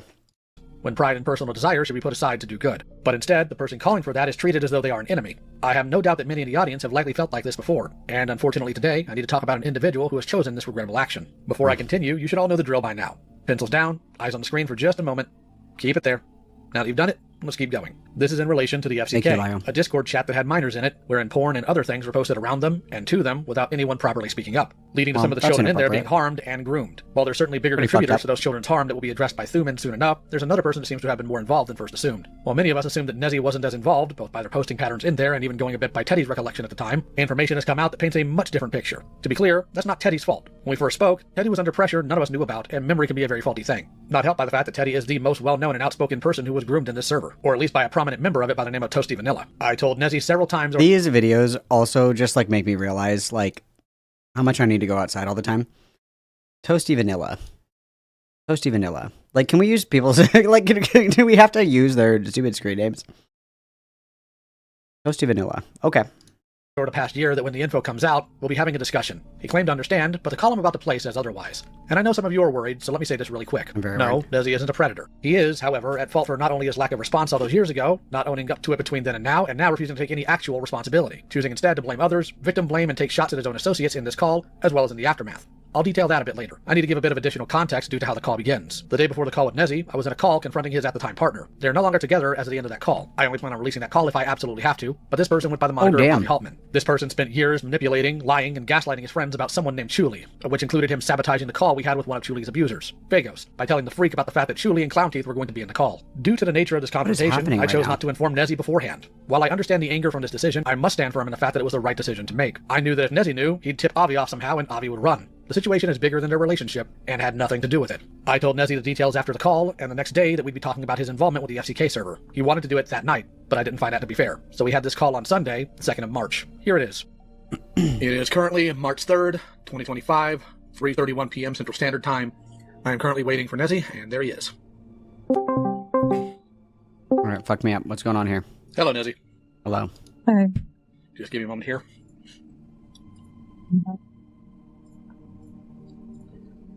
So why the profile picture change? I'm not going to be online for a while. Is it because of everything that's been going on? Probably. Yes. I'm mad at you, and I'm mad at Ellie, and I'm mad at everyone. And why are you mad at me? When were you going to tell me all the things that Avi did? After I found out everything about it, like I did last night. I don't really believe that. Have I ever lied to you before? I don't know. You went behind my back and told people about my breakdown, which I thought was in a confidential call. I told people about the fact that you admitted to manipulating me. Because I was violating, Nezzie. And then you didn't say... I was violating. And then you didn't say any of the context. I did tell them why. And you didn't even correct it when I brought it back to you. When I came back to you about what my therapist said. You mean the call we literally had? Okay, so what is it? What? Somebody help me. this Nezzy person was in or owned a server where there was like porn and shit, and there were minors in the server, and that allegedly there were minors that were also groomed in this server, right? Am I understanding this correctly? The Nezziemonster owned or like participated in or like helped facilitate a server where there was like porn that was being shared while there were like minors in the server, and then as a result of that, there were minors that were groomed. Am I understanding this correctly? Is that what's going on? Yes, no, maybe, perhaps. Wow, you guys are like no fucking help. Okay, we're going off that assumption. Had last night. That one. Because if you're demanding that I correct, a record after it had already been stated, before you told me anything about your therapist's alleged claim, I can't time travel. Nezzy was in the FCK and post-grooming downplayed the grooming to sweep for a significant other. Oh, so the significant other was the one that was being like a giga rapist. It was the partner that was the one that was being weird. I understand that, right? If you want, I'll run you through the timeline. Well, I can run you through the timeline of the obvious stuff if you really want me to. Lyra just really fucking sucks at explaining shit. Helping cover it up. Okay. I don't care. I don't trust that anybody would have told me anything about Avi. You all would have abandoned me with him. And Avi's the partner. Okay. Because nobody told me anything. I had to beg you to tell me what the fuck was going on. Ellie didn't contact me for literal days. She left. So is this person like playing dumb then and being like, oh my god, I had no idea they were doing that. Why didn't you tell me? But obviously they knew what was going on. Is that, I'm assuming that's what's happening here. Yes? Me with him. Mm-hmm. Do you know why? And I have no doubt in my head that all of you would have left me with him. Actually, no. That's factually incorrect. In fact, if you want to, I don't believe it. You have literally no reason to think I would ever lie to you because I haven't. I have every reason right now. I don't trust anyone. I don't trust myself. I don't trust anything anyone tells me. Why do you think I would lie to you? Because you went behind my back. Behind your back? Well, the art commentary community is actually just a walking freak show. I don't think anything good has ever come from that community. So obviously not appropriate, obviously bad. I'm not surprised that this is a community where this happened, right? Not surprised at all. In what way? When I called you... No, Nezzy knew, and Nezzy got mad that these people had a call with him, with his significant other without telling him. Oh, okay, so Nezzy is pissed because they confronted the significant other without telling Nezzy that that's what they were doing. Got it. Okay. I thought that was going to stay in that call. The majority of it did. I don't believe that. Have the people that have talked to you about it given you hyper detail about everything in that call? No, I got screamed at for 20 minutes. Yes, and that was completely out of pocket. Fuck, I have my alert box off still. Sorry.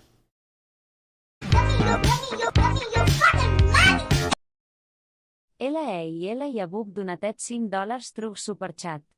I can believe that Nezzy isn't that very leas to kai bit predators.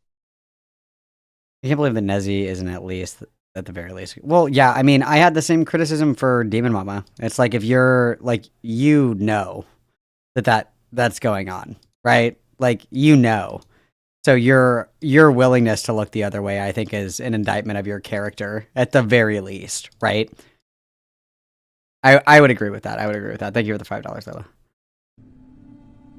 I didn't even get any invitation to get into the call with Avi. Right, you didn't. I didn't even get any sense of catharsis or any sense of preparation. It just came out of fucking nowhere. And I had to go to several people to get any semblance of information. All of you were just going to be totally fine with me constantly hanging out with him and going on our dates. When was I going to be told? I told you when you would be told, when we were done with the call, because that's when literally just about everybody else was told. The amount of people who knew about this before the hammer dropped is a total of 8 people. And none of them told me. Nobody even came to check on me to see if I was okay. I'm sorry they didn't come to check on you. I wasn't even aware of that.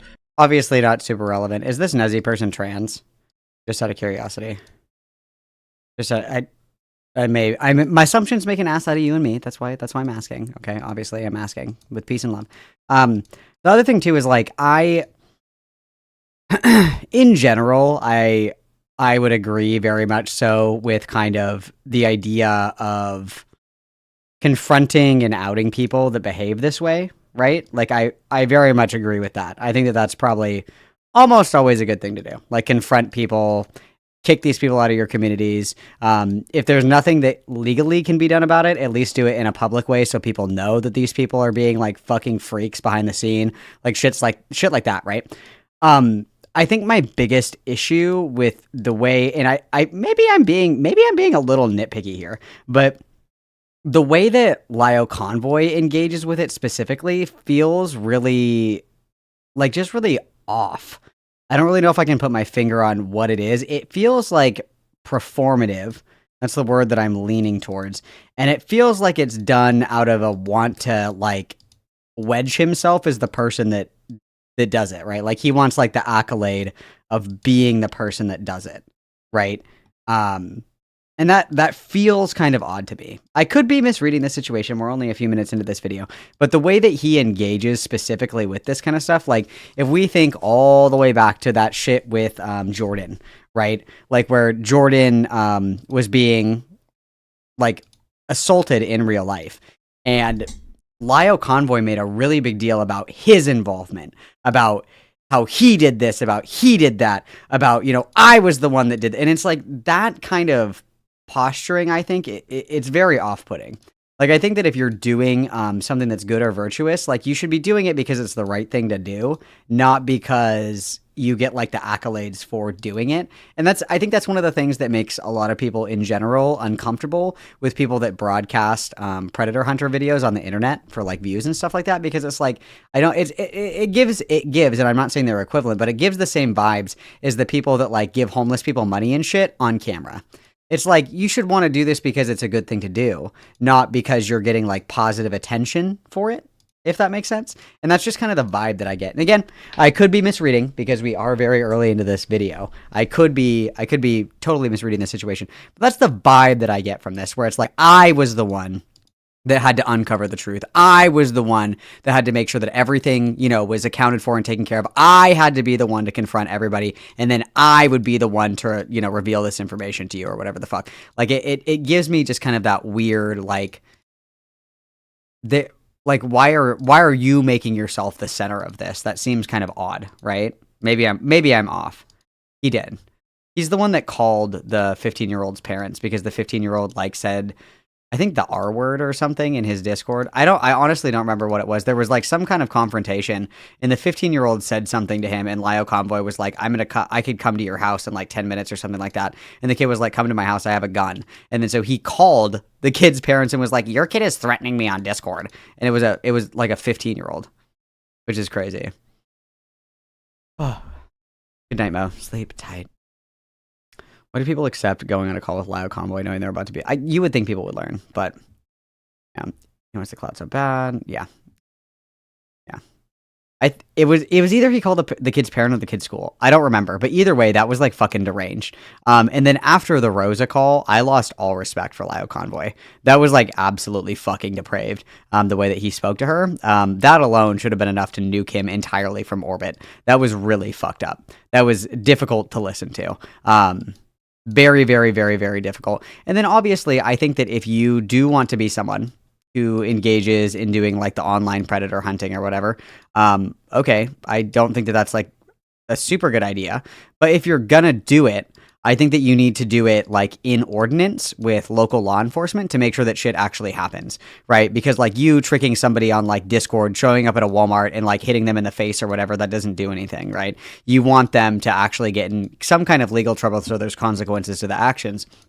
But what usually ends up happening is people, like, fuck up and they don't document things correctly, or, you know, they fuck up something along the way. And then the people that they end up entrapping that are, for all intents and purposes, predators and pedophiles, these people end up walking because these fucking ding-dongs are just doing this online for fun as, like, a hobby, and they're not taking it very seriously. Like, when Lio talked to Barbie, he was like, what do you mean the Center for Missing and Exploited Children or some shit like that? And it was like, that is the entity that you navigate with in order to effectively report this kind of shit, especially if it's across state lines. Because, you know, if I'm in Oklahoma and I learn that somebody is getting abused in, you know, Tennessee or whatever the fuck, if I call the local police department in my city, they're not going to do anything about somebody being abused in Tennessee. You have to report it federally, and then they decide if they want to, you know, pursue charges or whatever the fuck, because it calls into a question jurisdiction, crossing state lines, you know, blah, blah, blah, all this other shit. And so it's like, if you want to do this shit, which I don't know, I don't necessarily like think there's a problem with it, but it has to be done right,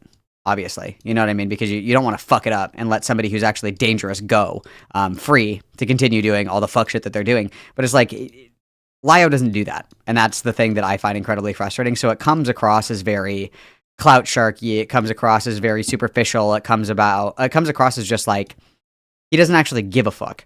Right? And especially if you look at the way that he talks to a lot of people that do happen to be minors that he engages with, it's like, you're like not a nice person. Like, you are not a nice person at all. Like, why are you pretending that you're on this moral crusade to like save, you know, the rape victims of the world or whatever the fuck? And the way that you talk to people and treat people who are vulnerable is absolutely fucking disgusting. I don't know how you can square that circle, right? But as far as not telling you beforehand, we had a reason not to. I don't believe that. Let's just get this call over with. If that's the attitude you're going to take in this, I fear this may not be productive, and I'd rather this be productive for you. So I'm going to continue talking about this until it's been talked out. I'm going to tell you exactly what happened the timeline was, and before that, I'm going to tell you why you were not immediately contacted. Because if you were immediately contacted, with the way your mental state has been, it would have eventually, one way or another, tipped him off before I got the chance to speak to him. So you don't trust me? No, I don't trust what your brain has been doing with you. And more importantly, would you have been comfortable having him in your DMs, knowing all this beforehand? I wouldn't have talked to him at all. Yeah, and that would tip him off, Nezzie. That something was wrong, that something was up. No, it wouldn't. Actually, it would. Because even in the slight touch and go... And you know what, you guys? You know what I said? I said it the other day, and I mean it, and I'm going to say it again. If there's, like, legal shit that's going on, like weird fuck shit, people are being hurt, people are being assaulted, people are being groomed, people are being molested, whatever the fuck it is, okay? Report that shit. Like, don't save it for your YouTube drama expose fucking hit piece 9000. Report that shit.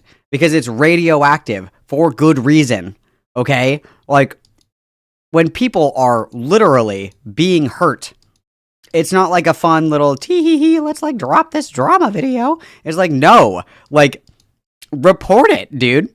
If you're sitting on evidence that somebody is actually being like hurt, groomed, you know, molested, whatever the fuck, report that shit. It's not a hot content nuke for you. That's you report it. You know what I mean? It's like, what the fuck is wrong with these people? I don't understand it.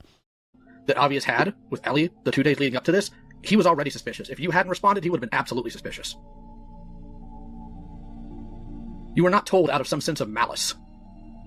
Or rather, you were not told because of some sense of malice. You were not told because we were trying to respect your mental state and fragility currently. I have literally no reason to lie to you. I never have and I never will.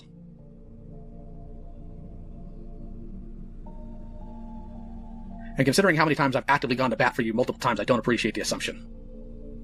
And then more of this bullshit. I've defended you in the past. You should treat me in good faith. Blah, blah, blah. Ugh, it's like a broken record. I don't appreciate the assumption either. I didn't make Even when you were planning a call, why wasn't I invited to the call? Because the call wasn't about you, Nezzie. It was about my fucking partner. I'm aware. And your partner's actions to other people, which is why you were going to be told after we had the confrontation. So I didn't even get a chance to confront him at all. Everything was just going to happen around me, and everybody made me panic because no one would tell me anything. How did that make you panic? Why are the gloves so tight? Because Ellie wasn't responding to me. Nobody was responding to me. I didn't know what was going on. Avi was panicking. I didn't know what the fuck was going on with him. Avi panicked because Avi got caught. And if you were and I didn't know that. And if you were in that call, Nezzie, I fear a breakdown for you of a much higher capacity would have happened. Well, it happened either way, so now we're here. And you blame me for this. I don't blame anyone. I'm angry at everyone. And in no way, shape, or form do you understand why these things happened the way they did. I do, but that doesn't stop me from being angry. You have a right to be angry, but I think your anger needs to be directed at Avi instead of the people who were actively trying to help. You would have helped me by communicating with me at any given time. And you would have cut him off and made it to where we wouldn't be able to confront him. And you just confirmed that. You literally don't know that. You just told me that. I would have, if you gave me a fucking plan.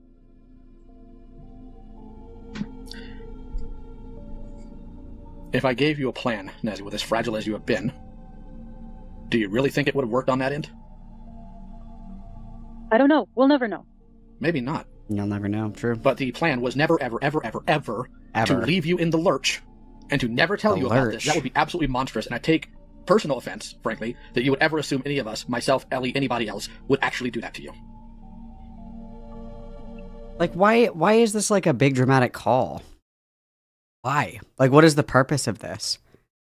I guess I just don't understand. Like, what is the purpose of this? I truthfully don't understand it. Like, what is he trying to get across here? Like, I'm trying to think about, like, I'm trying to imagine myself in this scenario, okay? I'm gonna lock in really quick, okay? I find out that there's a Discord server, and in that Discord server, there's minors. And in that Discord server with minors, there's people that are grooming the minors, they're sharing not safe for work shit, they're sending them, inappropriate sexual material, blah, blah, blah, blah, blah, ad infinitum, okay? It's terrible. This Discord server is just abhorrent, and I become aware of the existence of this Discord server.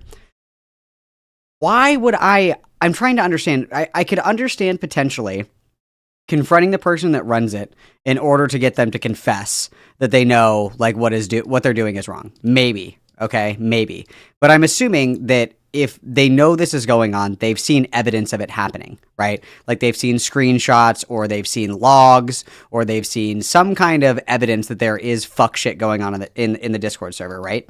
So, if I have the evidence, and I trust the evidence, I verified it, I'm like, this isn't like a fake screenshot or whatever the fuck, and I know this is true about this Discord server, 1, I would report the Discord server, 2, I would report the people involved in the Discord server knowingly sharing all this shit to Discord, and potentially even the appropriate authorities, and then I would let the person know who, is dating the person who owns the Discord server, like, hey, just so you know, your partner's a fucking pedophile. Why this? Why this? Like, why this? Why are we doing this? Like, what utility does this serve, right? Because if this person is a willing and knowing participant and their partner's freak shit with this Discord server, then why give them the time of day in the first place? I'm just trying to understand, like, what is the point of Lyle Convoy? 1, confronting this person, then 2, confronting the partner, and then 3, publishing the call, and then, like, passive-aggressively bragging that he nuked their relationship. I just don't really get... I don't understand why this is like a public video. I guess I just don't get it. I don't know. Like, genuinely. I don't trust anybody right now. Well, that may complicate things. However, you've made that choice, and I can't unmake it for you. So let's go ahead and get into what I have you here for, despite your anger. Mm-hmm. So, we talked previously about the FCK account. If he did what you described, how is he going to have his coterie? I don't think I've ever seen that word before. Coterie. I'm finding Zoomers.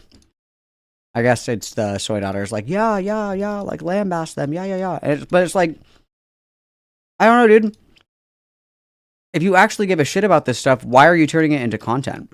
I don't understand. I don't know. About your involvement there, and I'm not going to deny that you did some good. Hounding Toasty to get rid of certain chats is a plus. However, there is some incongruity in some of these, and I would like an explanation for them. So, give me a moment.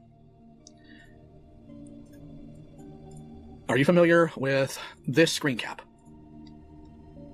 Oh, he's not even going to show us what it is.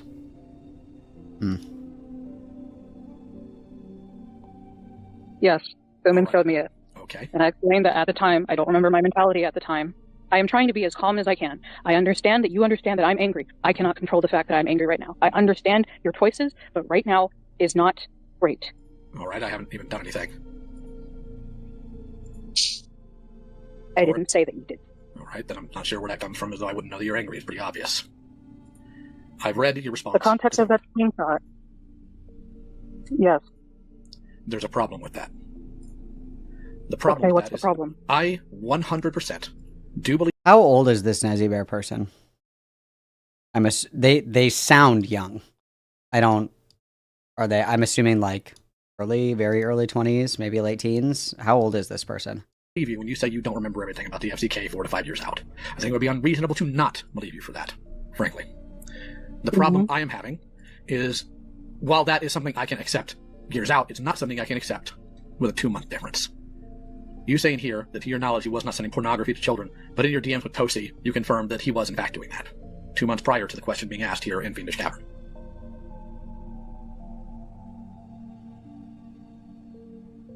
So young, okay.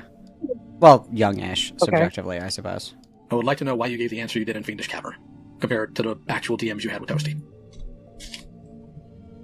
I don't remember my mentality at the time. It could be very well that I didn't remember because a lot of stuff was happening at the same time. This was what? In October? Yes. So I was on a really heavy medication at the time. Mm-hmm.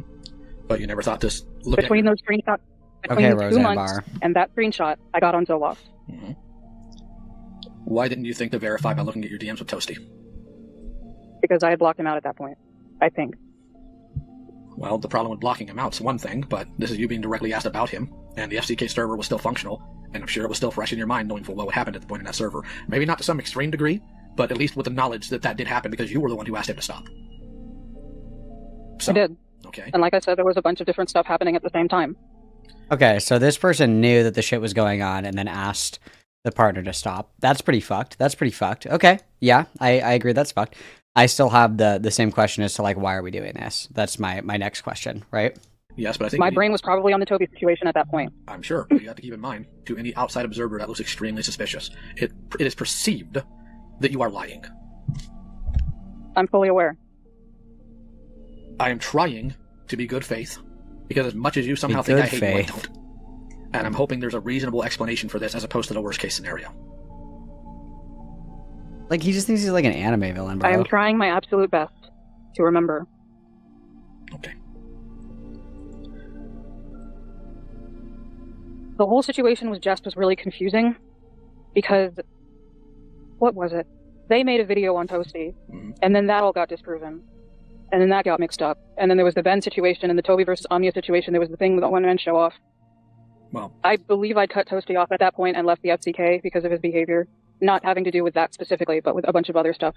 I want to correct a record about a couple things. Firstly, I will request that you refer to that individual as Rin. Secondly, that video was not disproven. Sorry. What happened with that video, unfortunately, is in some... Why Convoy thinks that he's the Punisher. That's like the vibe that I get, dude. It just seems like this exists for him to just, like, twist the knife. Like, obviously, I don't give a fuck if people are being, like, fucking pervy or whatever, or predators online, like, do whatever, I don't give a shit. But, like, it's like, why are you inserting yourself into this? Why not just report this and be done with it? I don't understand it at all. Because the Discord will take down, you know, if you have evidence that people are doing this in Discord servers, Discord will take down the server. Like, why? Why the theatrics? Why the fucking song and dance? Why are we tap dancing around like the Greatest Showman? For what? Attention? Cool, very nice. In some cases, it was a victim of tribalism. Because Ren got some of the data from Akumu, Ren got lambasted for it. And instead of people looking at the data as it is, and perhaps, I don't know, talking about it and trying to find out where the actual meat of the substance is, they just got upset that Akumu was one-sided and just bandwagoned Ren into silence. I'm not saying they did an intentional I thought that there was a tweet where... Go ahead. No, that's my bad, I'm sorry. No, I'm not saying there was an intentional cover-up. I don't have evidence for that on my end. But the fact that this was not treated as seriously as it should have been is condemnable. I'm trying to be as good faith and gracious to you as I can. Because I don't want to think this. Well, and then, like, here's another thing that I think is important as well, and you actually bring up an incredible point, Lesser Undertales, is, like, what does this do other than dilute the severity of the accusations that are levied? Right? Like, I even said I had the exact same criticism for Westside Tyler with the Demon Mama shit. It's like, you're doing a mega hit piece on someone who is accused of being a fucking pedophile and grooming children. And you decide to throw in some lame shit about, like, wage theft? Why? You're destroying the veracity of the allegation with your own insertion into it, right? You're diluting the severity of what is being presented to people. You're literally tarnishing the reputation of a legitimate takedown of a serious Discord server scandal where people are being, like, fucking groomed and shit by trying to do fucking Naruto Jedi mind tricks and shit on somebody more than half your age for views on YouTube. Right? Am I reading this right? That's crazy. Am I wrong? That sounds dumb as fuck to me. That sounds dumb as fuck to me. Like, vibe check me. Am I way off? That's exactly what this feels like to me. That's what I'm hearing, right? Jesus Christ. What's up, Red Bastard?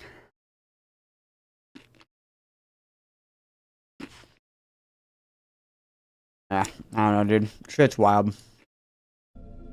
But please continue. I think I remember a tweet of Rin apologizing for that video because of stuff that came out. Or maybe they talked to Toasty? To my knowledge, Rin was dogged on behind the scenes, and the apology came because Rin was hounded about it and made to feel guilty over that video.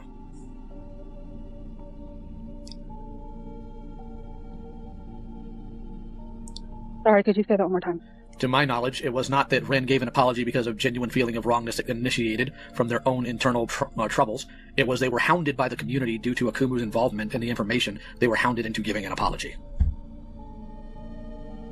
I didn't keep that much track of it. I think I remember a conversation about it in the Cloud Palace at one point.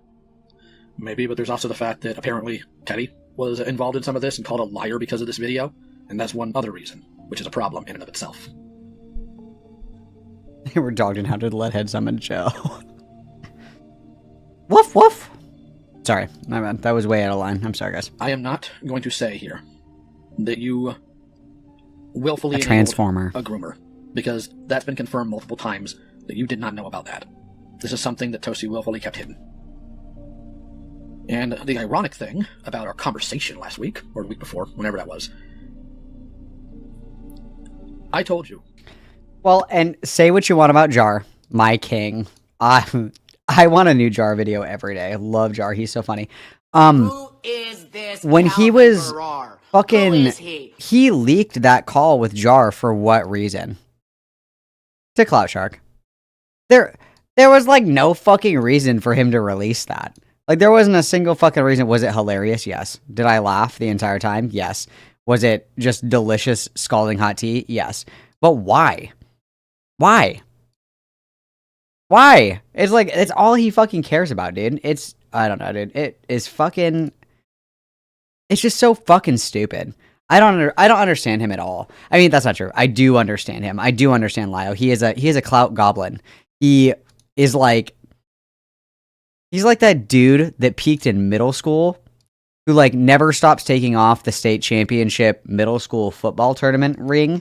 Anytime back in 68, middle school Bulldogs beating them up, you know what I mean? And it's like, dude, it's been like 25 fucking years. Shut up. You peaked. It's over. Move on. It's like that horrible, like clutching to relevancy, right? And it's like the only way that you can remain relevant is by inserting yourself into the most radioactive situations ever under the sun. Why would you want your name associated with this? Why? Why? What do you get out of this? Negative attention, and you delude the allegations of grooming and pedophilia because you want a gold star for being a good boy. Literally disgusting behavior. Disgusting freak behavior. That one of the biggest issues that has happened in the past year with you is how you have responded to all of this. And I feel a certain way about the fact that you did not tell me you sent a series of tweets that very morning before I got a call with you. Not a series of tweets, I had to find that out secondhand. I thought I told you directly. You did not, actually. I literally put it in general chat, and I asked you to look at it, and you said that you wouldn't look at it until Thuman's video came out. I see. Well, perhaps that is on me then. But either way, why, knowing full well that this has been a problem, because even without me telling you that, you knew instinctively due to how you responded to, why continue to do that? Because I thought that at that moment that I was perfectly calm. I sent it to my therapist, and she said it was good. When it was done, I gave it to her. While I appreciate that level of thought, your therapist is not the arbiter of how people are going to view this. And they're certainly not the arbiter. I don't give a shit how other people view it. You should, because some of them are the people who are affected by this server. And that's part of the problem. You need to care about. I trust her. So you don't trust the people who are harmed by this server.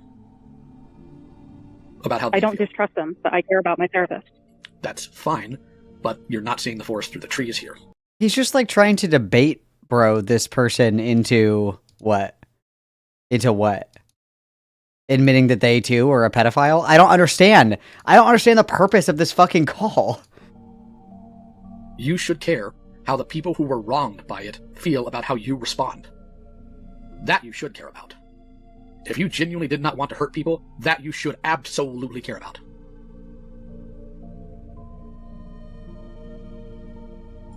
So I don't understand why you don't. Can you walk me through why you don't? Because I didn't think about it at the time. I'm sorry I keep interrupting you. There's going to be a lag. You live in Japan. I get it. Not mad. How is that not the first thing on your mind about all of this? I'm not really sure. Nettie, that's a massive I think that there's a bit of a disconnect. I think that there's a major disconnect because of the fact that I don't know who any of them are. I didn't interact with any of them. I interacted with Teddy and Xena and Libby and Toasty. Well, here's the thing. Do you remember Jamesy by name? Maybe not in depth, but by name do you remember them? I remember that they were involved with Teddy. Well, that's one of the people, as you'll see here, that you blocked. Now, here's the grace I'll give you. I understand in a panic blocking as many people as possible that you feel are coming at you sideways about this. I get that. But your response... I don't know at that point that I had my account. I think you did because it was after all of these meltdowns that you handed it over to Avi. I don't remember when I gave it to Avi. And I didn't pay attention to usernames. Very likely at the time that I blocked him not knowing who he was. Because Jamesy is pretty common. What are we arguing right now? That she blocked a victim? What are we arguing right now? What are we doing? What are we doing? Avi, be an arbiter of this. Not even discounting what we know about him now. He is proven to be foolish. Wholesale. In what he's allowed you to tweet, in what he's done with your account, or in this case, if you did this was also foolish. Whatever a disconnect there may be, should have been resolved after you were already taken to task for this the first time. The fact that that still exists is definitely a problem.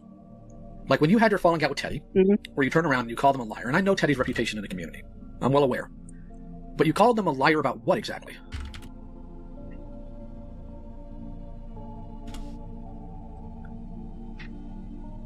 I think I called them a liar because of the situation that happened in 2020.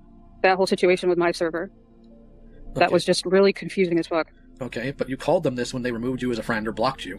When you know I don't. full well I'm you were a victim tripping. of the FCK, I don't understand the this as purpose of publicly this. as possible. What was the thought process there? What? I don't know. What was it? Tell me. Because I was Lio. angry.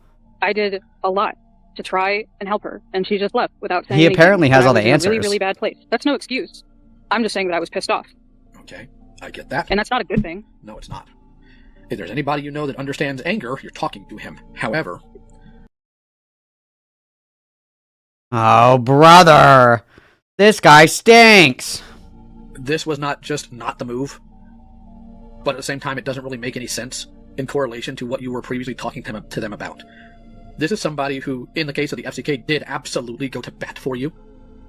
Like, without question, and frankly, having looked a bit into it, Teddy was going through, hell in a handbasket during that time and still chose, with all the backlash. I haven't heard that one in a long time, guys. Hell in a handbasket. Wow. It's been a long time since I've heard that one. Towards you to stand up for you. And your response, because they blocked you, instead of just doing, well, the adult thing and internalizing that anger, yes, and acknowledging it, yes, respecting that boundary, you decide to start blasting publicly about it when you know you're currently under fire. And to somebody who you know was wronged by this server, who has done things for you.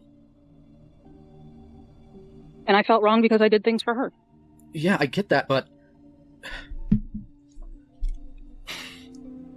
I'm not saying I agree with what I did.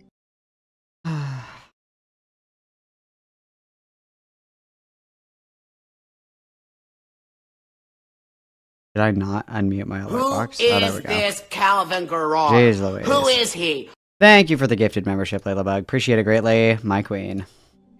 But I'm not going to deny being angry and impulsive and irresponsible. I'm not asking you to deny the truth. That's the last thing I want. Literally. I genuinely cannot tolerate or stand lies. It's in my nature. We can go into it later, but we're not going to now. I do want the truth from you. It's what I'm hoping you'll give me this entire call, genuinely. But I need you to recognize that going through all of this, having your hand slapped about blocking victims, having your hand slapped about how you responded to Teddy. Having your hand slapped? What? And your response now is, you didn't even think of the victims? I didn't know who they were. They were supposed to be anonymous. One was at least Teddy. Did you not look at your And they thread? blocked me. Okay, but did you not look at that? You know how word travels in this community. Did you not think about this thread that it would eventually get back to Teddy? I have no doubt that it would. Nessie, how can you? I didn't think about it at the time. Is your thought process purely egocentric? Is yours? What is the point of this? Possibly. I am never been under so many eyes before. I don't know what the fuck to do. You were told what to do. And I thought I was doing the right thing. Nessie, I can't in good faith sit here and say that I believe that because you were told. You were.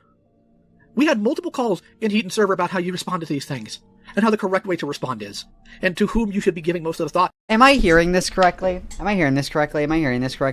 They had conversations about how this person should have optically responded to this when they were knowingly involved and engaged in like a grooming Discord?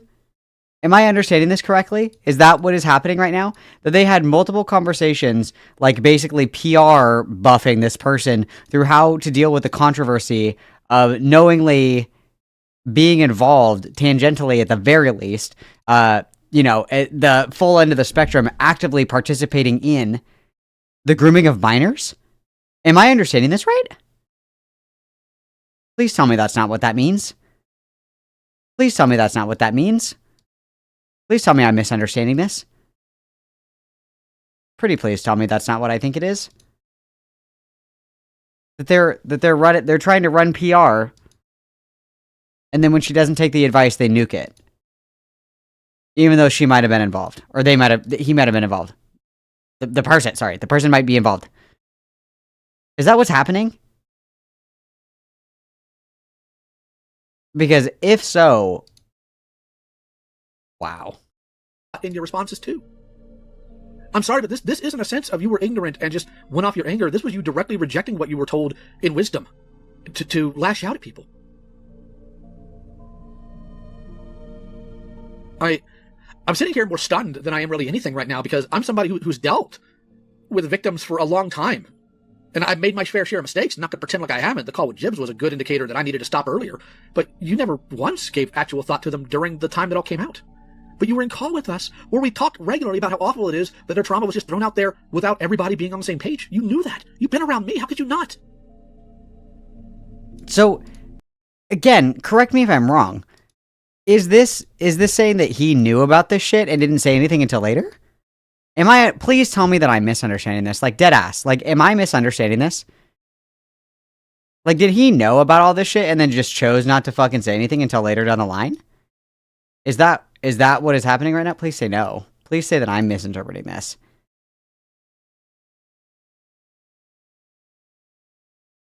Save me, Oprah Winfrey. Save me, Tom Cruise. Please tell me that's not what this is implying. That's okay, Jennifer. We're all here in good company. I have like 4 brain cells left after talking to Anthony. It sounds like that. Again, I could be totally fucking mishearing that, so take what I'm saying with a big, hefty grain of salt here.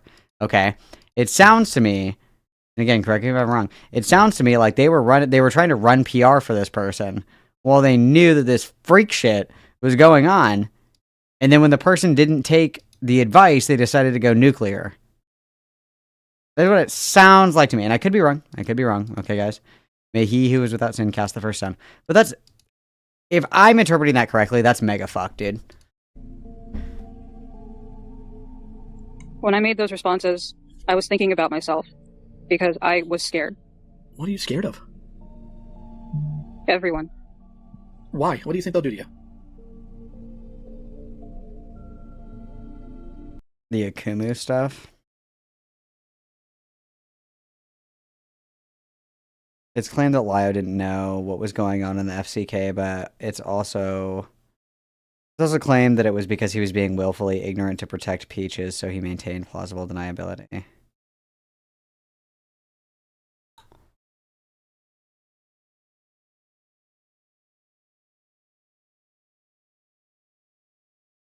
What is it? It's Nezziemonster. Which one am I watching here? This one or this one? Which one is it?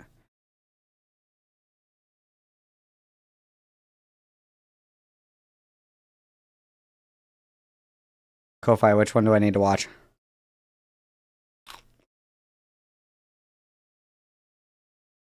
I assume it's this one, because this one's from 7 months ago, yeah?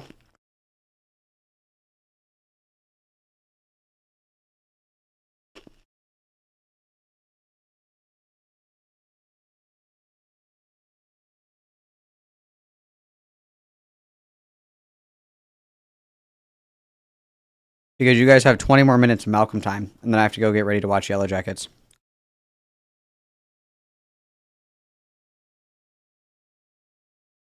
Both? Oh no, I dropped my pretzels! Ah. Ow. Oh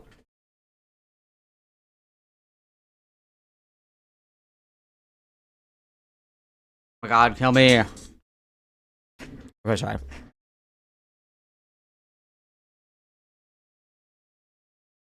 Okay. You guys get... Nope. You guys get 20 more minutes of Malcolm. We'll see how much of this we can get through. Because I have to watch Yellow Jackets, you guys. I have to watch Yellow Jackets. All right, folks, the TISM report is back. And boy, do I have a report for you all. The forecast shows me that the shit winds are picking up. And what I mean by that is, an artist took to Twitter recently to share a Google document they made. This Google document contains screenshots and their summarization of a conversation that they had with Nezziemonster about all of this. So we're going to get into that. Now, for record and for context, this Google document and the tweet that it was shared within was made on June 7th at 3:19 p.m. But here's what they had to say. Fuck it, here you go. Here's the whole talk that me and Nezzie had a month ago. If Laka has any issues with this, then she can talk to me directly. As for everyone else, do not contact me, leave me alone, and let me go on with my life. My conversation with Nezziemonster. I've been debating whether or not I should make these DMs public or not, but I've made up my mind. My only request from you is this. Please do not contact me. Okay, so this is from... Correct me if I'm following along. This is from many, many months ago. There was a Google document that was made about this. And so Lio just didn't read this and then decided to get involved when it was advantageous for him. Am I understanding that correctly? Is that kind of the vibe that we have going on? About this document or anything else related to the FCK. This doc is as far as I'm willing to go as I want to move on from this and get on with my life. Do with this information what you will. Just leave me out of it. That goes for Akumu, Nezzie, and anyone else who reads this. This whole thing has been exhausting for me as I've kind of been following this community since I was 19. I'm 23 now and I wouldn't be where I am as an artist without them or their communities, excluding Toasty/Ruby, as I never knew about him until the leaks. It's not exactly fun watching people who've helped you grow rapidly dig their own grave. That's why I'm posting this. Something about this convo I had doesn't sit right with me and I need to talk about it. Before you ask why I have Nezzie's name censored, it's because I'm unsure if showing the name of the person you're DMing is legal. Laka Mocha Laka showed me unintentionally that it wasn't, and I just wasted my time making a mistake that shouldn't have been made in the first place. I'm in the right for blacking out the people who follow Nezzie that I also follow, though. I will be leaving my personal thoughts in this convo here and there, but I implore you to form your own conclusion. Don't be a yes man. Please have some autonomy, as I'm the last person who should be telling you how to think and feel. The conversation started off with me saying, "Hi Nezzie, I'm probably going to regret this later, but do you think you're in a good enough headspace to talk about the FCK?" I'd show you the screenshot of me saying that, but I deleted the convo due to getting cold feet and didn't think to save it then. Nezzie would later respond with this. "Why are you asking about that now? You blocked me with no explanation for like, what, 2 months, and now you want to talk about it?" Fair point. Reason why I blocked you and subsequently why I'm only talking to you now was because I was angry and upset with the things I've seen you and the others do. That night, spoken to Xena a little while after the leak went public. She showed me personally how little she cares about it. I'm still angry and upset, but I'm a bit calmer now than I was these last 2 months. Yes, it took me 2 months to calm down. I'm well aware of how that sounds. Yeah, I talked to Xena through DMs. That was a mistake on my end, as I was in the throes of denial at the time and hadn't fully emotionally processed the whole thing. To clarify, it took me this long to talk to you about it because I was and still am furious with you upon looking into it myself. However, I'm not here to yell at you. I simply want to talk with you in private about the situation, as well as a few other things if they get brought up. I'm still furious with him, by the way. The evidence provided is kind of why I'm here, Nezzie. See, the screenshots Doodle showed in her video don't necessarily correct anything about you or your involvement in the FCK. Those screenshots show that you knew more about the FCK than you initially let on. This screenshot in particular is baffling to me. That could become an issue. Could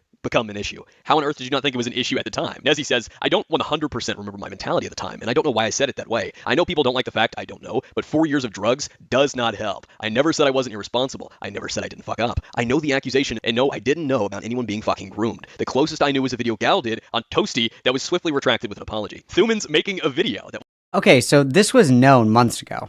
This was known months ago by people in the art commentary community. People were aware of this. There was a log that was released that had all the fucking screenshots, and even in these, this person is admitting, like, yeah, the grooming happened, I just didn't know about it. Why is Lio making a video about it now? Why is it relevant now? Why is it suddenly a thing again? Why? Did this Nezzie person just not do anything until Lio said something? Like, what the fuck is going on? What is happening right now? I don't understand. What is this? Seven months ago, all this shit, it probably earlier than that, all this shit came out. And then they waited to nuke it until now. This doesn't make any sense to me. Maybe I'm just not a 45-year-old toy maker. Maybe that's the problem. But I don't know. Like, help me! Help me, you guys. I want to understand so bad. We'll explore more where I get interviewed by her and you actually hear from the victims directly. Another message from Nezziemonster reads, I suggest you just block me. If you want to see me as this evil, vindictive person, I will not stop you. I'm not going to fight to be understood by anyone because nobody gives a shit about the circumstances or the precautions I took after leaving. Nobody gives a shit that the victims themselves don't have an issue with me. Come on, guys, the victims don't have an issue with her. Because the victims don't have a problem with her. We can't. Because that makes so much fucking...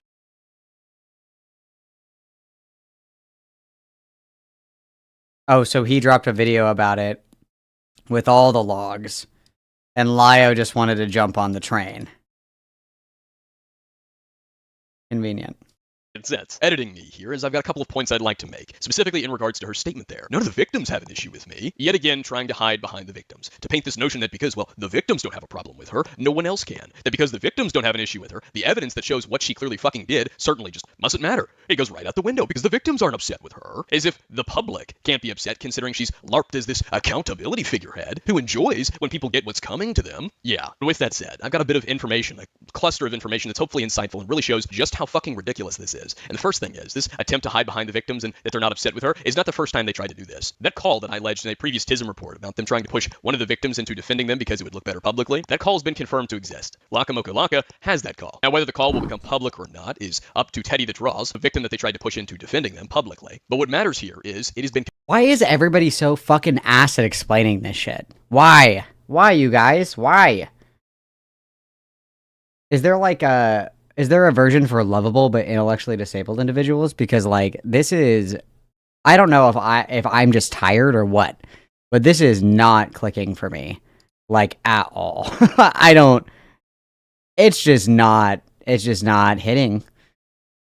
It's just not hitting, and I don't know why. I don't know why. Is it? Am I the only one? Am I the only one? You guys are here with me. You guys are here with me. Tell me, is this a me thing?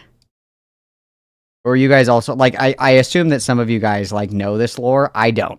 I'm learning this for the first time. Is anybody else, like, crashing the fuck out, or is it just me? I'm not really processing anything either. Okay. Maybe it's not a me thing. Maybe it's just me and you. Maybe it's just me and you, but nonetheless.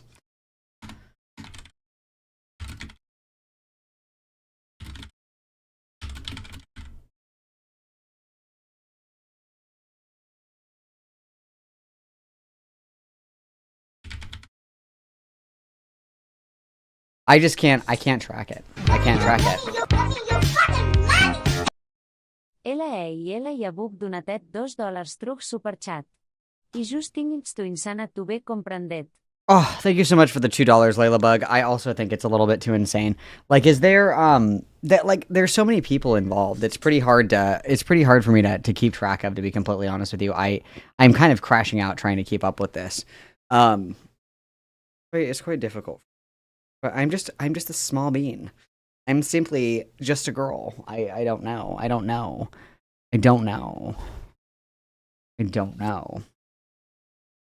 I was busy getting shit for being a bad penno hunter.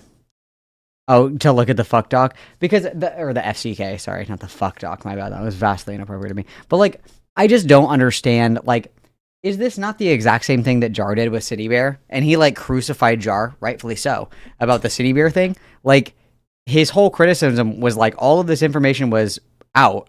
You had the ability to look at it, to read it, to process it, or whatever the fuck. You chose not to. Why? Is that not the exact same fucking thing that Jar did? But now Lio's doing it and it's fine? I don't understand, dude. I don't get it. I'm like crashing out. I don't understand. Like, why is he so weird? Why is he so weird? You guys, why? Why is Lio Convoy so weird? Why? Why? Why is he so weird? Also, I know the lore. Teddy that draws was the victim of a guy called Toasty and has been the most outspoken. Layla, maybe you can TLDR me, because I don't. It's too much for me to follow. Oh, it's a different Toast? I don't fucking know, guys. I don't know. Okay, it's too much. It's too much. I don't know. I simply don't know. I'm really hoping, praying, crying, begging, pleading with God that Brianna Wu posts this fucking debate with Marcy Bowers. I really want her to. I was in the dark for a while, not forever, but a while. I think it was willful ignorance. But that's also a problem, isn't it?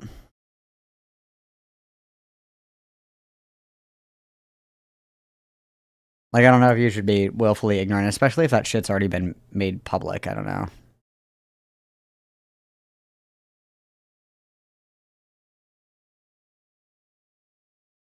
Like, let me see if she has made any updates about posting the debate with hopefully out next week.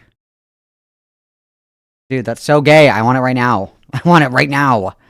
Right now, bro. I want to watch Brianna Wu argue with Marcy Bowers. That's what I want.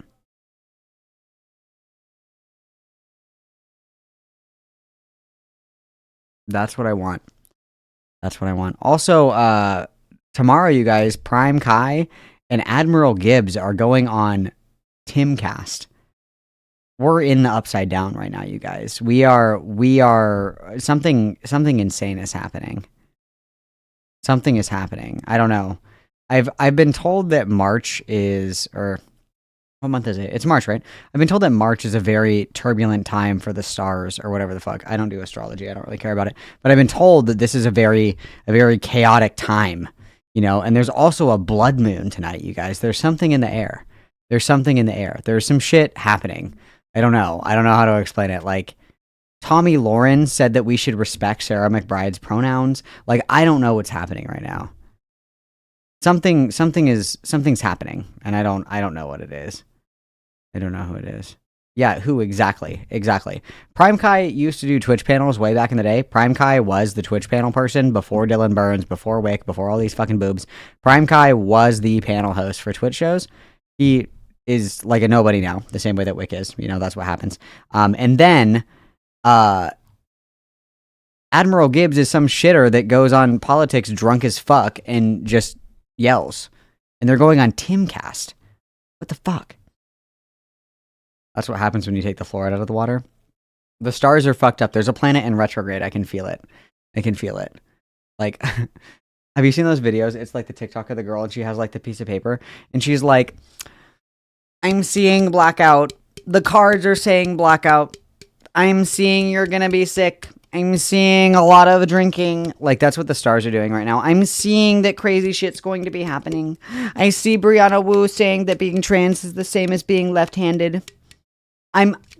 Girly, the cards are telling me, the cards are saying right now that random shitters on the internet are going to be on Timcast.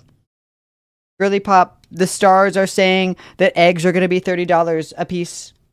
Girly Pop, it's just what the cards are saying. Like, that's where we are right now, and I don't I don't like this timeline anymore. I don't like this timeline anymore. I want to go back. Okay, TLDR, this all started with a YouTuber named Madam and an artist called Slimezer. Akuma got involved. FCK people dogpiled on him. That's what got him involved. Akuma has been A-logging them. Okay. Heard. The stars are telling me that you're not going to be able to afford your home. The stars are telling me that interest rates are going to be peaking. The stars are telling me that Donald Trump is going to ban gay marriage. It's like, it's looking grim, guys. It's looking grim for us. The stars are not cooperating. The stars are not cooperating, guys. The stars are not cooperating. All right, Layla. Move those fingers. It's almost Yellow Jackets time. Move those fingies, Layla. The Madam stuff happened. So this has been years of content, you guys. Years of content. That's nuts.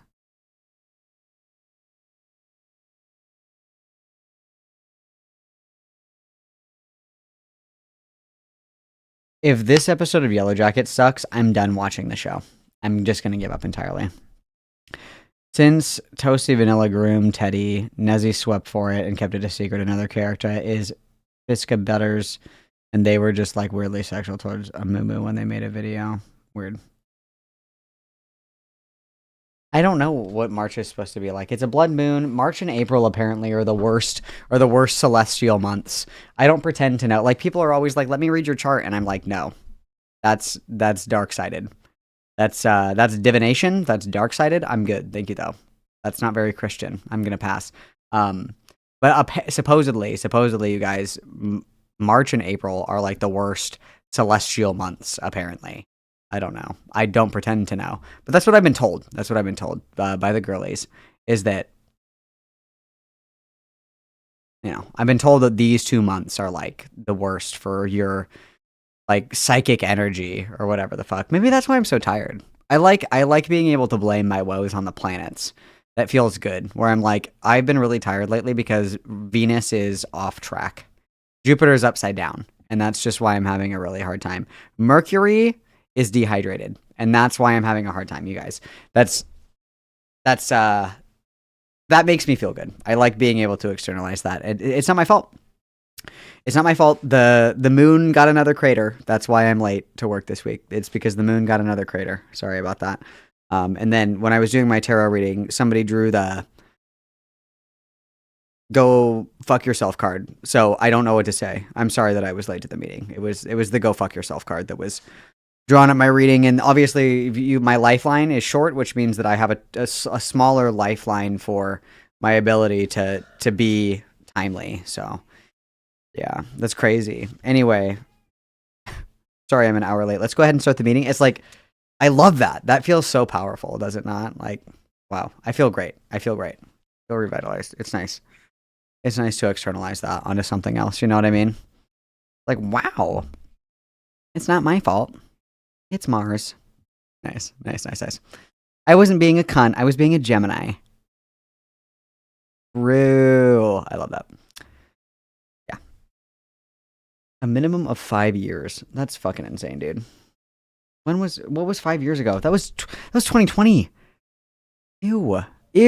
That's horrible. I don't want to think about that. I don't want to think about my own mortality right now. Okay. Tonight was torturous. I am thoroughly drained. I'm thoroughly tired. I never want to hear another person speak for another 3 years.